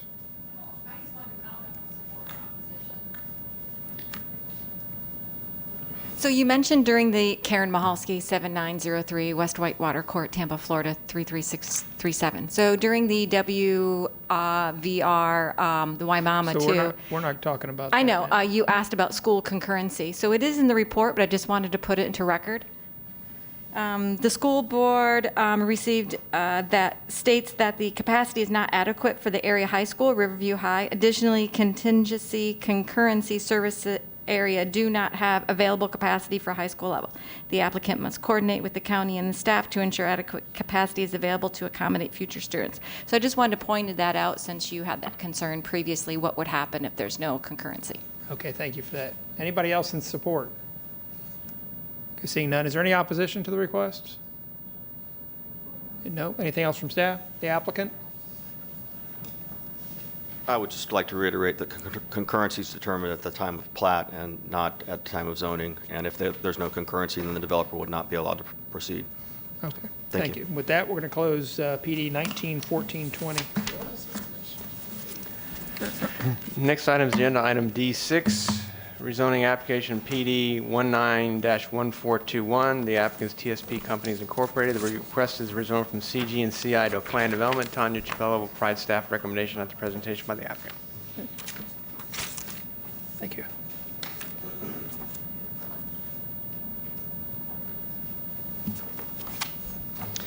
Again, for the record, I'm David Wright, president of TSP Companies. Our address is P.O. Box 1016, Tampa, Florida 33601. I'm presenting a request to rezone approximately 10-acre parcel of land from commercial, general, and commercial intensive to planned development. The property is located on the south side of East Hillsborough Avenue, east of Walton Way, and currently consists of general administrative office uses totaling approximately 113,000 square feet for Suncoast Credit Union. This PD zoning is requesting an expansion of the administrative office uses by about 104,000 square feet for a total of 217,000 square feet at a floor area ratio of 0.50, and the addition of a 3-story parking garage. There are no wetlands, significant wildlife habitat, floodplain, or other environmentally sensitive areas located on the subject property. The subject property is located within the East Lake Orient Park Community Plan area and the urban service area and is served by public utilities. The future land use designation is OC20, which prevents a floor area ratio up to 0.75. The project design team that participated in this development of this application are TSP companies as planners, Hepner Architects, Peter Hepner and Justin Crosby as project architects, Native Engineering's Chris Mears for civil engineering, and Links and Associates Steve Henry for transportation access management. We participated in a PD zoning pre-application meeting with Development Services staff and Planning Commission staff July 24th, 2019. This is a request for approval of infill development. The zoning and land use of the surrounding property are commercial intensive to the north across Hillsborough Avenue, PD and commercial intensive to the east, residential single family conventional RSC 6 to the south, and commercial intensive to the west. The proposed office uses are a permitted use under the existing commercial general zoning district. Therefore, they do not create incompatibility with the surrounding area, and the request is of 0.50 FAR is well below the maximum 0.75 FAR permitted in the OC20. The proposed maximum height of the garage is proposed to be 35 feet, and the structure is proposed to be set back an additional 2 feet for every 1 foot of structure height above 20 feet, resulting in an 80-foot building setback from the existing single family to the south. And the proposed height of the office building is 45 feet, and the structure is set back 106 feet from the existing single family to the south, which exceeds the additional setback for the 2 feet for every 1 foot of height above 20 feet. The drives within the PD are proposed to be private, but will provide for cross-access connectivity to the properties to the east and west of the proposed development. If approved, the developer will be required to construct the following transportation improvements: closing the 2 easternmost driveway connections to Hillsborough Avenue, 2, construction of a new shared access facility at the project's eastern boundary to provide cross-access to PD 18-0404, closure of the existing median opening serving the proposed easternmost driveway, lengthen the existing westbound left turn lane at the signalized intersection, and construct an cross-access stub out to the west property boundary. As stated in the Planning Commission staff report, Planning Commission staff reviewed the request and found it to be consistent with the comprehensive plan and noted the following. Limiting non-residential uses to a neighborhood scale is consistent with policy direction in the surrounding development pattern. That's policy 16.1. The proposed PD zoning is more compatible than the existing commercial intensive zoning to the established single-family residential neighborhood to the south.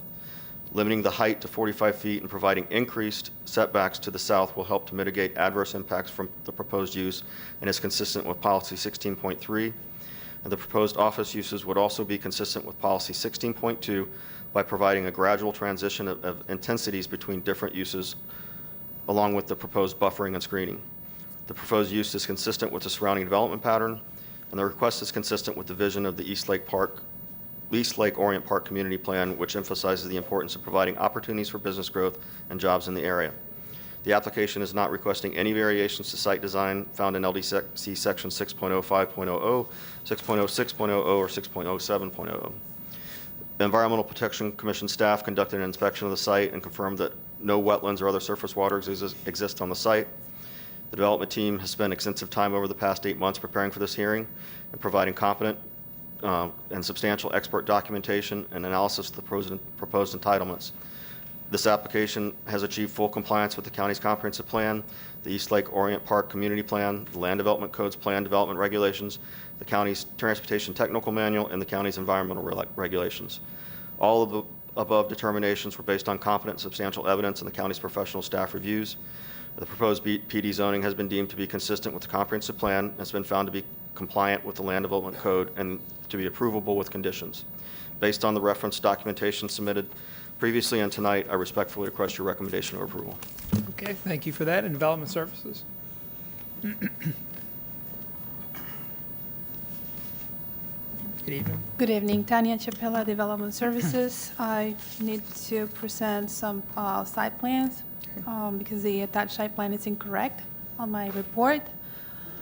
So I'm presenting the site plan submitted on January 24th. That should have been submitted along with my staff report.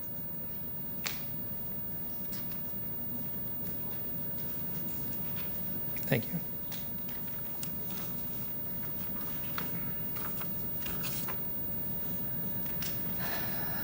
Also, the report is subject to the following modifications. It's condition number 3. The no buffer along the western property line has been proposed. So condition number 3 will be amended accordingly.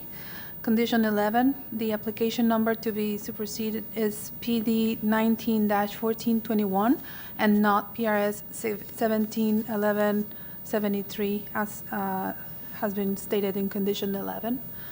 And transportation staff is amending condition number 7. So at the end of my presentation, transportation staff will be presenting those comments. Okay, will you be placing a revised report in optics? Yes. Okay. After this meeting. Yeah, that's fine. Thank you. So, you're welcome. The applicant is seeking to rezone 9.83 acres of property from CGE and CI to PD, planned development.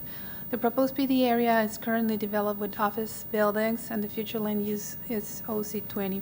This project is located approximately 800 feet from the intersection of East Hillsborough Avenue and Orion Road on the southwest intersection on Dr. Martin Luther King Jr. Boulevard and South Kingsway Road in Sefner. The applicant is seeking to develop 17,000 square foot building area to accommodate general administrative offices and a parking garage building. The applicant has not requesting any variations to the land development code, land development standards, and the existing structures located in the southwestern portion of the PD are permissible. About compatibility, found that though the site is located along Hillsborough Avenue, which is an intensive commercial corridor, the site is also adjacent to an established single-family residential neighborhood to the south. So the applicant is proposing to rezone the subject property from the more intensive CG and CI zoning district to a PD with business professional office uses restricted to offices. So that is making less intensive uses. The proposed office uses are permitted in the CG Commercial General Zoning District as is and does not create further incompatibilities with the surrounding area. The proposed 0.5 FAR is below the maximum 0.75 FAR allowed in the OC20 future land use category. The proposed building area will not intrude into the required setbacks and buffering and does not entail a reduction of the required screening. So staff finds the proposed modification to be compatible with the surrounding properties and in keeping the general development pattern of the area. So we recommend approval subject to conditions. And I'm going to ask Aya Yassin from the transportation staff to present her findings. Okay, thank you.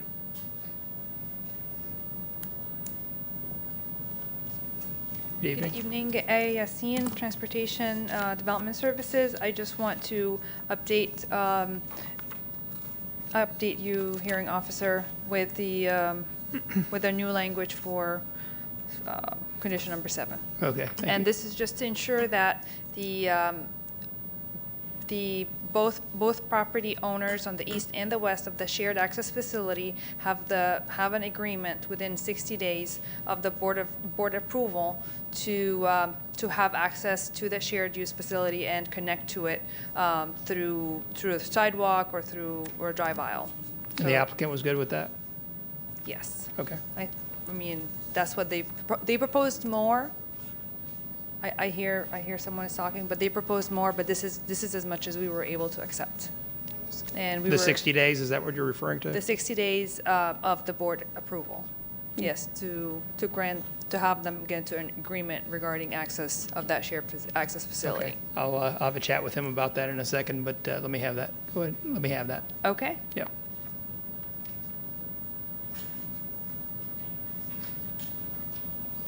Thank you.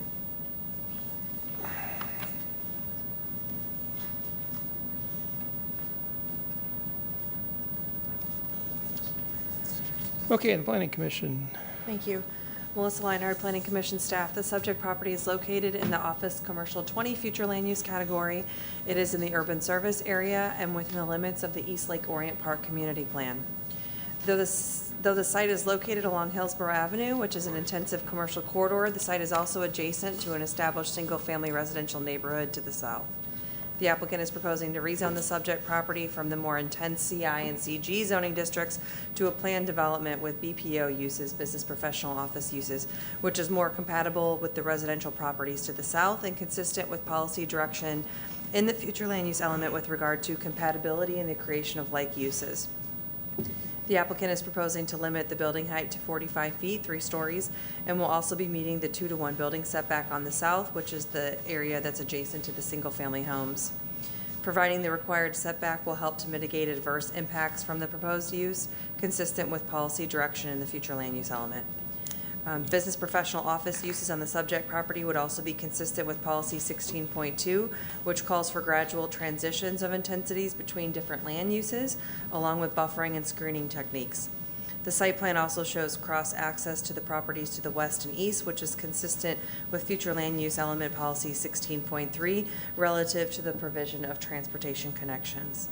The proposed use is consistent with the surrounding development pattern, which includes light commercial, heavy commercial, and light industrial uses along this portion of Hillsborough Avenue. While the OC20 future land use category is one of the most intensive categories in unincorporated Hillsborough County, the BPO uses proposed will provide an opportunity for a portion of this corridor to accommodate less intensive office uses consistent with policy direction regarding compatibility. And one more thing. The request is consistent with the vision of the East Lake Orient Park Community Plan, which emphasizes the importance of providing opportunities for business growth and jobs in the area. And based upon those considerations, Planning Commission staff finds the proposed plan development consistent with the Future of Hillsborough Comprehensive Plan for unincorporated Hillsborough County, subject to the conditions proposed by Development Services.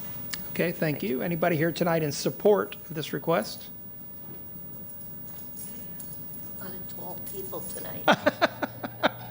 That's how I feel. Good evening. Good evening, Joanne O'Brien, 6916 Thrasher Drive, East Lake Park. At first, a lot of us had the misgivings when we had gotten the letter, and I had called Mr. Wright on the letter, and he calmed our fears, and there should be more people like him that are willing to meet with our neighborhoods rather than just get a letter and say, whoa, what's this? As you know, of a property east of us with the hotel shenanigans. But anyhow, he calmed that and they tweaked it from what I can see, but we had misgivings because of, the lake down there, the pollution, and we've had issues with flooding and what have you, but the county has to come out and clean the drains. That's part of our problem. But I'm in support of it, and so are a lot of us. And Suncoast schools have been very good neighbors, and they give back to the communities, and they even help with the food banks and sponsoring Feeding America. So I say, go for it. Okay, thank you very much for your testimony. Anybody else in support? Seeing none, is there any opposition to the request? Okay, and the applicant. I would just a note for the record sorry, for the woman who spoke, if she has any questions regarding filing oral argument, just reserve a right to speak to the board. That Fernanda Quinones is available to answer any questions. Thank you.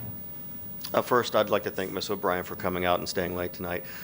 Just a clarification on revised condition 7. If you look at what's written on the revised condition, it's actually 90 days, and that's what was requested and agreed to. And I would just ask Ms. Yasin to confirm that, please. Okay. Yeah, I can confirm it's 90 days, yes. Even I was wondering about 60, based on anything. Nothing further. But 90 is acceptable? We requested 90, yes. Okay. No problem. Okay. All right, with that, we'll close RZ 191421. The next item is agenda item D8, rezoning PD 20-0102. The request is to rezone from RDC 12 and PD to a planned development. Annie Barnes will provide staff recommendation after presentation by the applicant.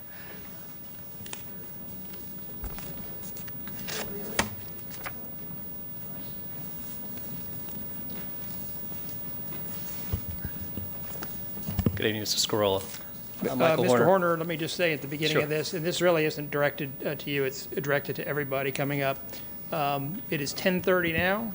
I can't start a hearing after 12 a.m., but we're on the home stretch, so anybody's assistance along the way would be greatly appreciated. Go ahead, Mr. Horner. Thank you. We ask for your approval. Thank you.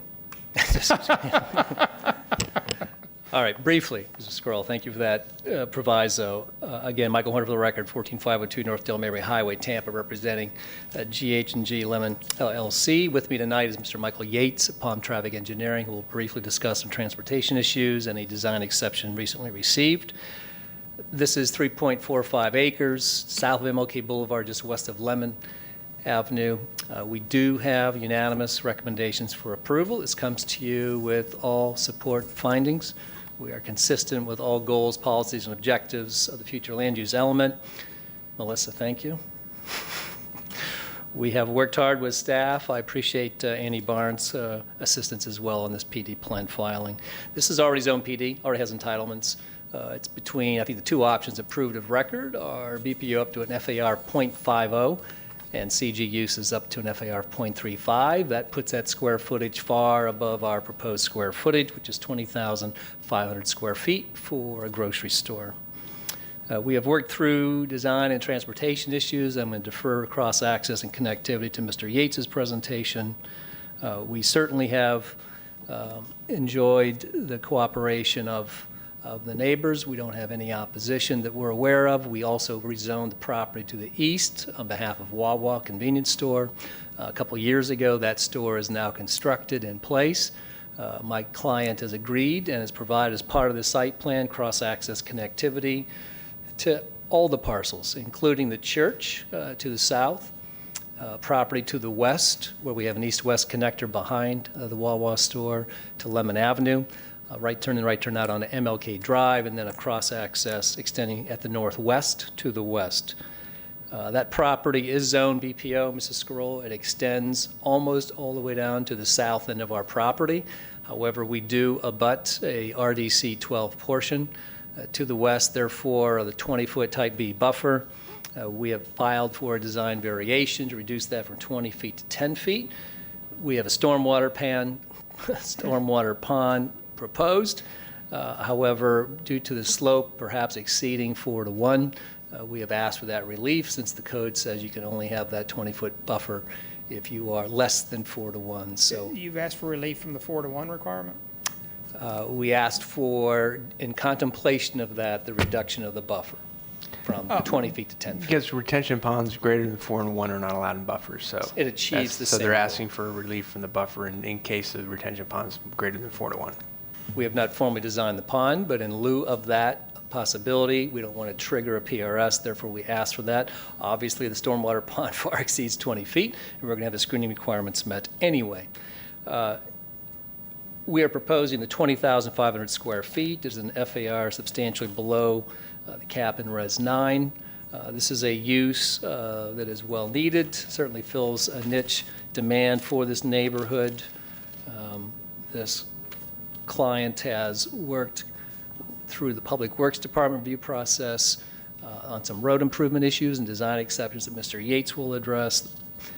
We have incorporated a support letter from the church. Obviously, they are granting just a strip of access easement and landscape buffer. That constitutes the RDC 12 portion of this PD that we're wrapping up into one unified PD. So that buffer and landscape access are within that RDC 12 portion that we're incorporating in the PD plan. Planning Commission finds us consistent with goals, policies, objectives. We do not disagree and accept all the findings of staff and all the conditions of approval, including Condition 8, which Mr. Yates will further address regarding transportation improvements and requirements. Be happy to answer any questions. Don't have any really, but thank you. Michael Yates, Palm Traffic. I'll be brief. This is the proposed site plan. As you can see, we're doing a full access to Lemon, a right-in, right-out access to MLK. We're providing for future cross-access to the west, which is now the Fear Now insurance. We are providing cross-access for the future to the south as well, to the south parcel, and then there's an interconnect to the existing Wawa that's currently there.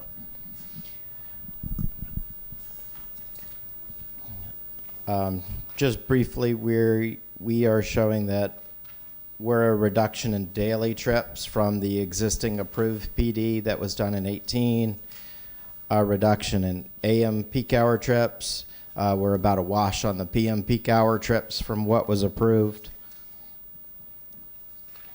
Wanted to go through particularly one of the conditions of approval. It's condition 8. We are on the north side of MLK, where it is actually called Mango.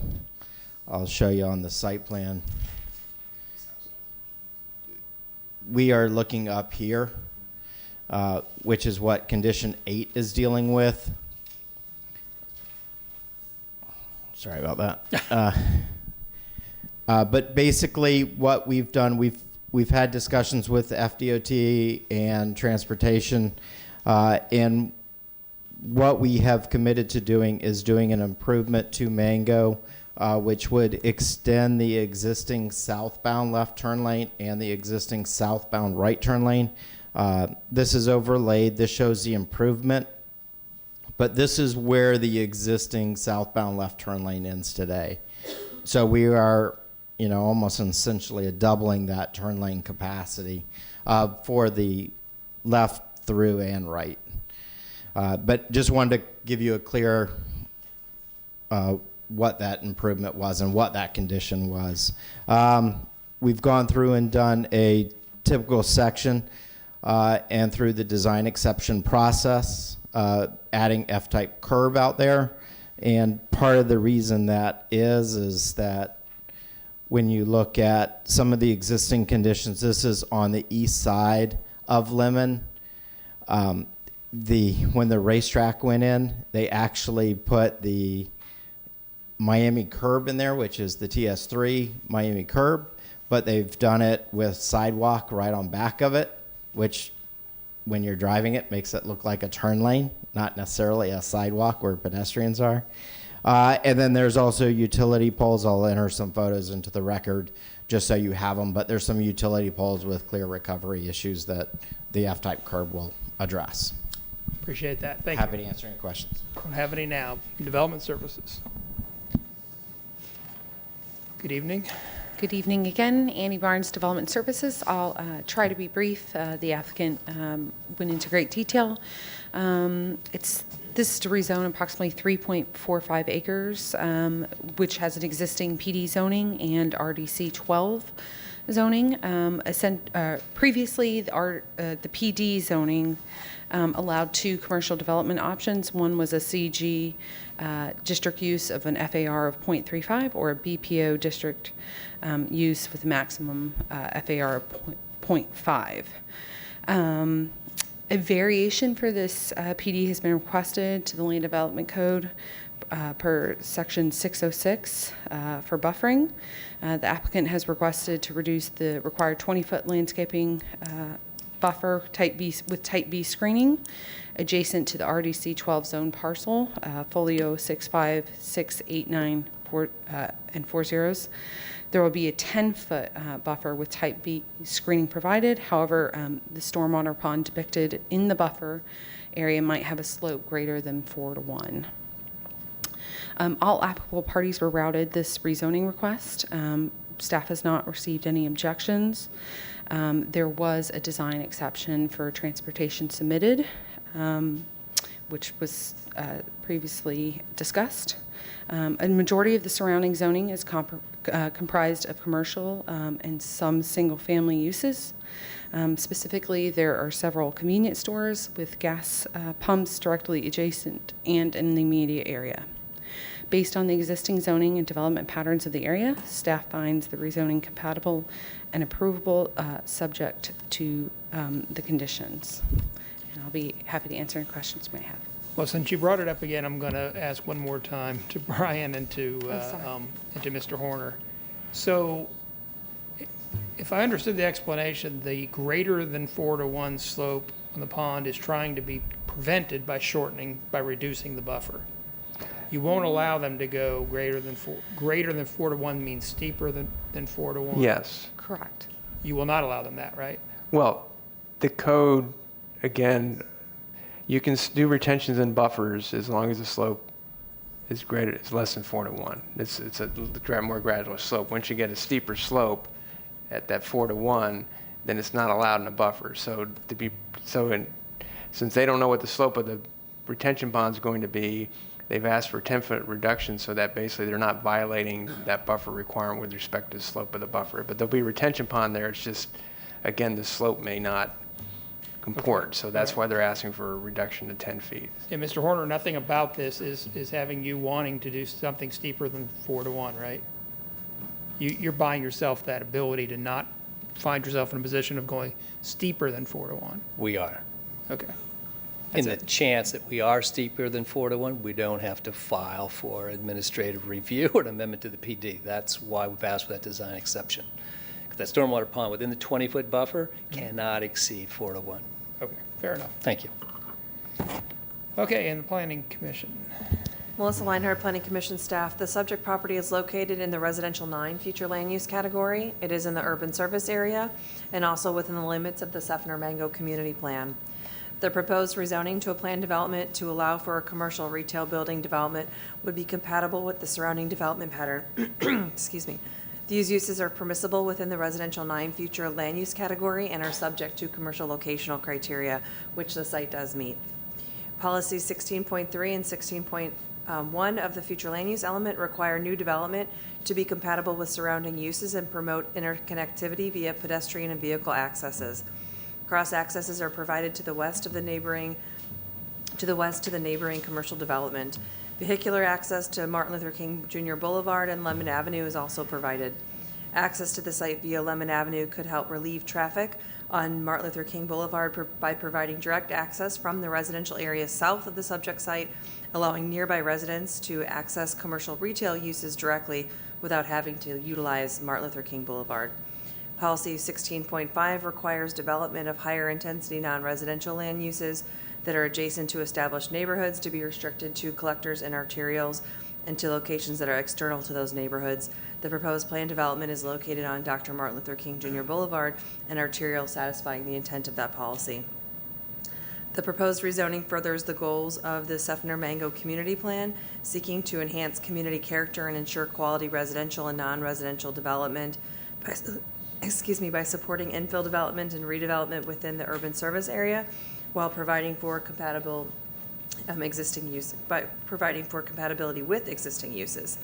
And based upon those considerations, Planning Commission staff finds the proposed plan development consistent with the future of Hillsborough Comprehensive Plan for unincorporated Hillsborough County, subject to the conditions proposed by Development Services. Okay, thank you. Anybody here tonight in support of the request? Seeing none, is there any opposition to the request? Nope. Mr. Horner? We'll waive rebuttal. Thank you for your time. Okay, thank you. And with that, we'll close PD 2102. The next item is item D9, major mod application 20-0108. The applicants Wood Partners and David Thompson. The request is for a major modification to existing plan development. Michelle Hine will provide staff recommendation after presentation by the applicant.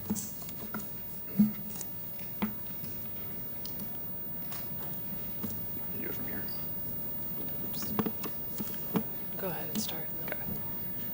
Good evening. Tyler Good Hudson, evening. 400 North Ashley Drive, here on behalf of the applicant, Wood Partners. With me this evening is Isabel Albert, certified planner with HAF, as well as Michael Yates, sorry, with Palm Traffic. We worked hard to get a clean staff report here, which they were going to talk about in greater detail. Given the hour and the clean staff report, I'm going to leave the lawyerly stuff for rebuttal, as well as answer any questions you might have. So with that, I'd like to turn it over to Isabel. Thank you. Good evening. Good evening, Isabel Albert with Genesis HAF, North Ashley Drive. Sorry, I'm just trying to find my presentation. Mr. Thompson, can you sign in, please?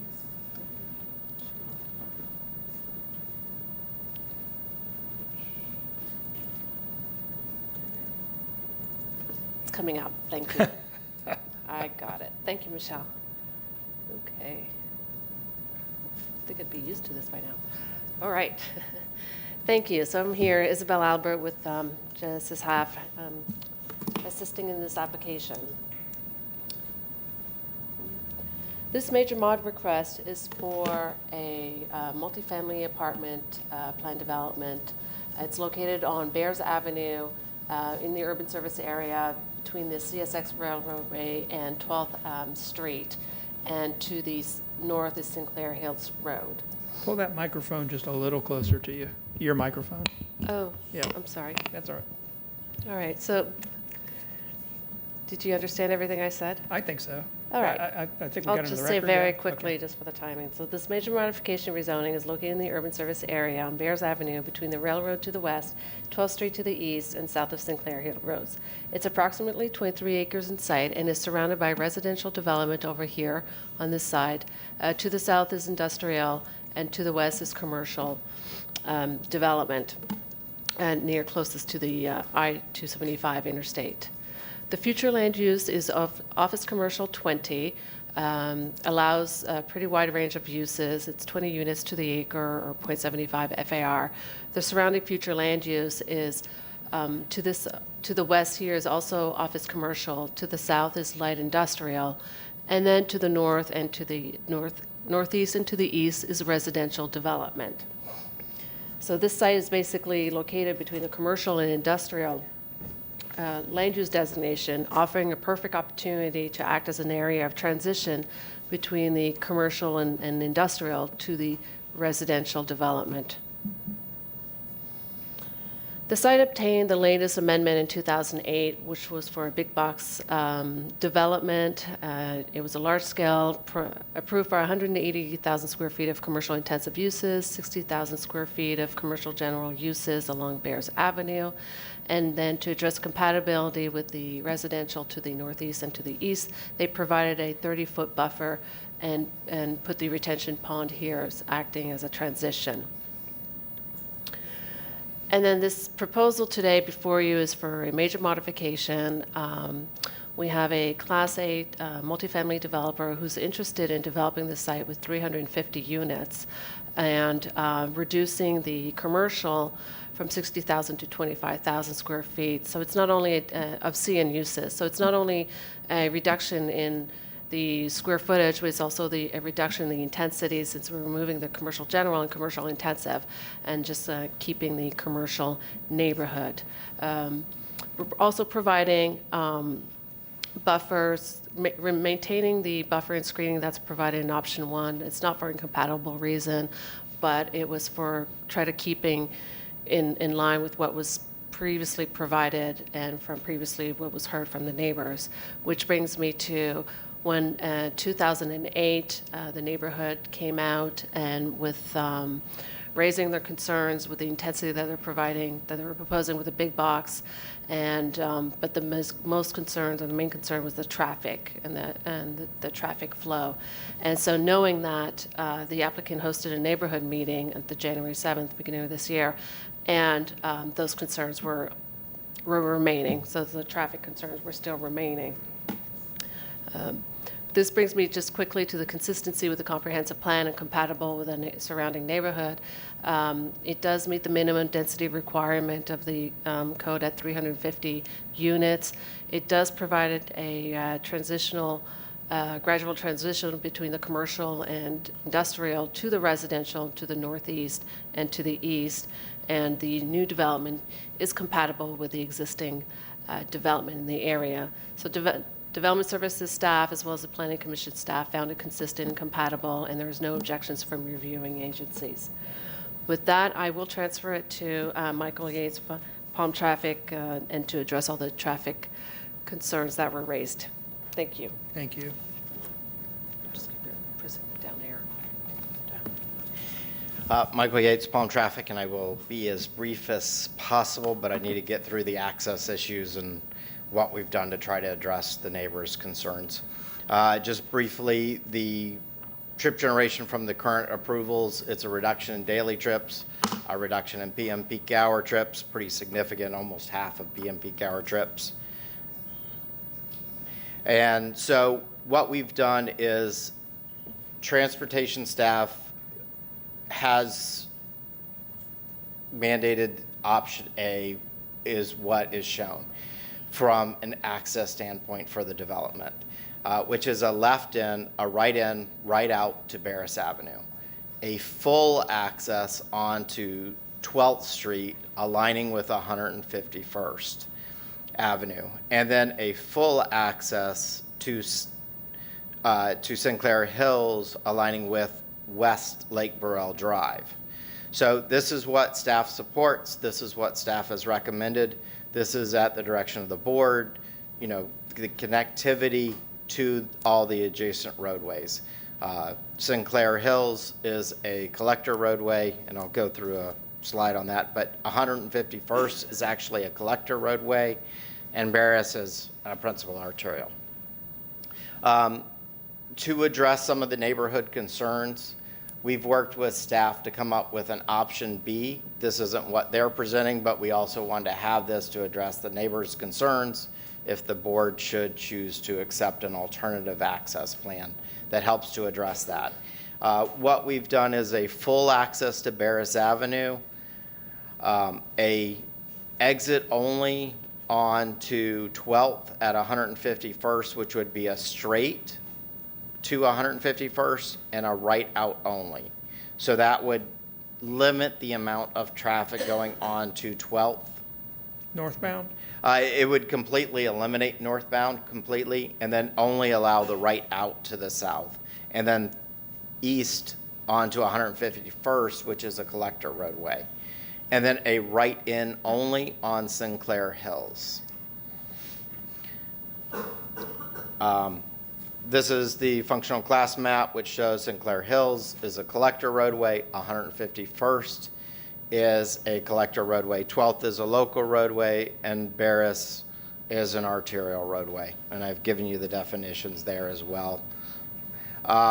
Just wanted to kind of go through the roadway network so you could kind of see this. We have two signals missing on here, but there's a existing signal at Barris and Nebraska, an existing signal at Barris and 16th. This is the site location right here. And then there is an existing signal at Barris and Livingston. There is also a signal at Sinclair Hills and Livingston, and a new signal at Nebraska and Sinclair Hills. So there is a lot of roadway connectivity. Obviously, Sinclair Hills and 151st being collector roadways, that is their intent. We don't anticipate that much of our traffic using those roadways, just primarily because the intent would be to go north on Livingston. That would be more commercial traffic going that way. Our commercial traffic's designed to be down towards Barris Avenue and not infringe into the neighborhood, so we've done everything we can to do that. We have the access out to 12th to give the secondary access for the commercial. That's all I have, but I'm happy to answer any questions you may have. We'll see, but that's good for now. Thank you. Thank you. Anything else from the applicant? Okay. And development services. Good evening, Michelle Heinrich, Development Services. As you heard, this is a major modification to an existing PD, which is 03-1124. And as you saw in the previous presentation, that is predominantly a commercial approval that they are now seeking to modify by adding a second development option that would allow 350 multifamily units and 25,000 square feet of commercial. So the current PD allows 180,000 square feet of limited commercial, intensive commercial general and commercial neighborhood zoning district uses. Under this one, they are replacing the majority of the commercial with the multifamily, and they're reducing the intensity and the square footage for the commercial uses that are allowed on the project. I would also note that two uses that were previously restricted, the applicants are adding back into the western out parcel only of the new CN area, and that is fast food restaurants and a kennel. So that is a change from the current PD to this modification. And right now, the current PD does allow for 2 access locations on Barris and 1 on Sinclair. As you heard in Mr. Yates's presentation, they have two access options before you tonight. One with the significant difference between them being the access on 12th and Sinclair. In both cases, they will have access on Beerus. And for option A, they'll have full access on 12th and Sinclair. And in the limited access, or option B, is when they will only allow the southbound exits, the right turn out and across to 151st, and then a right-in only at Sinclair.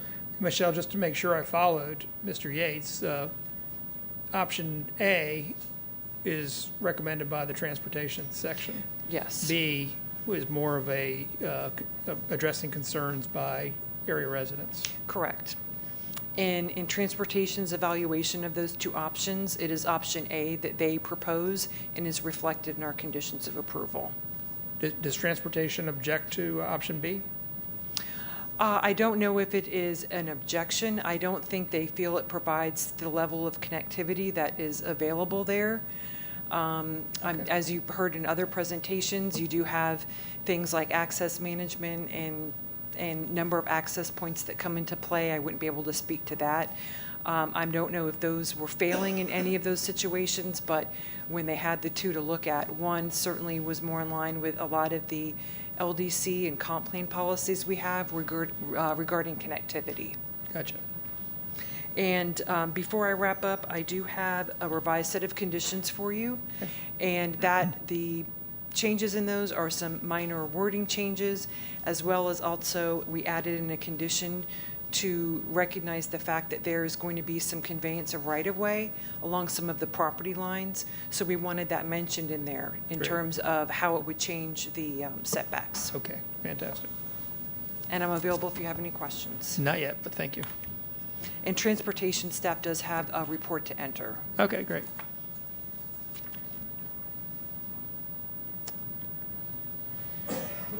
Thank you. Good evening, Zoning Master, Aya Yassin, Transportation Development Services. I have an updated staff report. And just to clarify the question, or to answer the question you asked, Michelle, we do not support option 2B because we believe that it will actually inhibit the conductivity, not for specifically the people who are going to be living in that neighborhood, but also the surrounding, for the whole Florida network as a whole. For example, if we are limiting the access on 12th Street to a left out and the throughout only, that doesn't make it that people who are coming to that multifamily neighborhood, coming from the east side, will not go through 12th all the way and then get to Bears and then go back up to Nebraska to get into the site. So just because we're restricting the driveways doesn't mean that they're not going to use the roads. And therefore, we're not supporting option 2B, although it is more preferred by the neighbors. Okay. And it's explained in my report. Appreciate that. Thank you. And the Planning Commission. Thank you. Melissa Leinhardt, Planning Commission staff. The subject property is located in the Office Commercial 20 and Residential 4 future land use categories. It is in the urban service area. 2.48 acres of the 29.76 subject property, or acre subject property. The portion north of Sinclair Hills Road is located within the limits of the Lutz Community Plan. However, the remainder of the property is not located within the limits of a community plan. The proposed major modification to PD 031124 would allow a development that's compatible with the surrounding uses and that is consistent with the Office Commercial 20 future land use category. Both options within the residential 4 portion of the site will be developed as retention. The applicant is seeking a second option to develop 350 multifamily residential units and 25,000 square feet of commercial uses. The requested density reflects what can be considered within the Office Commercial 20 future land use category. Based on an acreage of 23 acres, up to 460 units can be considered, and the applicant is requesting 350. The surrounding development pattern consists of a mixture of uses. Single-family detached residentials located to the east and northeast of the subject site. Light industrial uses are located to the south with light commercial, and this CSX railroad right-of-way located to the west. A lake and single-family residential units are located to the north of the subject site across Sinclair Hills Road. The proposed modification would be sensitive to the residential uses along Sinclair Hills Road and North 12th Street. Permitted uses within Pod A include commercial uses with restrictions of less intense uses to help mitigate impacts to that neighborhood along the eastern boundary of the site. The applicant has agreed to several conditions regarding buffering and screening, use limitations, hours of operation, lighting, and access management. The applicant is also placing the more intense commercial uses along Bears Avenue, which is consistent with policy direction. Per the site plan, internal connectivity between the non-residential and the residential uses will be provided. Providing connections between those developments is consistent with policy direction regarding creating a network of streets and sidewalks within neighborhoods and to other external neighborhoods. Overall, the proposed major modification would provide for a development pattern that is comparable to the mixed-use development pattern in the surrounding area. It also provides for an appropriate transition of intensity toward the residential uses found to the north and east of the subject site. And based upon those considerations, Planning Commission staff finds the proposed major modification consistent with the future of Hillsborough Comprehensive Plan for unincorporated Hillsborough County, subject to the conditions proposed by Development Services. Okay, thank you. Anybody tonight in support of this request? Good evening. Karen Mahalski, 7903 West Whitewater Court, Tampa, Florida, 33637. This is a great, as I understand, this is going to have some residential. It's a shame that we couldn't double the density because of Bears, because this is where we need it. As we get more money for transit, right, just to Skippers and to Bears would be, we could add a bus line. You have USF. This is where we need some good, hopefully affordable housing, and this is where we should be putting infill, and I support this. Okay, thank you. Anybody else in support? Okay, how many do we have in opposition? Raise your hand if you're in opposition. Okay, quickly, 1, 2, 3, 4, 10 or so. Has there been a primary speaker appointed? Yes? Is everybody else, does anybody else need to speak? Okay, come on, sir.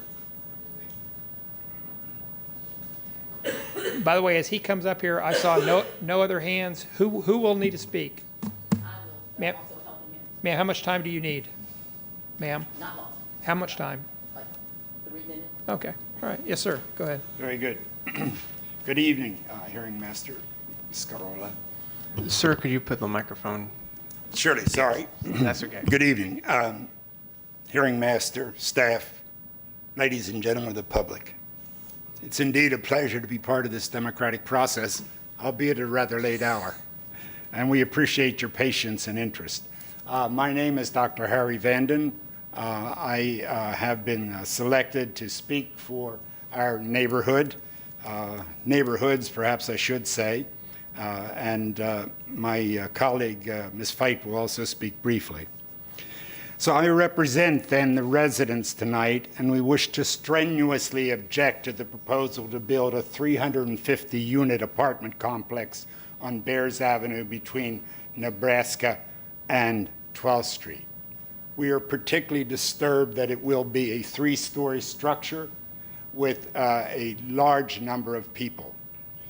This is a high-density project that is incompatible with the adjacent residential neighborhoods and will bring, as you can imagine, further congestion to the roads that are already overwhelmed. Well, our community is close to the Uptown or the University Innovation District. Most of it is in the Lutz land use district, and it has retained its semi-rural appeal through the years. It is a quiet neighborhood of single-family homes with many trees, green areas, and small lakes. Many of us have lived there for years, some 30 years or decades. There is a rich mix of income and ages amongst the homeowners and real diversity in housing. The appeal of the area has drawn also a growing number of families with young children. In many ways, it could be argued that this represents the best of development in Hillsborough County. Number 1, please.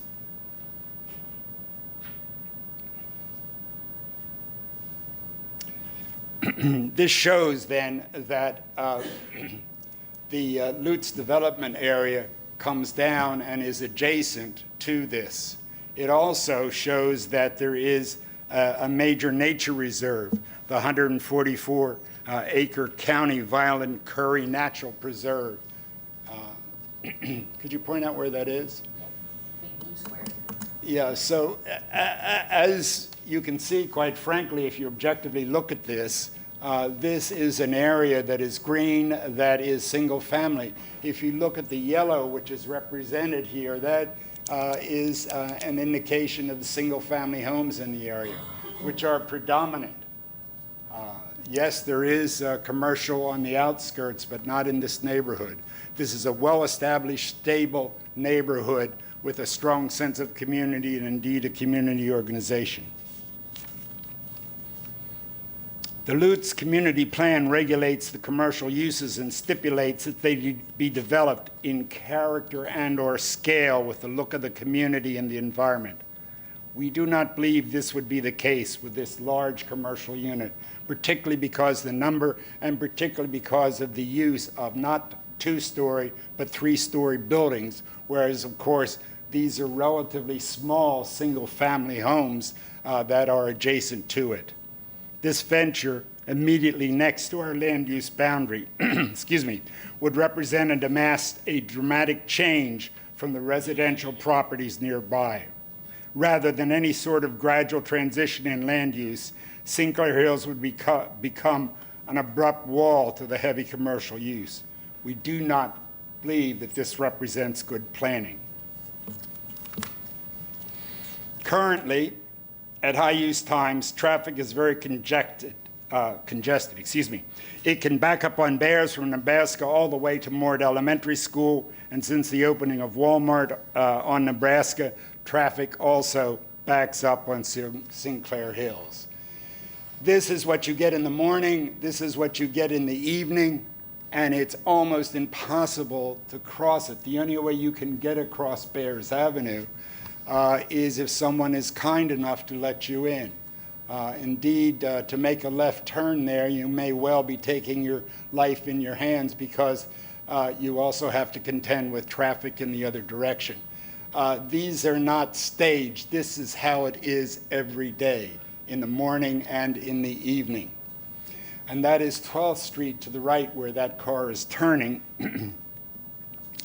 And this project then would add further congestion without, I say without, relieving any existing problems. The traffic on exceedingly narrow two-lane 12th Street similarly experiences backups during rush hour. The project would add scores more cars. The street is already hazardous with a deep ditch. Could you show 5, please? And then that's 12th Street, which is kind of raggedy, quite frankly. But worst of all, it has this very deep ditch that sometimes is as deep as 6 feet or so, sometimes filled with water. It should also be noted that this is the overflow ditch for Lake Burrell. But there is a third problem there as well, which is that there's a curb along the side of it. So even though it's narrow, the cars cannot get over. I guess they put it in because they're afraid too many more would go in the ditch. The developers, it would seem, would add to this problem without making significant improvements to the already inadequate roads. Yes, they've suggested some, but they are totally, we would argue, inconsistent and not sufficient. Further, the noise and congestion from the intense traffic jams would significantly deteriorate the neighborhood. The developers' concerns are narrow. They only want to provide tenant access and exit points, not to improve traffic flow or overall traffic safety.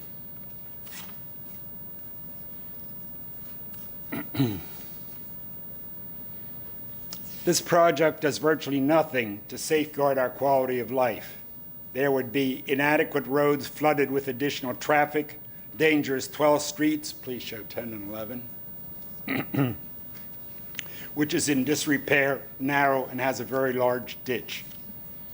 Already burdened Sinclair Hills and totally congested Bears Avenue would be further deteriorated and stressed.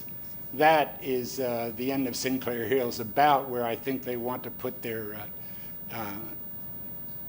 exit and ingress points there. It's not good. There are railroad tracks, there are businesses there. There's a very long wait at that light already just to get past it.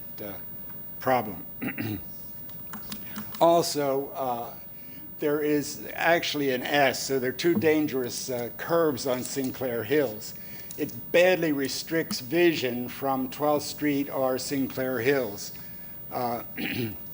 and also from East Lake Burrell Drive, because by the time you look and see that there's not a car coming, you look to the left the other way, and then there is a car coming. So it's dangerous also as you go through it, in that it is an S. It's hard for some folks to keep their cars on the correct side of the road.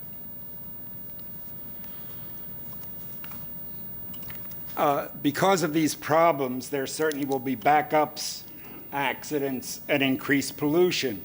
We now have cars that idle for 15 minutes in the area, and large numbers of them. This does not help pollution. This does not help our neighborhood.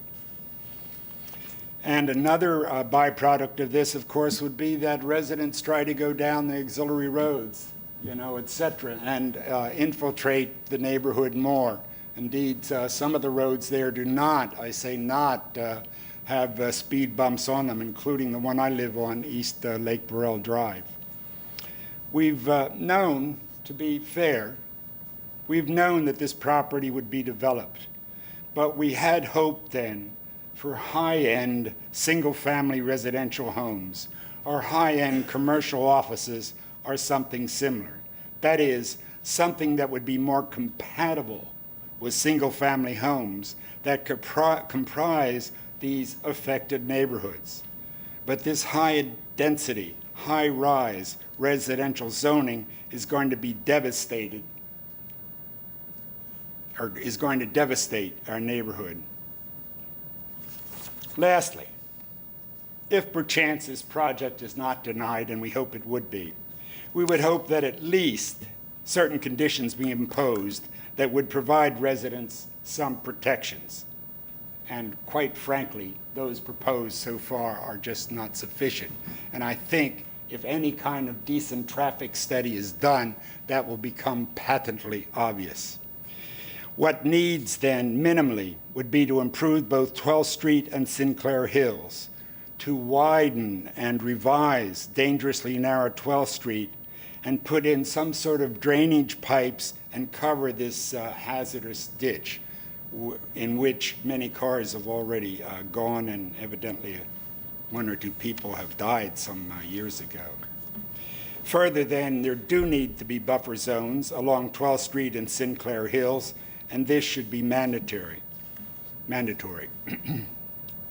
And per my last comment, speed bumps at least need to be provided in the residential streets that already don't have them. The idea of using a street perpendicular to 12th Street to get out of the neighborhood just means that people are going to race through this other neighborhood to the east of this complex.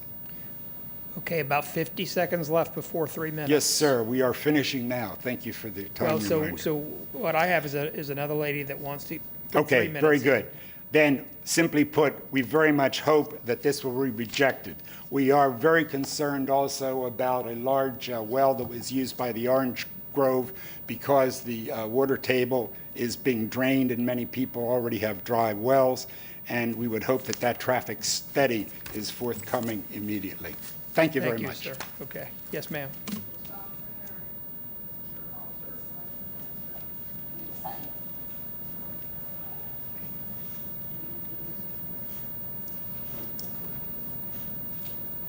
Good evening. Hi, my name is Barbara Fight, 16102 East Lake Burrell Drive, and I'm kind of a newcomer to the neighborhood because I've only lived there 48 years. We have many, many people who were literally born, lived, and died living in the same neighborhood, and now we have second and third generations. So we're one of the more stable, old-fashioned neighborhoods, I think, probably in Hillsborough County. We all, as he pointed out, are a green neighborhood because we do have the 144-acre preserve near us, and all the houses to the north of this proposed project live on lakes. There's lots and lots of wildlife, and we pride ourselves in being, part of the Lutz community. Since we are in the Lutz community plan, we feel like that should be weighted in the decision on what goes across the street from us. The neighbors closest to the proposed area live in a single-story home, and it's not fair to have 3 stories looking down on them. We have other concerns, the well capping, which is a big problem because there was another well on the other side of our neighborhood that was not restricted, and they ran lines to every home, and many of our neighborhood wells went dry as a result because they watered day and night. We also had agreed previously to the other zoning because it contained a lot of safeguards, and now a lot of those safeguards have disappeared.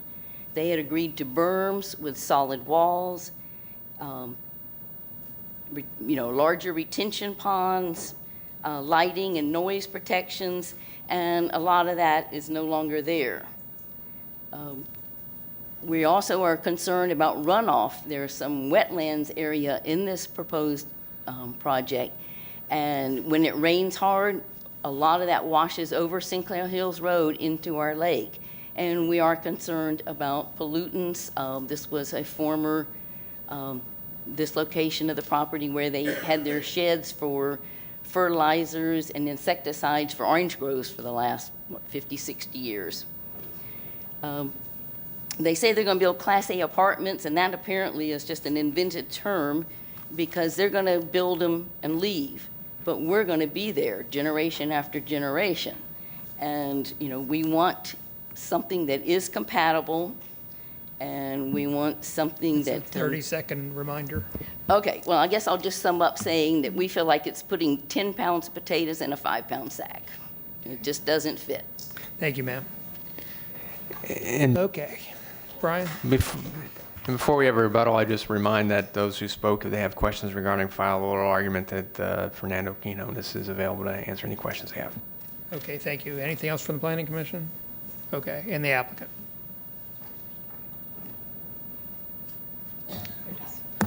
For the record, Isabel Albert. Well, I do want to address the compatibility and keep talking about the single family around there, but there is a single family development there, but there's also industrial, commercial, all around there too. It's an OC20. It is surrounded by office commercial to the west. You have light industrial to the east. This is acting like a transition to protect, and it's a policy in the comprehensive plan. It's a transition to protect the established neighborhood. So that I wanted to clarify. I also wanted to clarify that there was a statement there was wetlands on site. In fact, there is no wetlands. It was it's been walked through. EPC commented with no objections, so that's not going to be an issue. And talking about the transportation, I will leave that to Michael Yates. And I also wanted to just talk about, because we have to make some improvements, additional improvements that we did not anticipated when we did the site plan, will require possibly additional stormwater ponds. And so to the north, to the southeast corner where the commercial pond part is, with the revised site plan, when certification, we'll have to add in a little pond area for a potential pond in area. So I just wanted to make sure that. But in any case, you'll have to comply with swift mud requirements? That I will leave that to. Yes. Is that a yes? Yes. Thank you. And Hillsborough County stormwater requirements? All stormwater requirements. Okay. All right, thank you. Thank you. Michael Yates, Palm Traffic. I'm going to talk from the graphic for the access. We've gone through a design exception and administrative variance, and we've gone through a lot of discussions with staff on access and road conditions and road improvements and the best way to access the site. What we are doing on 12th, and we understand the condition of 12th, what we have agreed to do is from Barris north to Sinclair Hills is improved 12th to county standards. We did a modified typical section. We 11-foot lanes, curb and gutter. We're doing 5-foot sidewalk on the west side, the whole length of that. So we will bring that up to county standards.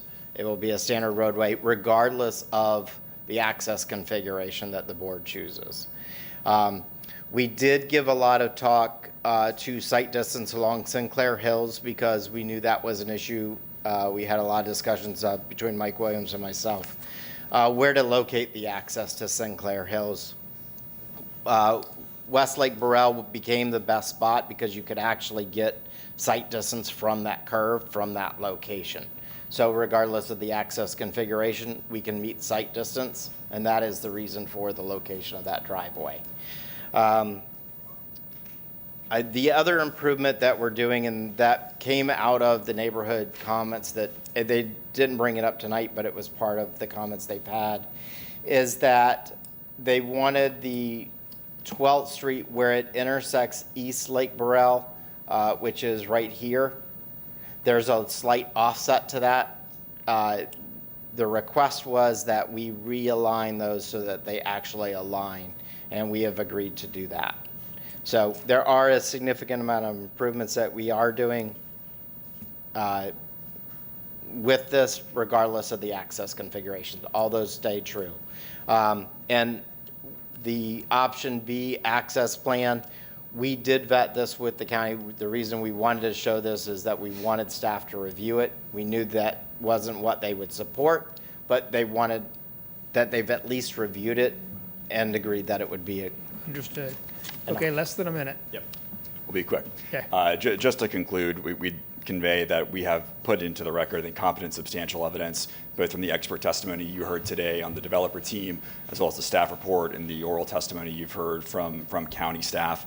A lot of the well-intentioned concerns that the neighborhood has raised, both the community meetings we've had and since then and today, simply are not competent substantial evidence that this doesn't comply with the law as it is today. There was a comment that there's no safeguard for quality of life. That's really what the land development code and the comprehensive plan are, and there are mechanisms to change that. But that's not really the purpose of this hearing today, which needs to be evaluated based on what the code is, what the comp plan is as of today, but there is significant evidence that we're compliant with that and that this is a compatible and positive development. Thank you. Okay, thank you. And with that, we're going to close Major Mod 2108. The next item is agenda item D11, rezoning 20-0172. The request is rezoned from PD and AS1 to plan development. Michelle Heinrich will provide staff recommendation at the presentation by the applicant. Okay, is the applicant here for 2118? Good evening. Good evening, Lise Batzel with Stearns Weaver, 401 East Jackson, Suite 2100. I do have some materials to submit to the record. Okay, great.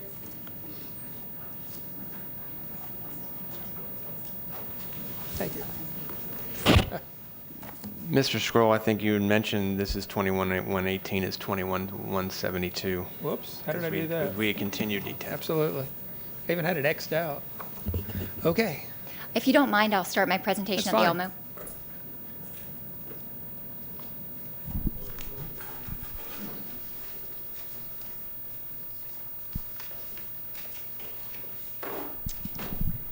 This property is generally located in Riverview.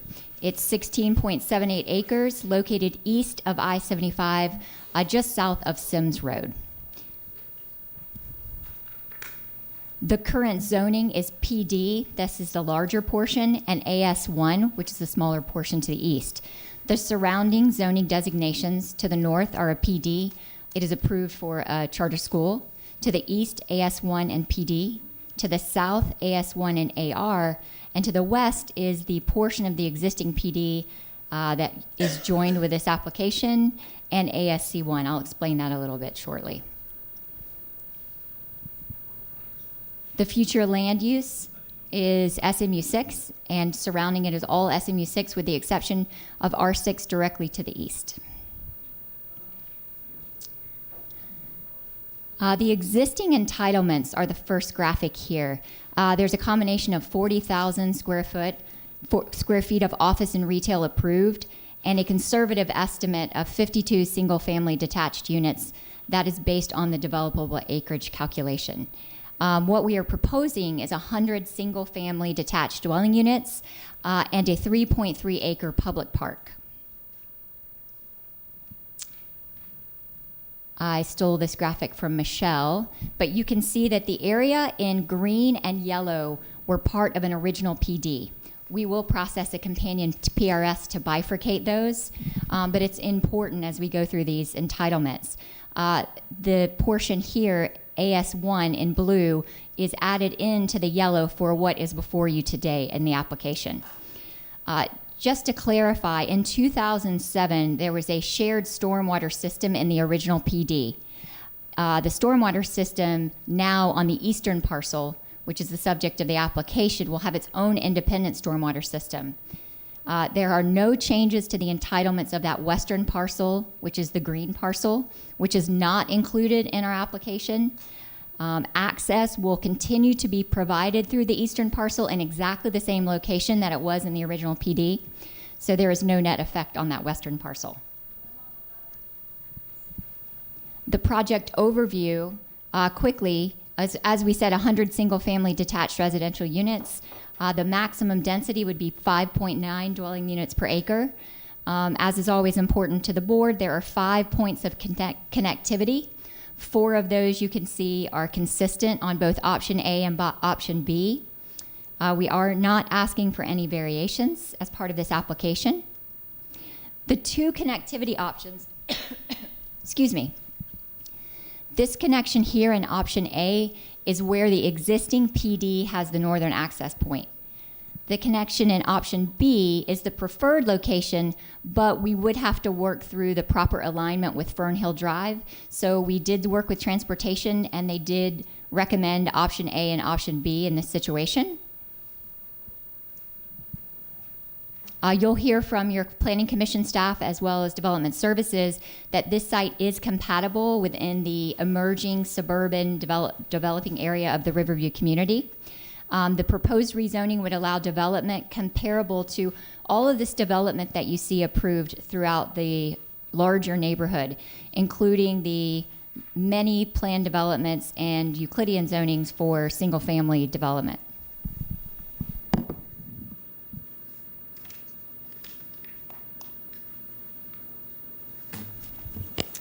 This application is consistent with a comprehensive plan. Objective 1 encourages growth inside the urban service area, check. Policy 1.2 encourages new projects to be above 75% of the allowable density. We check that box. Policy 1.4 encourages compatibility and maintenance of the character of the existing area and development. We check that box. Policy 16.8 promotes development which has similar characteristics of the surrounding area. As you saw in the graphic before, and as reiterated in Staff and Planning Commission's report, we check that box as well. Finally, Policy 19.1 requires a mix of uses when you're in the future land use of SMU 6. That usually is required when you're over 20 acres, but because this was originally, we're only 16.7 acres, but because were originally part of a larger PD, we have agreed to have the second use, which is the public park containing 3.3 acres. Just very briefly, I'd like to introduce Steve Henry with Links & Associates to talk briefly about transportation. Okay, thank you.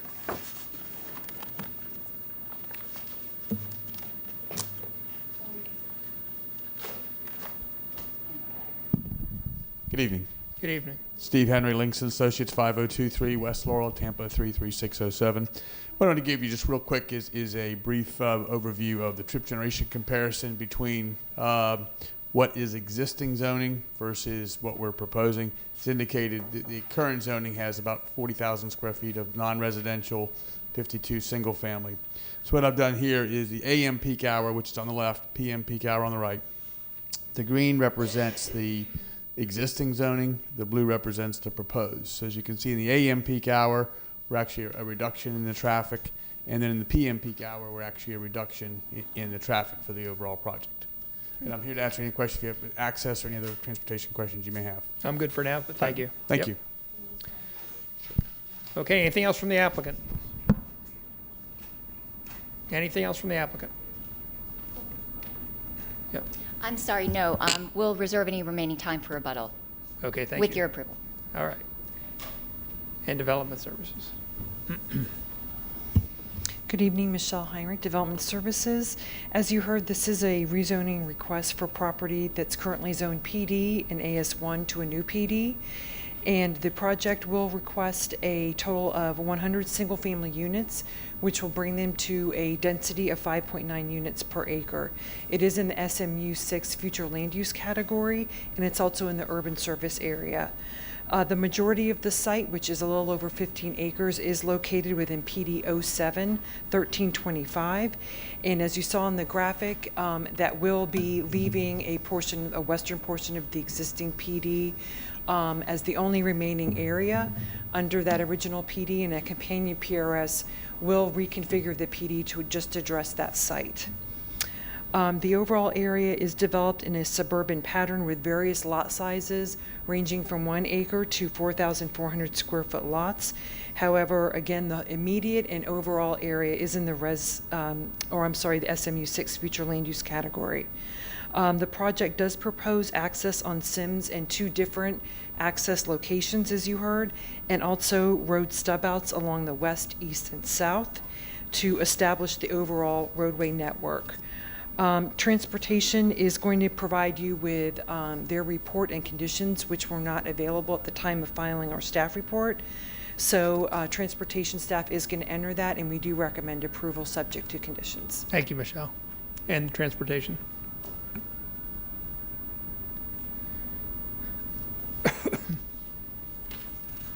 Good evening, Yassine. I'm here to present my transportation comments. I just noticed that there was a minor error about the number of units that I calculated for the proposed trips, and but it's still going to be a reduction of number of trips. It's a matter of from 93 to 100.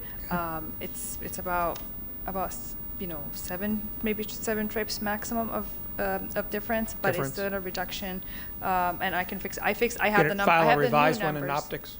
I have the new numbers. I can just write them down really quick and. give them You're to you. welcome to. Okay.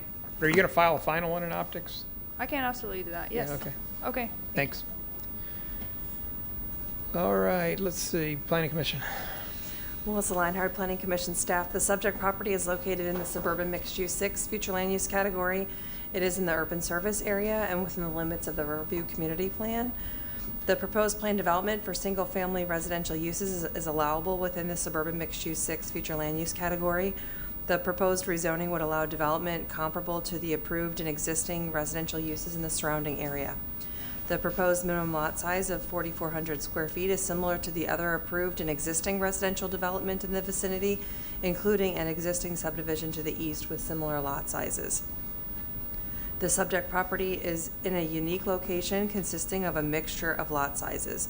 West of the site is existing large lot residential, but there is also a presence of smaller lots to the northeast and further south of the site. Comprehensive plan policies indicate that compatibility does not require development that is the same as the surrounding development pattern and encourages a variety of lot sizes.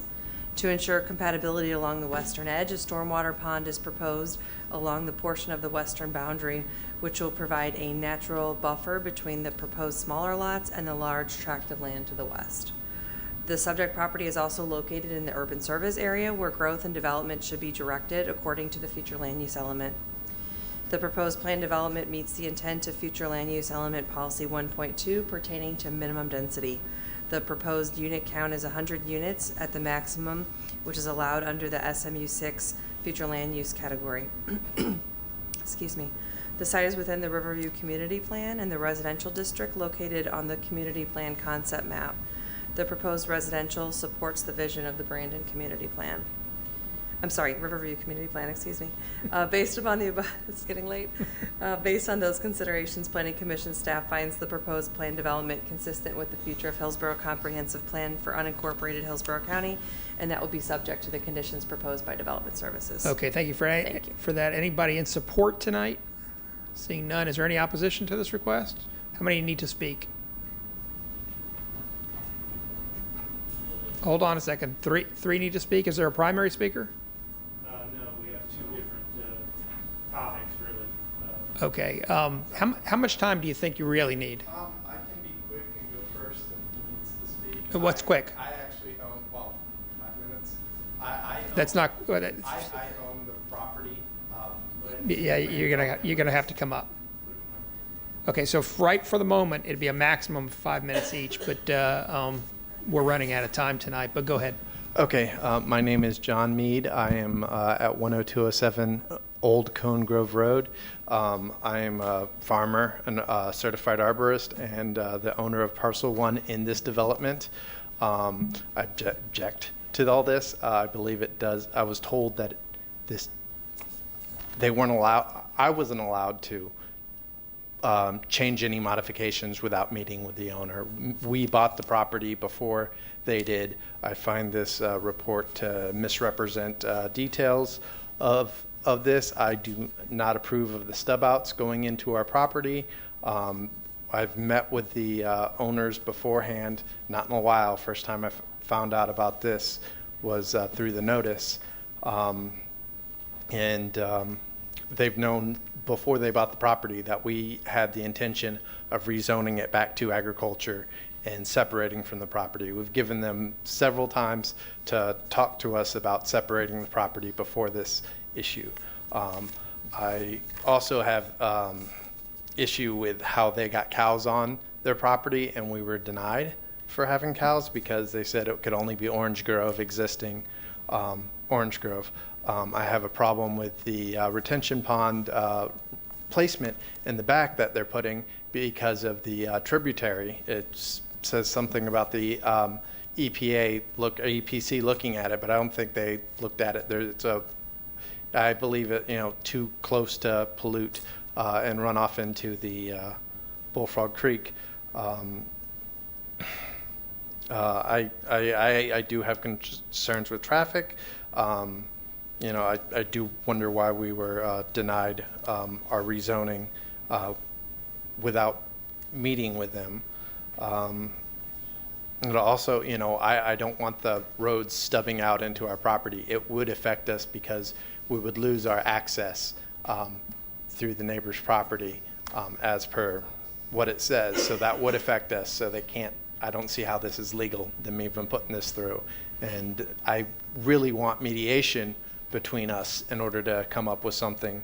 And I'd also like an agricultural buffer between our properties because I want to put cows and stuff. I have a lot more to say, but there's not a lot of time, and I want to leave time for other Okay, people. thank you for your comments. Yes, sir.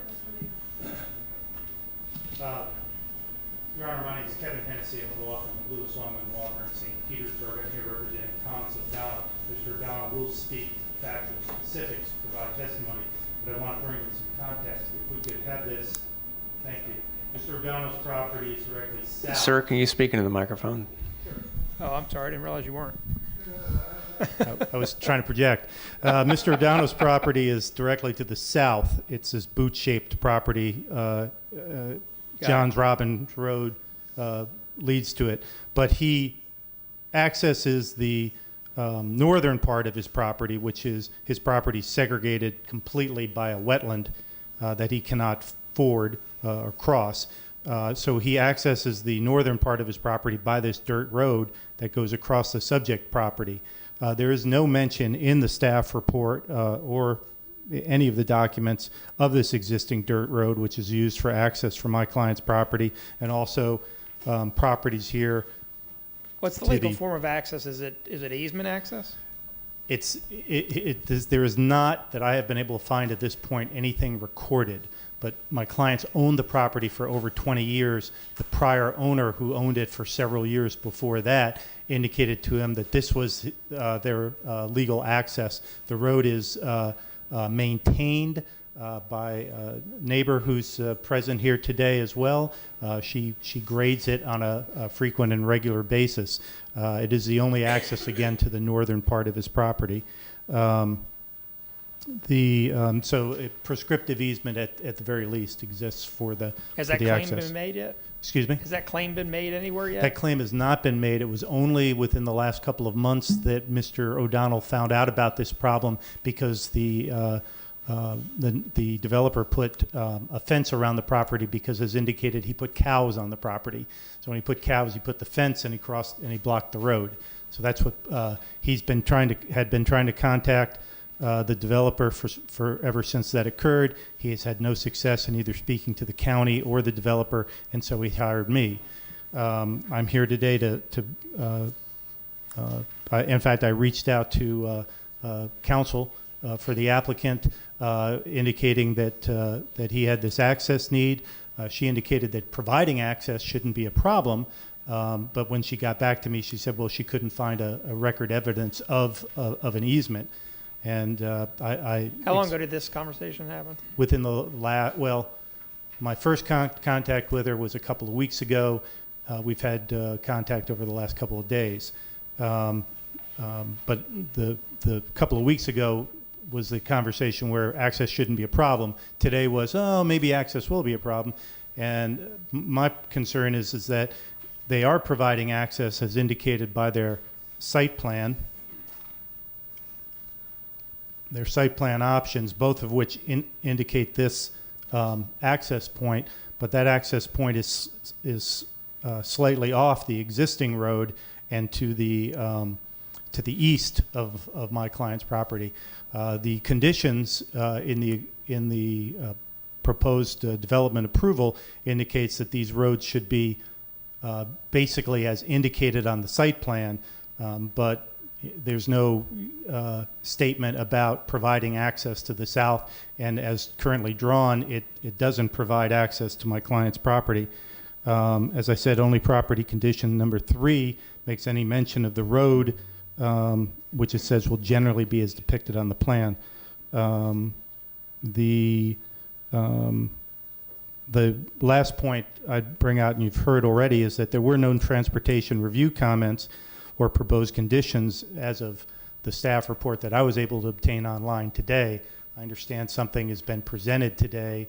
I haven't seen those comments, so I have no ability to provide any meaningful comment on anything that hasn't been provided to the public. At this time, I'd like Mr. O'Donnell to speak. Thank you. Thank you. Good evening, sir. Good evening. Thomas O'Donnell, 11637 John Robbins Road, Riverview, Florida, 33578. I have what I consider and my deceased wife considered one of the most pristine pieces of property in all of Hillsborough County. Okay. It's ferned. It's got a natural creek that runs through it. It's from a spring that's 2 properties to the east of us. It's a natural spring that flows 24/7, 365, and has for the last 40 years. Okay. It flows down across my property, and it crosses the northwest boundary of the proposed property, and they want to cut that creek off and turn it into a retention pond. That creek flows into Little Bullfrog Creek, that flows into Bullfrog Creek, that flows into flows into the bay. I cannot understand why they would be able to disrupt a flow like that and turn it into a retention pond. The traffic is another problem.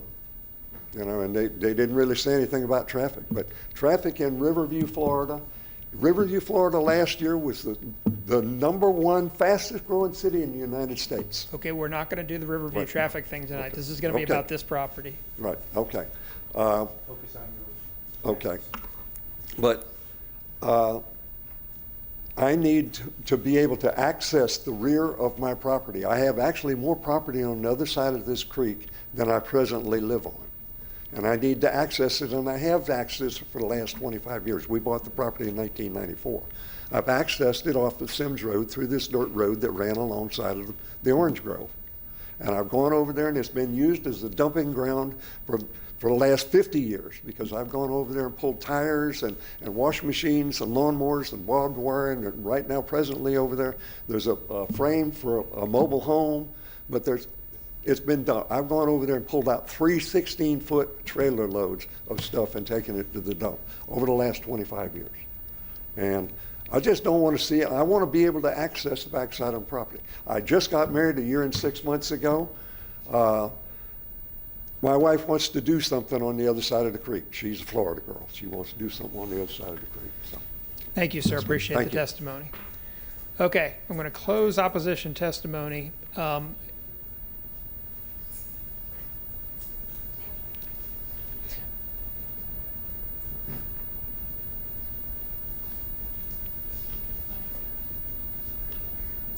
Brian, I want to make sure you don't, if there's something that you need to discuss. No, I think A is going to put in the transportation comments. Okay. Again, they address the access points and everything that was discussed by the applicant in their presentation. So really, it just confirms what that is, and she'll put All that right. in the record. Go right ahead. Exactly. I just had the numbers changed really quickly because of the difference, but all the other conditions are consistent and correct. So all the conditions that are in this report are up to date, and I would like to put it on the record. Was this access issue brought to transportation's attention? The access points were actually to improve connectivity. It's number 6 in our report. It says a connectivity cross-access. The applicant is required to construct the following cross-access step-outs. 2 cross-access step-outs to the west along the property boundary. 1 cross-access step-out to the east for future connection to Calypto Orchid Court. And a cross-access step-out along the southern property boundary for future connection to the south and also for emergency access. So the southern cross-access is actually required per the Land Development Code as an emergency access step-out needed. I hear you, but does that address at all the specific access requirement of this gentleman? We're not aware of this issue, so the plan. this is new? Yeah, because the plan doesn't provide for. We're not aware of any easement access or whatever. So yeah, this is something new for us. It's a new issue. All right. Are you going to submit those? Yes. Okay, thank you. Anything from the Planning Commission on this? Okay. And the applicant? Thank you. Elise Batzel, Stearns Weaver for the record. Just quickly, I'd like Clark Lowmiller with Ardura to just address some of the issues related to the retention pond and the runoff before I start. Hi, good evening. Clark Good evening. Miller, 4921 Memorial Highway with Ardura Group. The pond is generally located right now at the southeastern corner or southwestern corner because of the topo that we know that. We will still have to comply with FEMA with floodplain, floodway issues as well as EPC. So to the gentleman's point, we're not looking to cut off any of the flowing Little Bullfrog Creek. We are just going to move it up the hill as necessary and make sure everything stays out of the floodway and floodplain. So Okay, thank you. With respect to some of the comments that Mr. Mead made, obviously he was objecting to the access to his property. That access is maintaining the exact location that it is currently under the PD, and that's what staff is required as part of the condition of moving forward, so that those 2 access points are existing with the current entitlements, and we will maintain those access points for the benefit of his property. Well, so tell me your position about this claim of access of the adjacent property owner. If it's okay, I'm gonna go to the rest of Mead's comments and then go, because I have Sure, some that's fine, aerials, yeah. if you don't mind. No. It's late, I gotta keep on track. I'm No old. problem.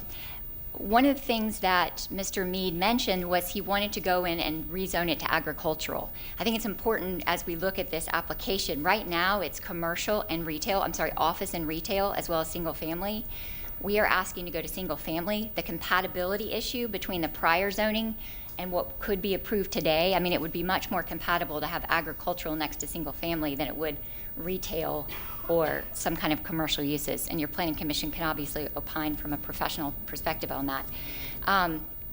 You obviously have to consider before you today the current zoning of the property rather than any speculative zoning that he may or may not like to pursue in the future. With respect to the access in the north, I'm going to just look down, take these documents with me to the Elmo, if you don't mind. Yep.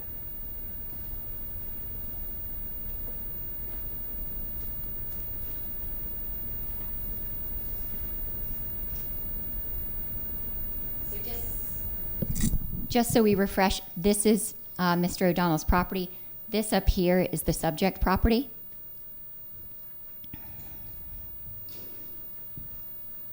This is his property in relation to our property.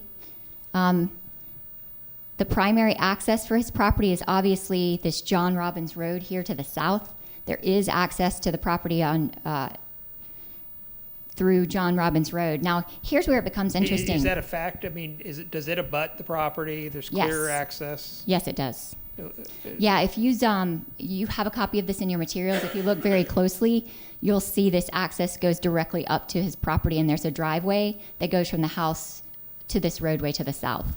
And just out of curiosity, have you seen any surveys of this at all to Not of his property. Now, included in your record is a title commitment of our property as well as a survey, which shows that there is no legal easement of record showing that he has any access. But I do want to address the prescriptive easement if I could.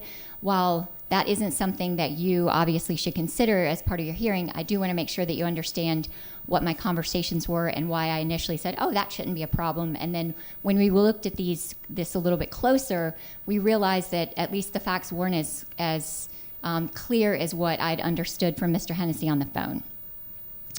So in 2006, okay, this is the very southern portion of our property. This would be his property here. 2006, there is no roadway, Orange Groves. 2011, you can see where the roadway here comes in to functionally serve these houses, but that roadway doesn't extend all the way down to his property. The same thing happens in 2016. This defined roadway, which is one of the requirements, by the way, of a prescriptive easement, is if you're claiming access from some kind of right-of-way, there has to be a defined boundary of the property that you're claiming. I would assume. What's the is it common law time frame of prescriptive easement? What is that typically? It's like 20 or 30 years. I should probably know that. But it's past the time of knowing that it exists. Absolutely. 2000, and it has to be open notorious. It has to be without permission. Those are all elements of a prescriptive easement case. But the most important thing for us is this sort of defined path. You can see here in 2018, again, this defined path, if there were a defined path, wasn't in existence in 2006, and it certainly doesn't come all the way to his property. I'm just going to finish.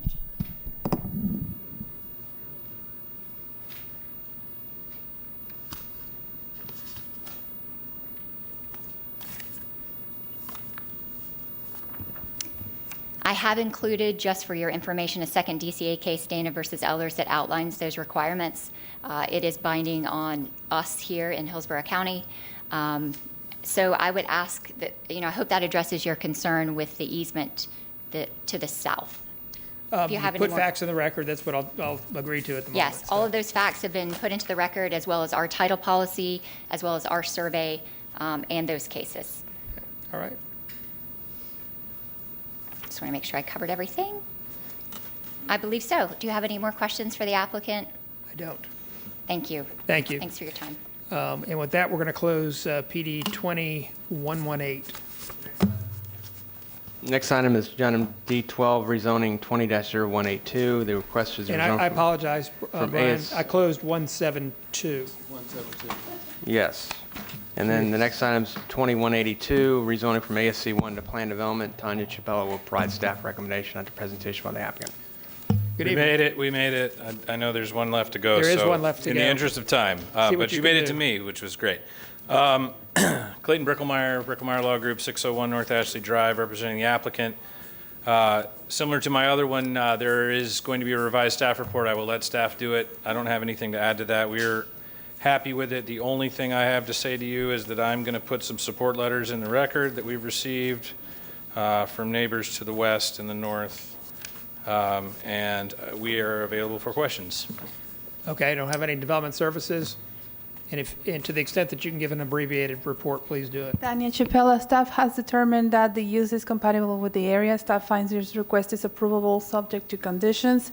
The report will be amended to allow for a 20-foot front setback. We are removing a restriction for a 4,000 square feet restaurant.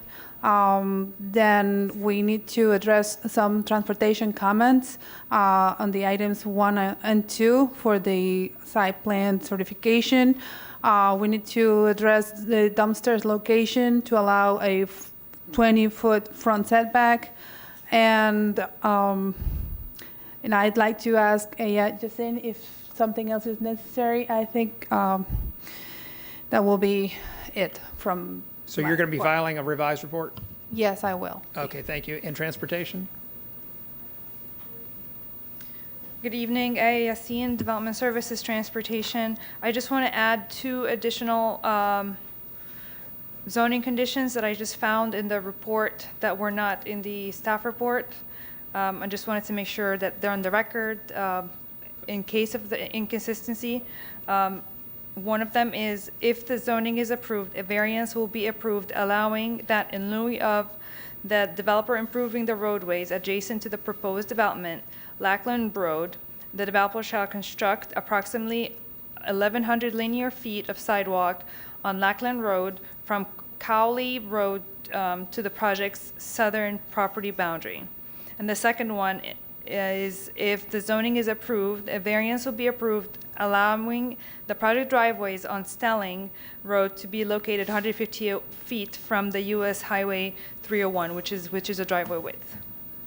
So this one, if the design, I'm not sure if design exceptions were approved, but if they were be approved, these are the design exceptions, which is basically saying that instead of making improvements on Lackland Road, they have to build sidewalks, and that the county engineer is allowing them to have the access driveways 150 feet from the intersection of Stelling and US 301. Okay. So the and throat depth. You intend to submit that into the Yes, optics? yes. Okay, in the planning commission?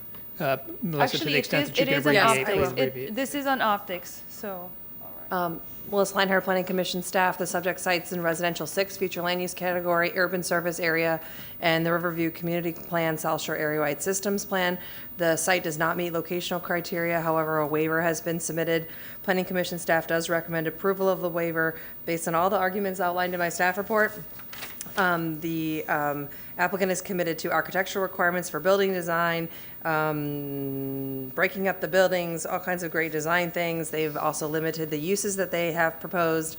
And based on all those things, those considerations, Planning Commission staff finds the proposed plan development consistent with the comprehensive plan subject to conditions. Okay, thank you for that. Anybody in support?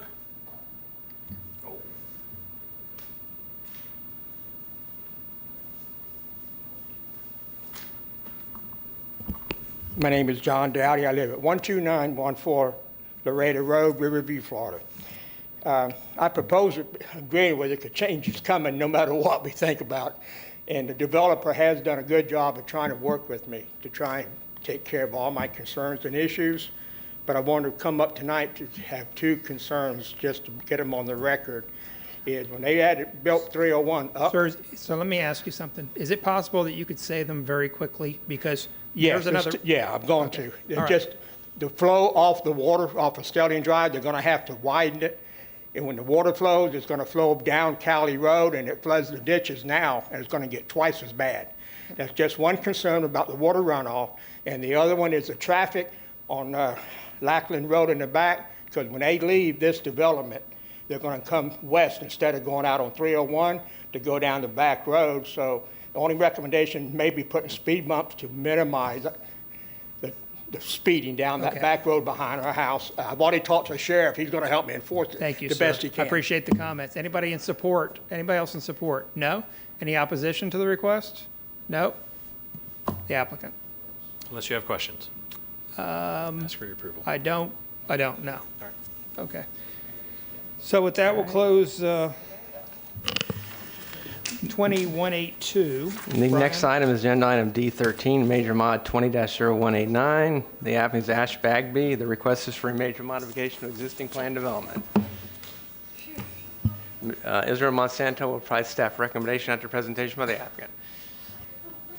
You did it, sir. Good You did evening. Just under the time there. Brian Smith, 307th 11th Avenue East, Palmetto, Florida. I'm representing the applicant to amend the PD to include a elementary school on the property that is already approved for high school, which was built, and a middle school, which was approved last year. With that, I'm going to turn it over to staff, and I'm here to answer any questions or address any concerns. Okay, thank you. Thank you.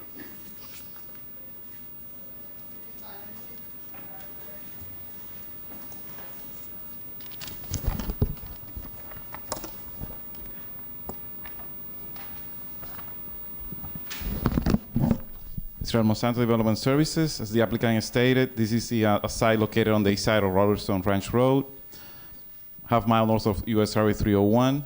The site is 32 acres in size, and the site today consists of a high school, and a middle school was added last year. This major modification is to add an elementary school located on the east side, will be located on the east side of the project site. This is the current high school being built. This is the middle school approved yet, with the last major modification. And this is the proposed elementary school, which will be attached to the elementary school. So basically the site is going from 1,260 students to a total of 1,960. The elementary school will add 700 students. There is also a buffer along Robertson Ranch that's going to be eliminated only adjacent to the baseball field. As you note here on the current approved site plan, the baseball field was already encroaching into the buffer, but it wasn't added as a condition. So the applicant wants that condition to be memorialized through this major modification. The buffer will only be reduced only where the baseball field is located. Staff finds that there is no compatibility issues with this request. The school site is large enough to accommodate all three schools. The applicant submitted a updated vehicle stacking plan, and transportation staff reviewed it and found it approvable. There is no reduction of other buffers and screening from the residential uses along the south, and all other setbacks are being maintained along the west. Changes will not alter the integrity of the PD. No changes to development standards are being proposed. And the buffer area along the south, again, is being maintained. There is also a wellhead area along the east, and the applicant acknowledged that those reviews will be included when they come through site development review. And no reviewing agencies objected to this request, and I'm available if you have any questions. Thank you, Mr. Monsanto. There is an updated staff report for a minor edit on page 9, and I will hand out that, and it will be also uploaded to Optics. Okay, thank you. And the Planning Commission. Melissa Leinhardt, Planning Commission staff. The subject property is located in the Community Mixed Use 12 Future Land Use category.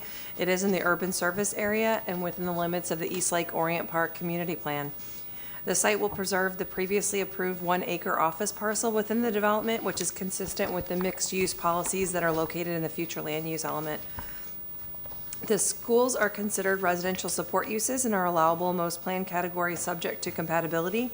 They're also encouraged to be located in residential areas to be able to support the neighborhood residential population. The proposed modification is comparable to the surrounding development pattern, as the subject property is surrounded by scattered residential uses.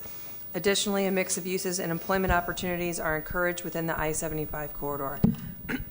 Excuse me. Furthermore, the East Lake Orient Park Community Plan emphasizes the importance of business growth and the provision of jobs within the community. Specifically, the community plan encourages businesses along US Highway 301 between Hillsborough and the Tampa Bypass Canal. Though the site does not have direct frontage along US Highway 301, it is located within a half a mile of this roadway and helps to fulfill the intent of the community plan language. And based upon those considerations, Planning Commission staff finds the proposed major modification consistent with the future of Hillsborough Comprehensive Plan for unincorporated Hillsborough County, subject to the conditions proposed by Development Services. Okay, thank you. Anybody tonight in support? Seeing none, is there any opposition? No? Anything else from the applicant? No. Okay, with that, we're going to close Major Mod 20-189, and that'll do it for our hearing. Thanks for everybody's cooperation tonight.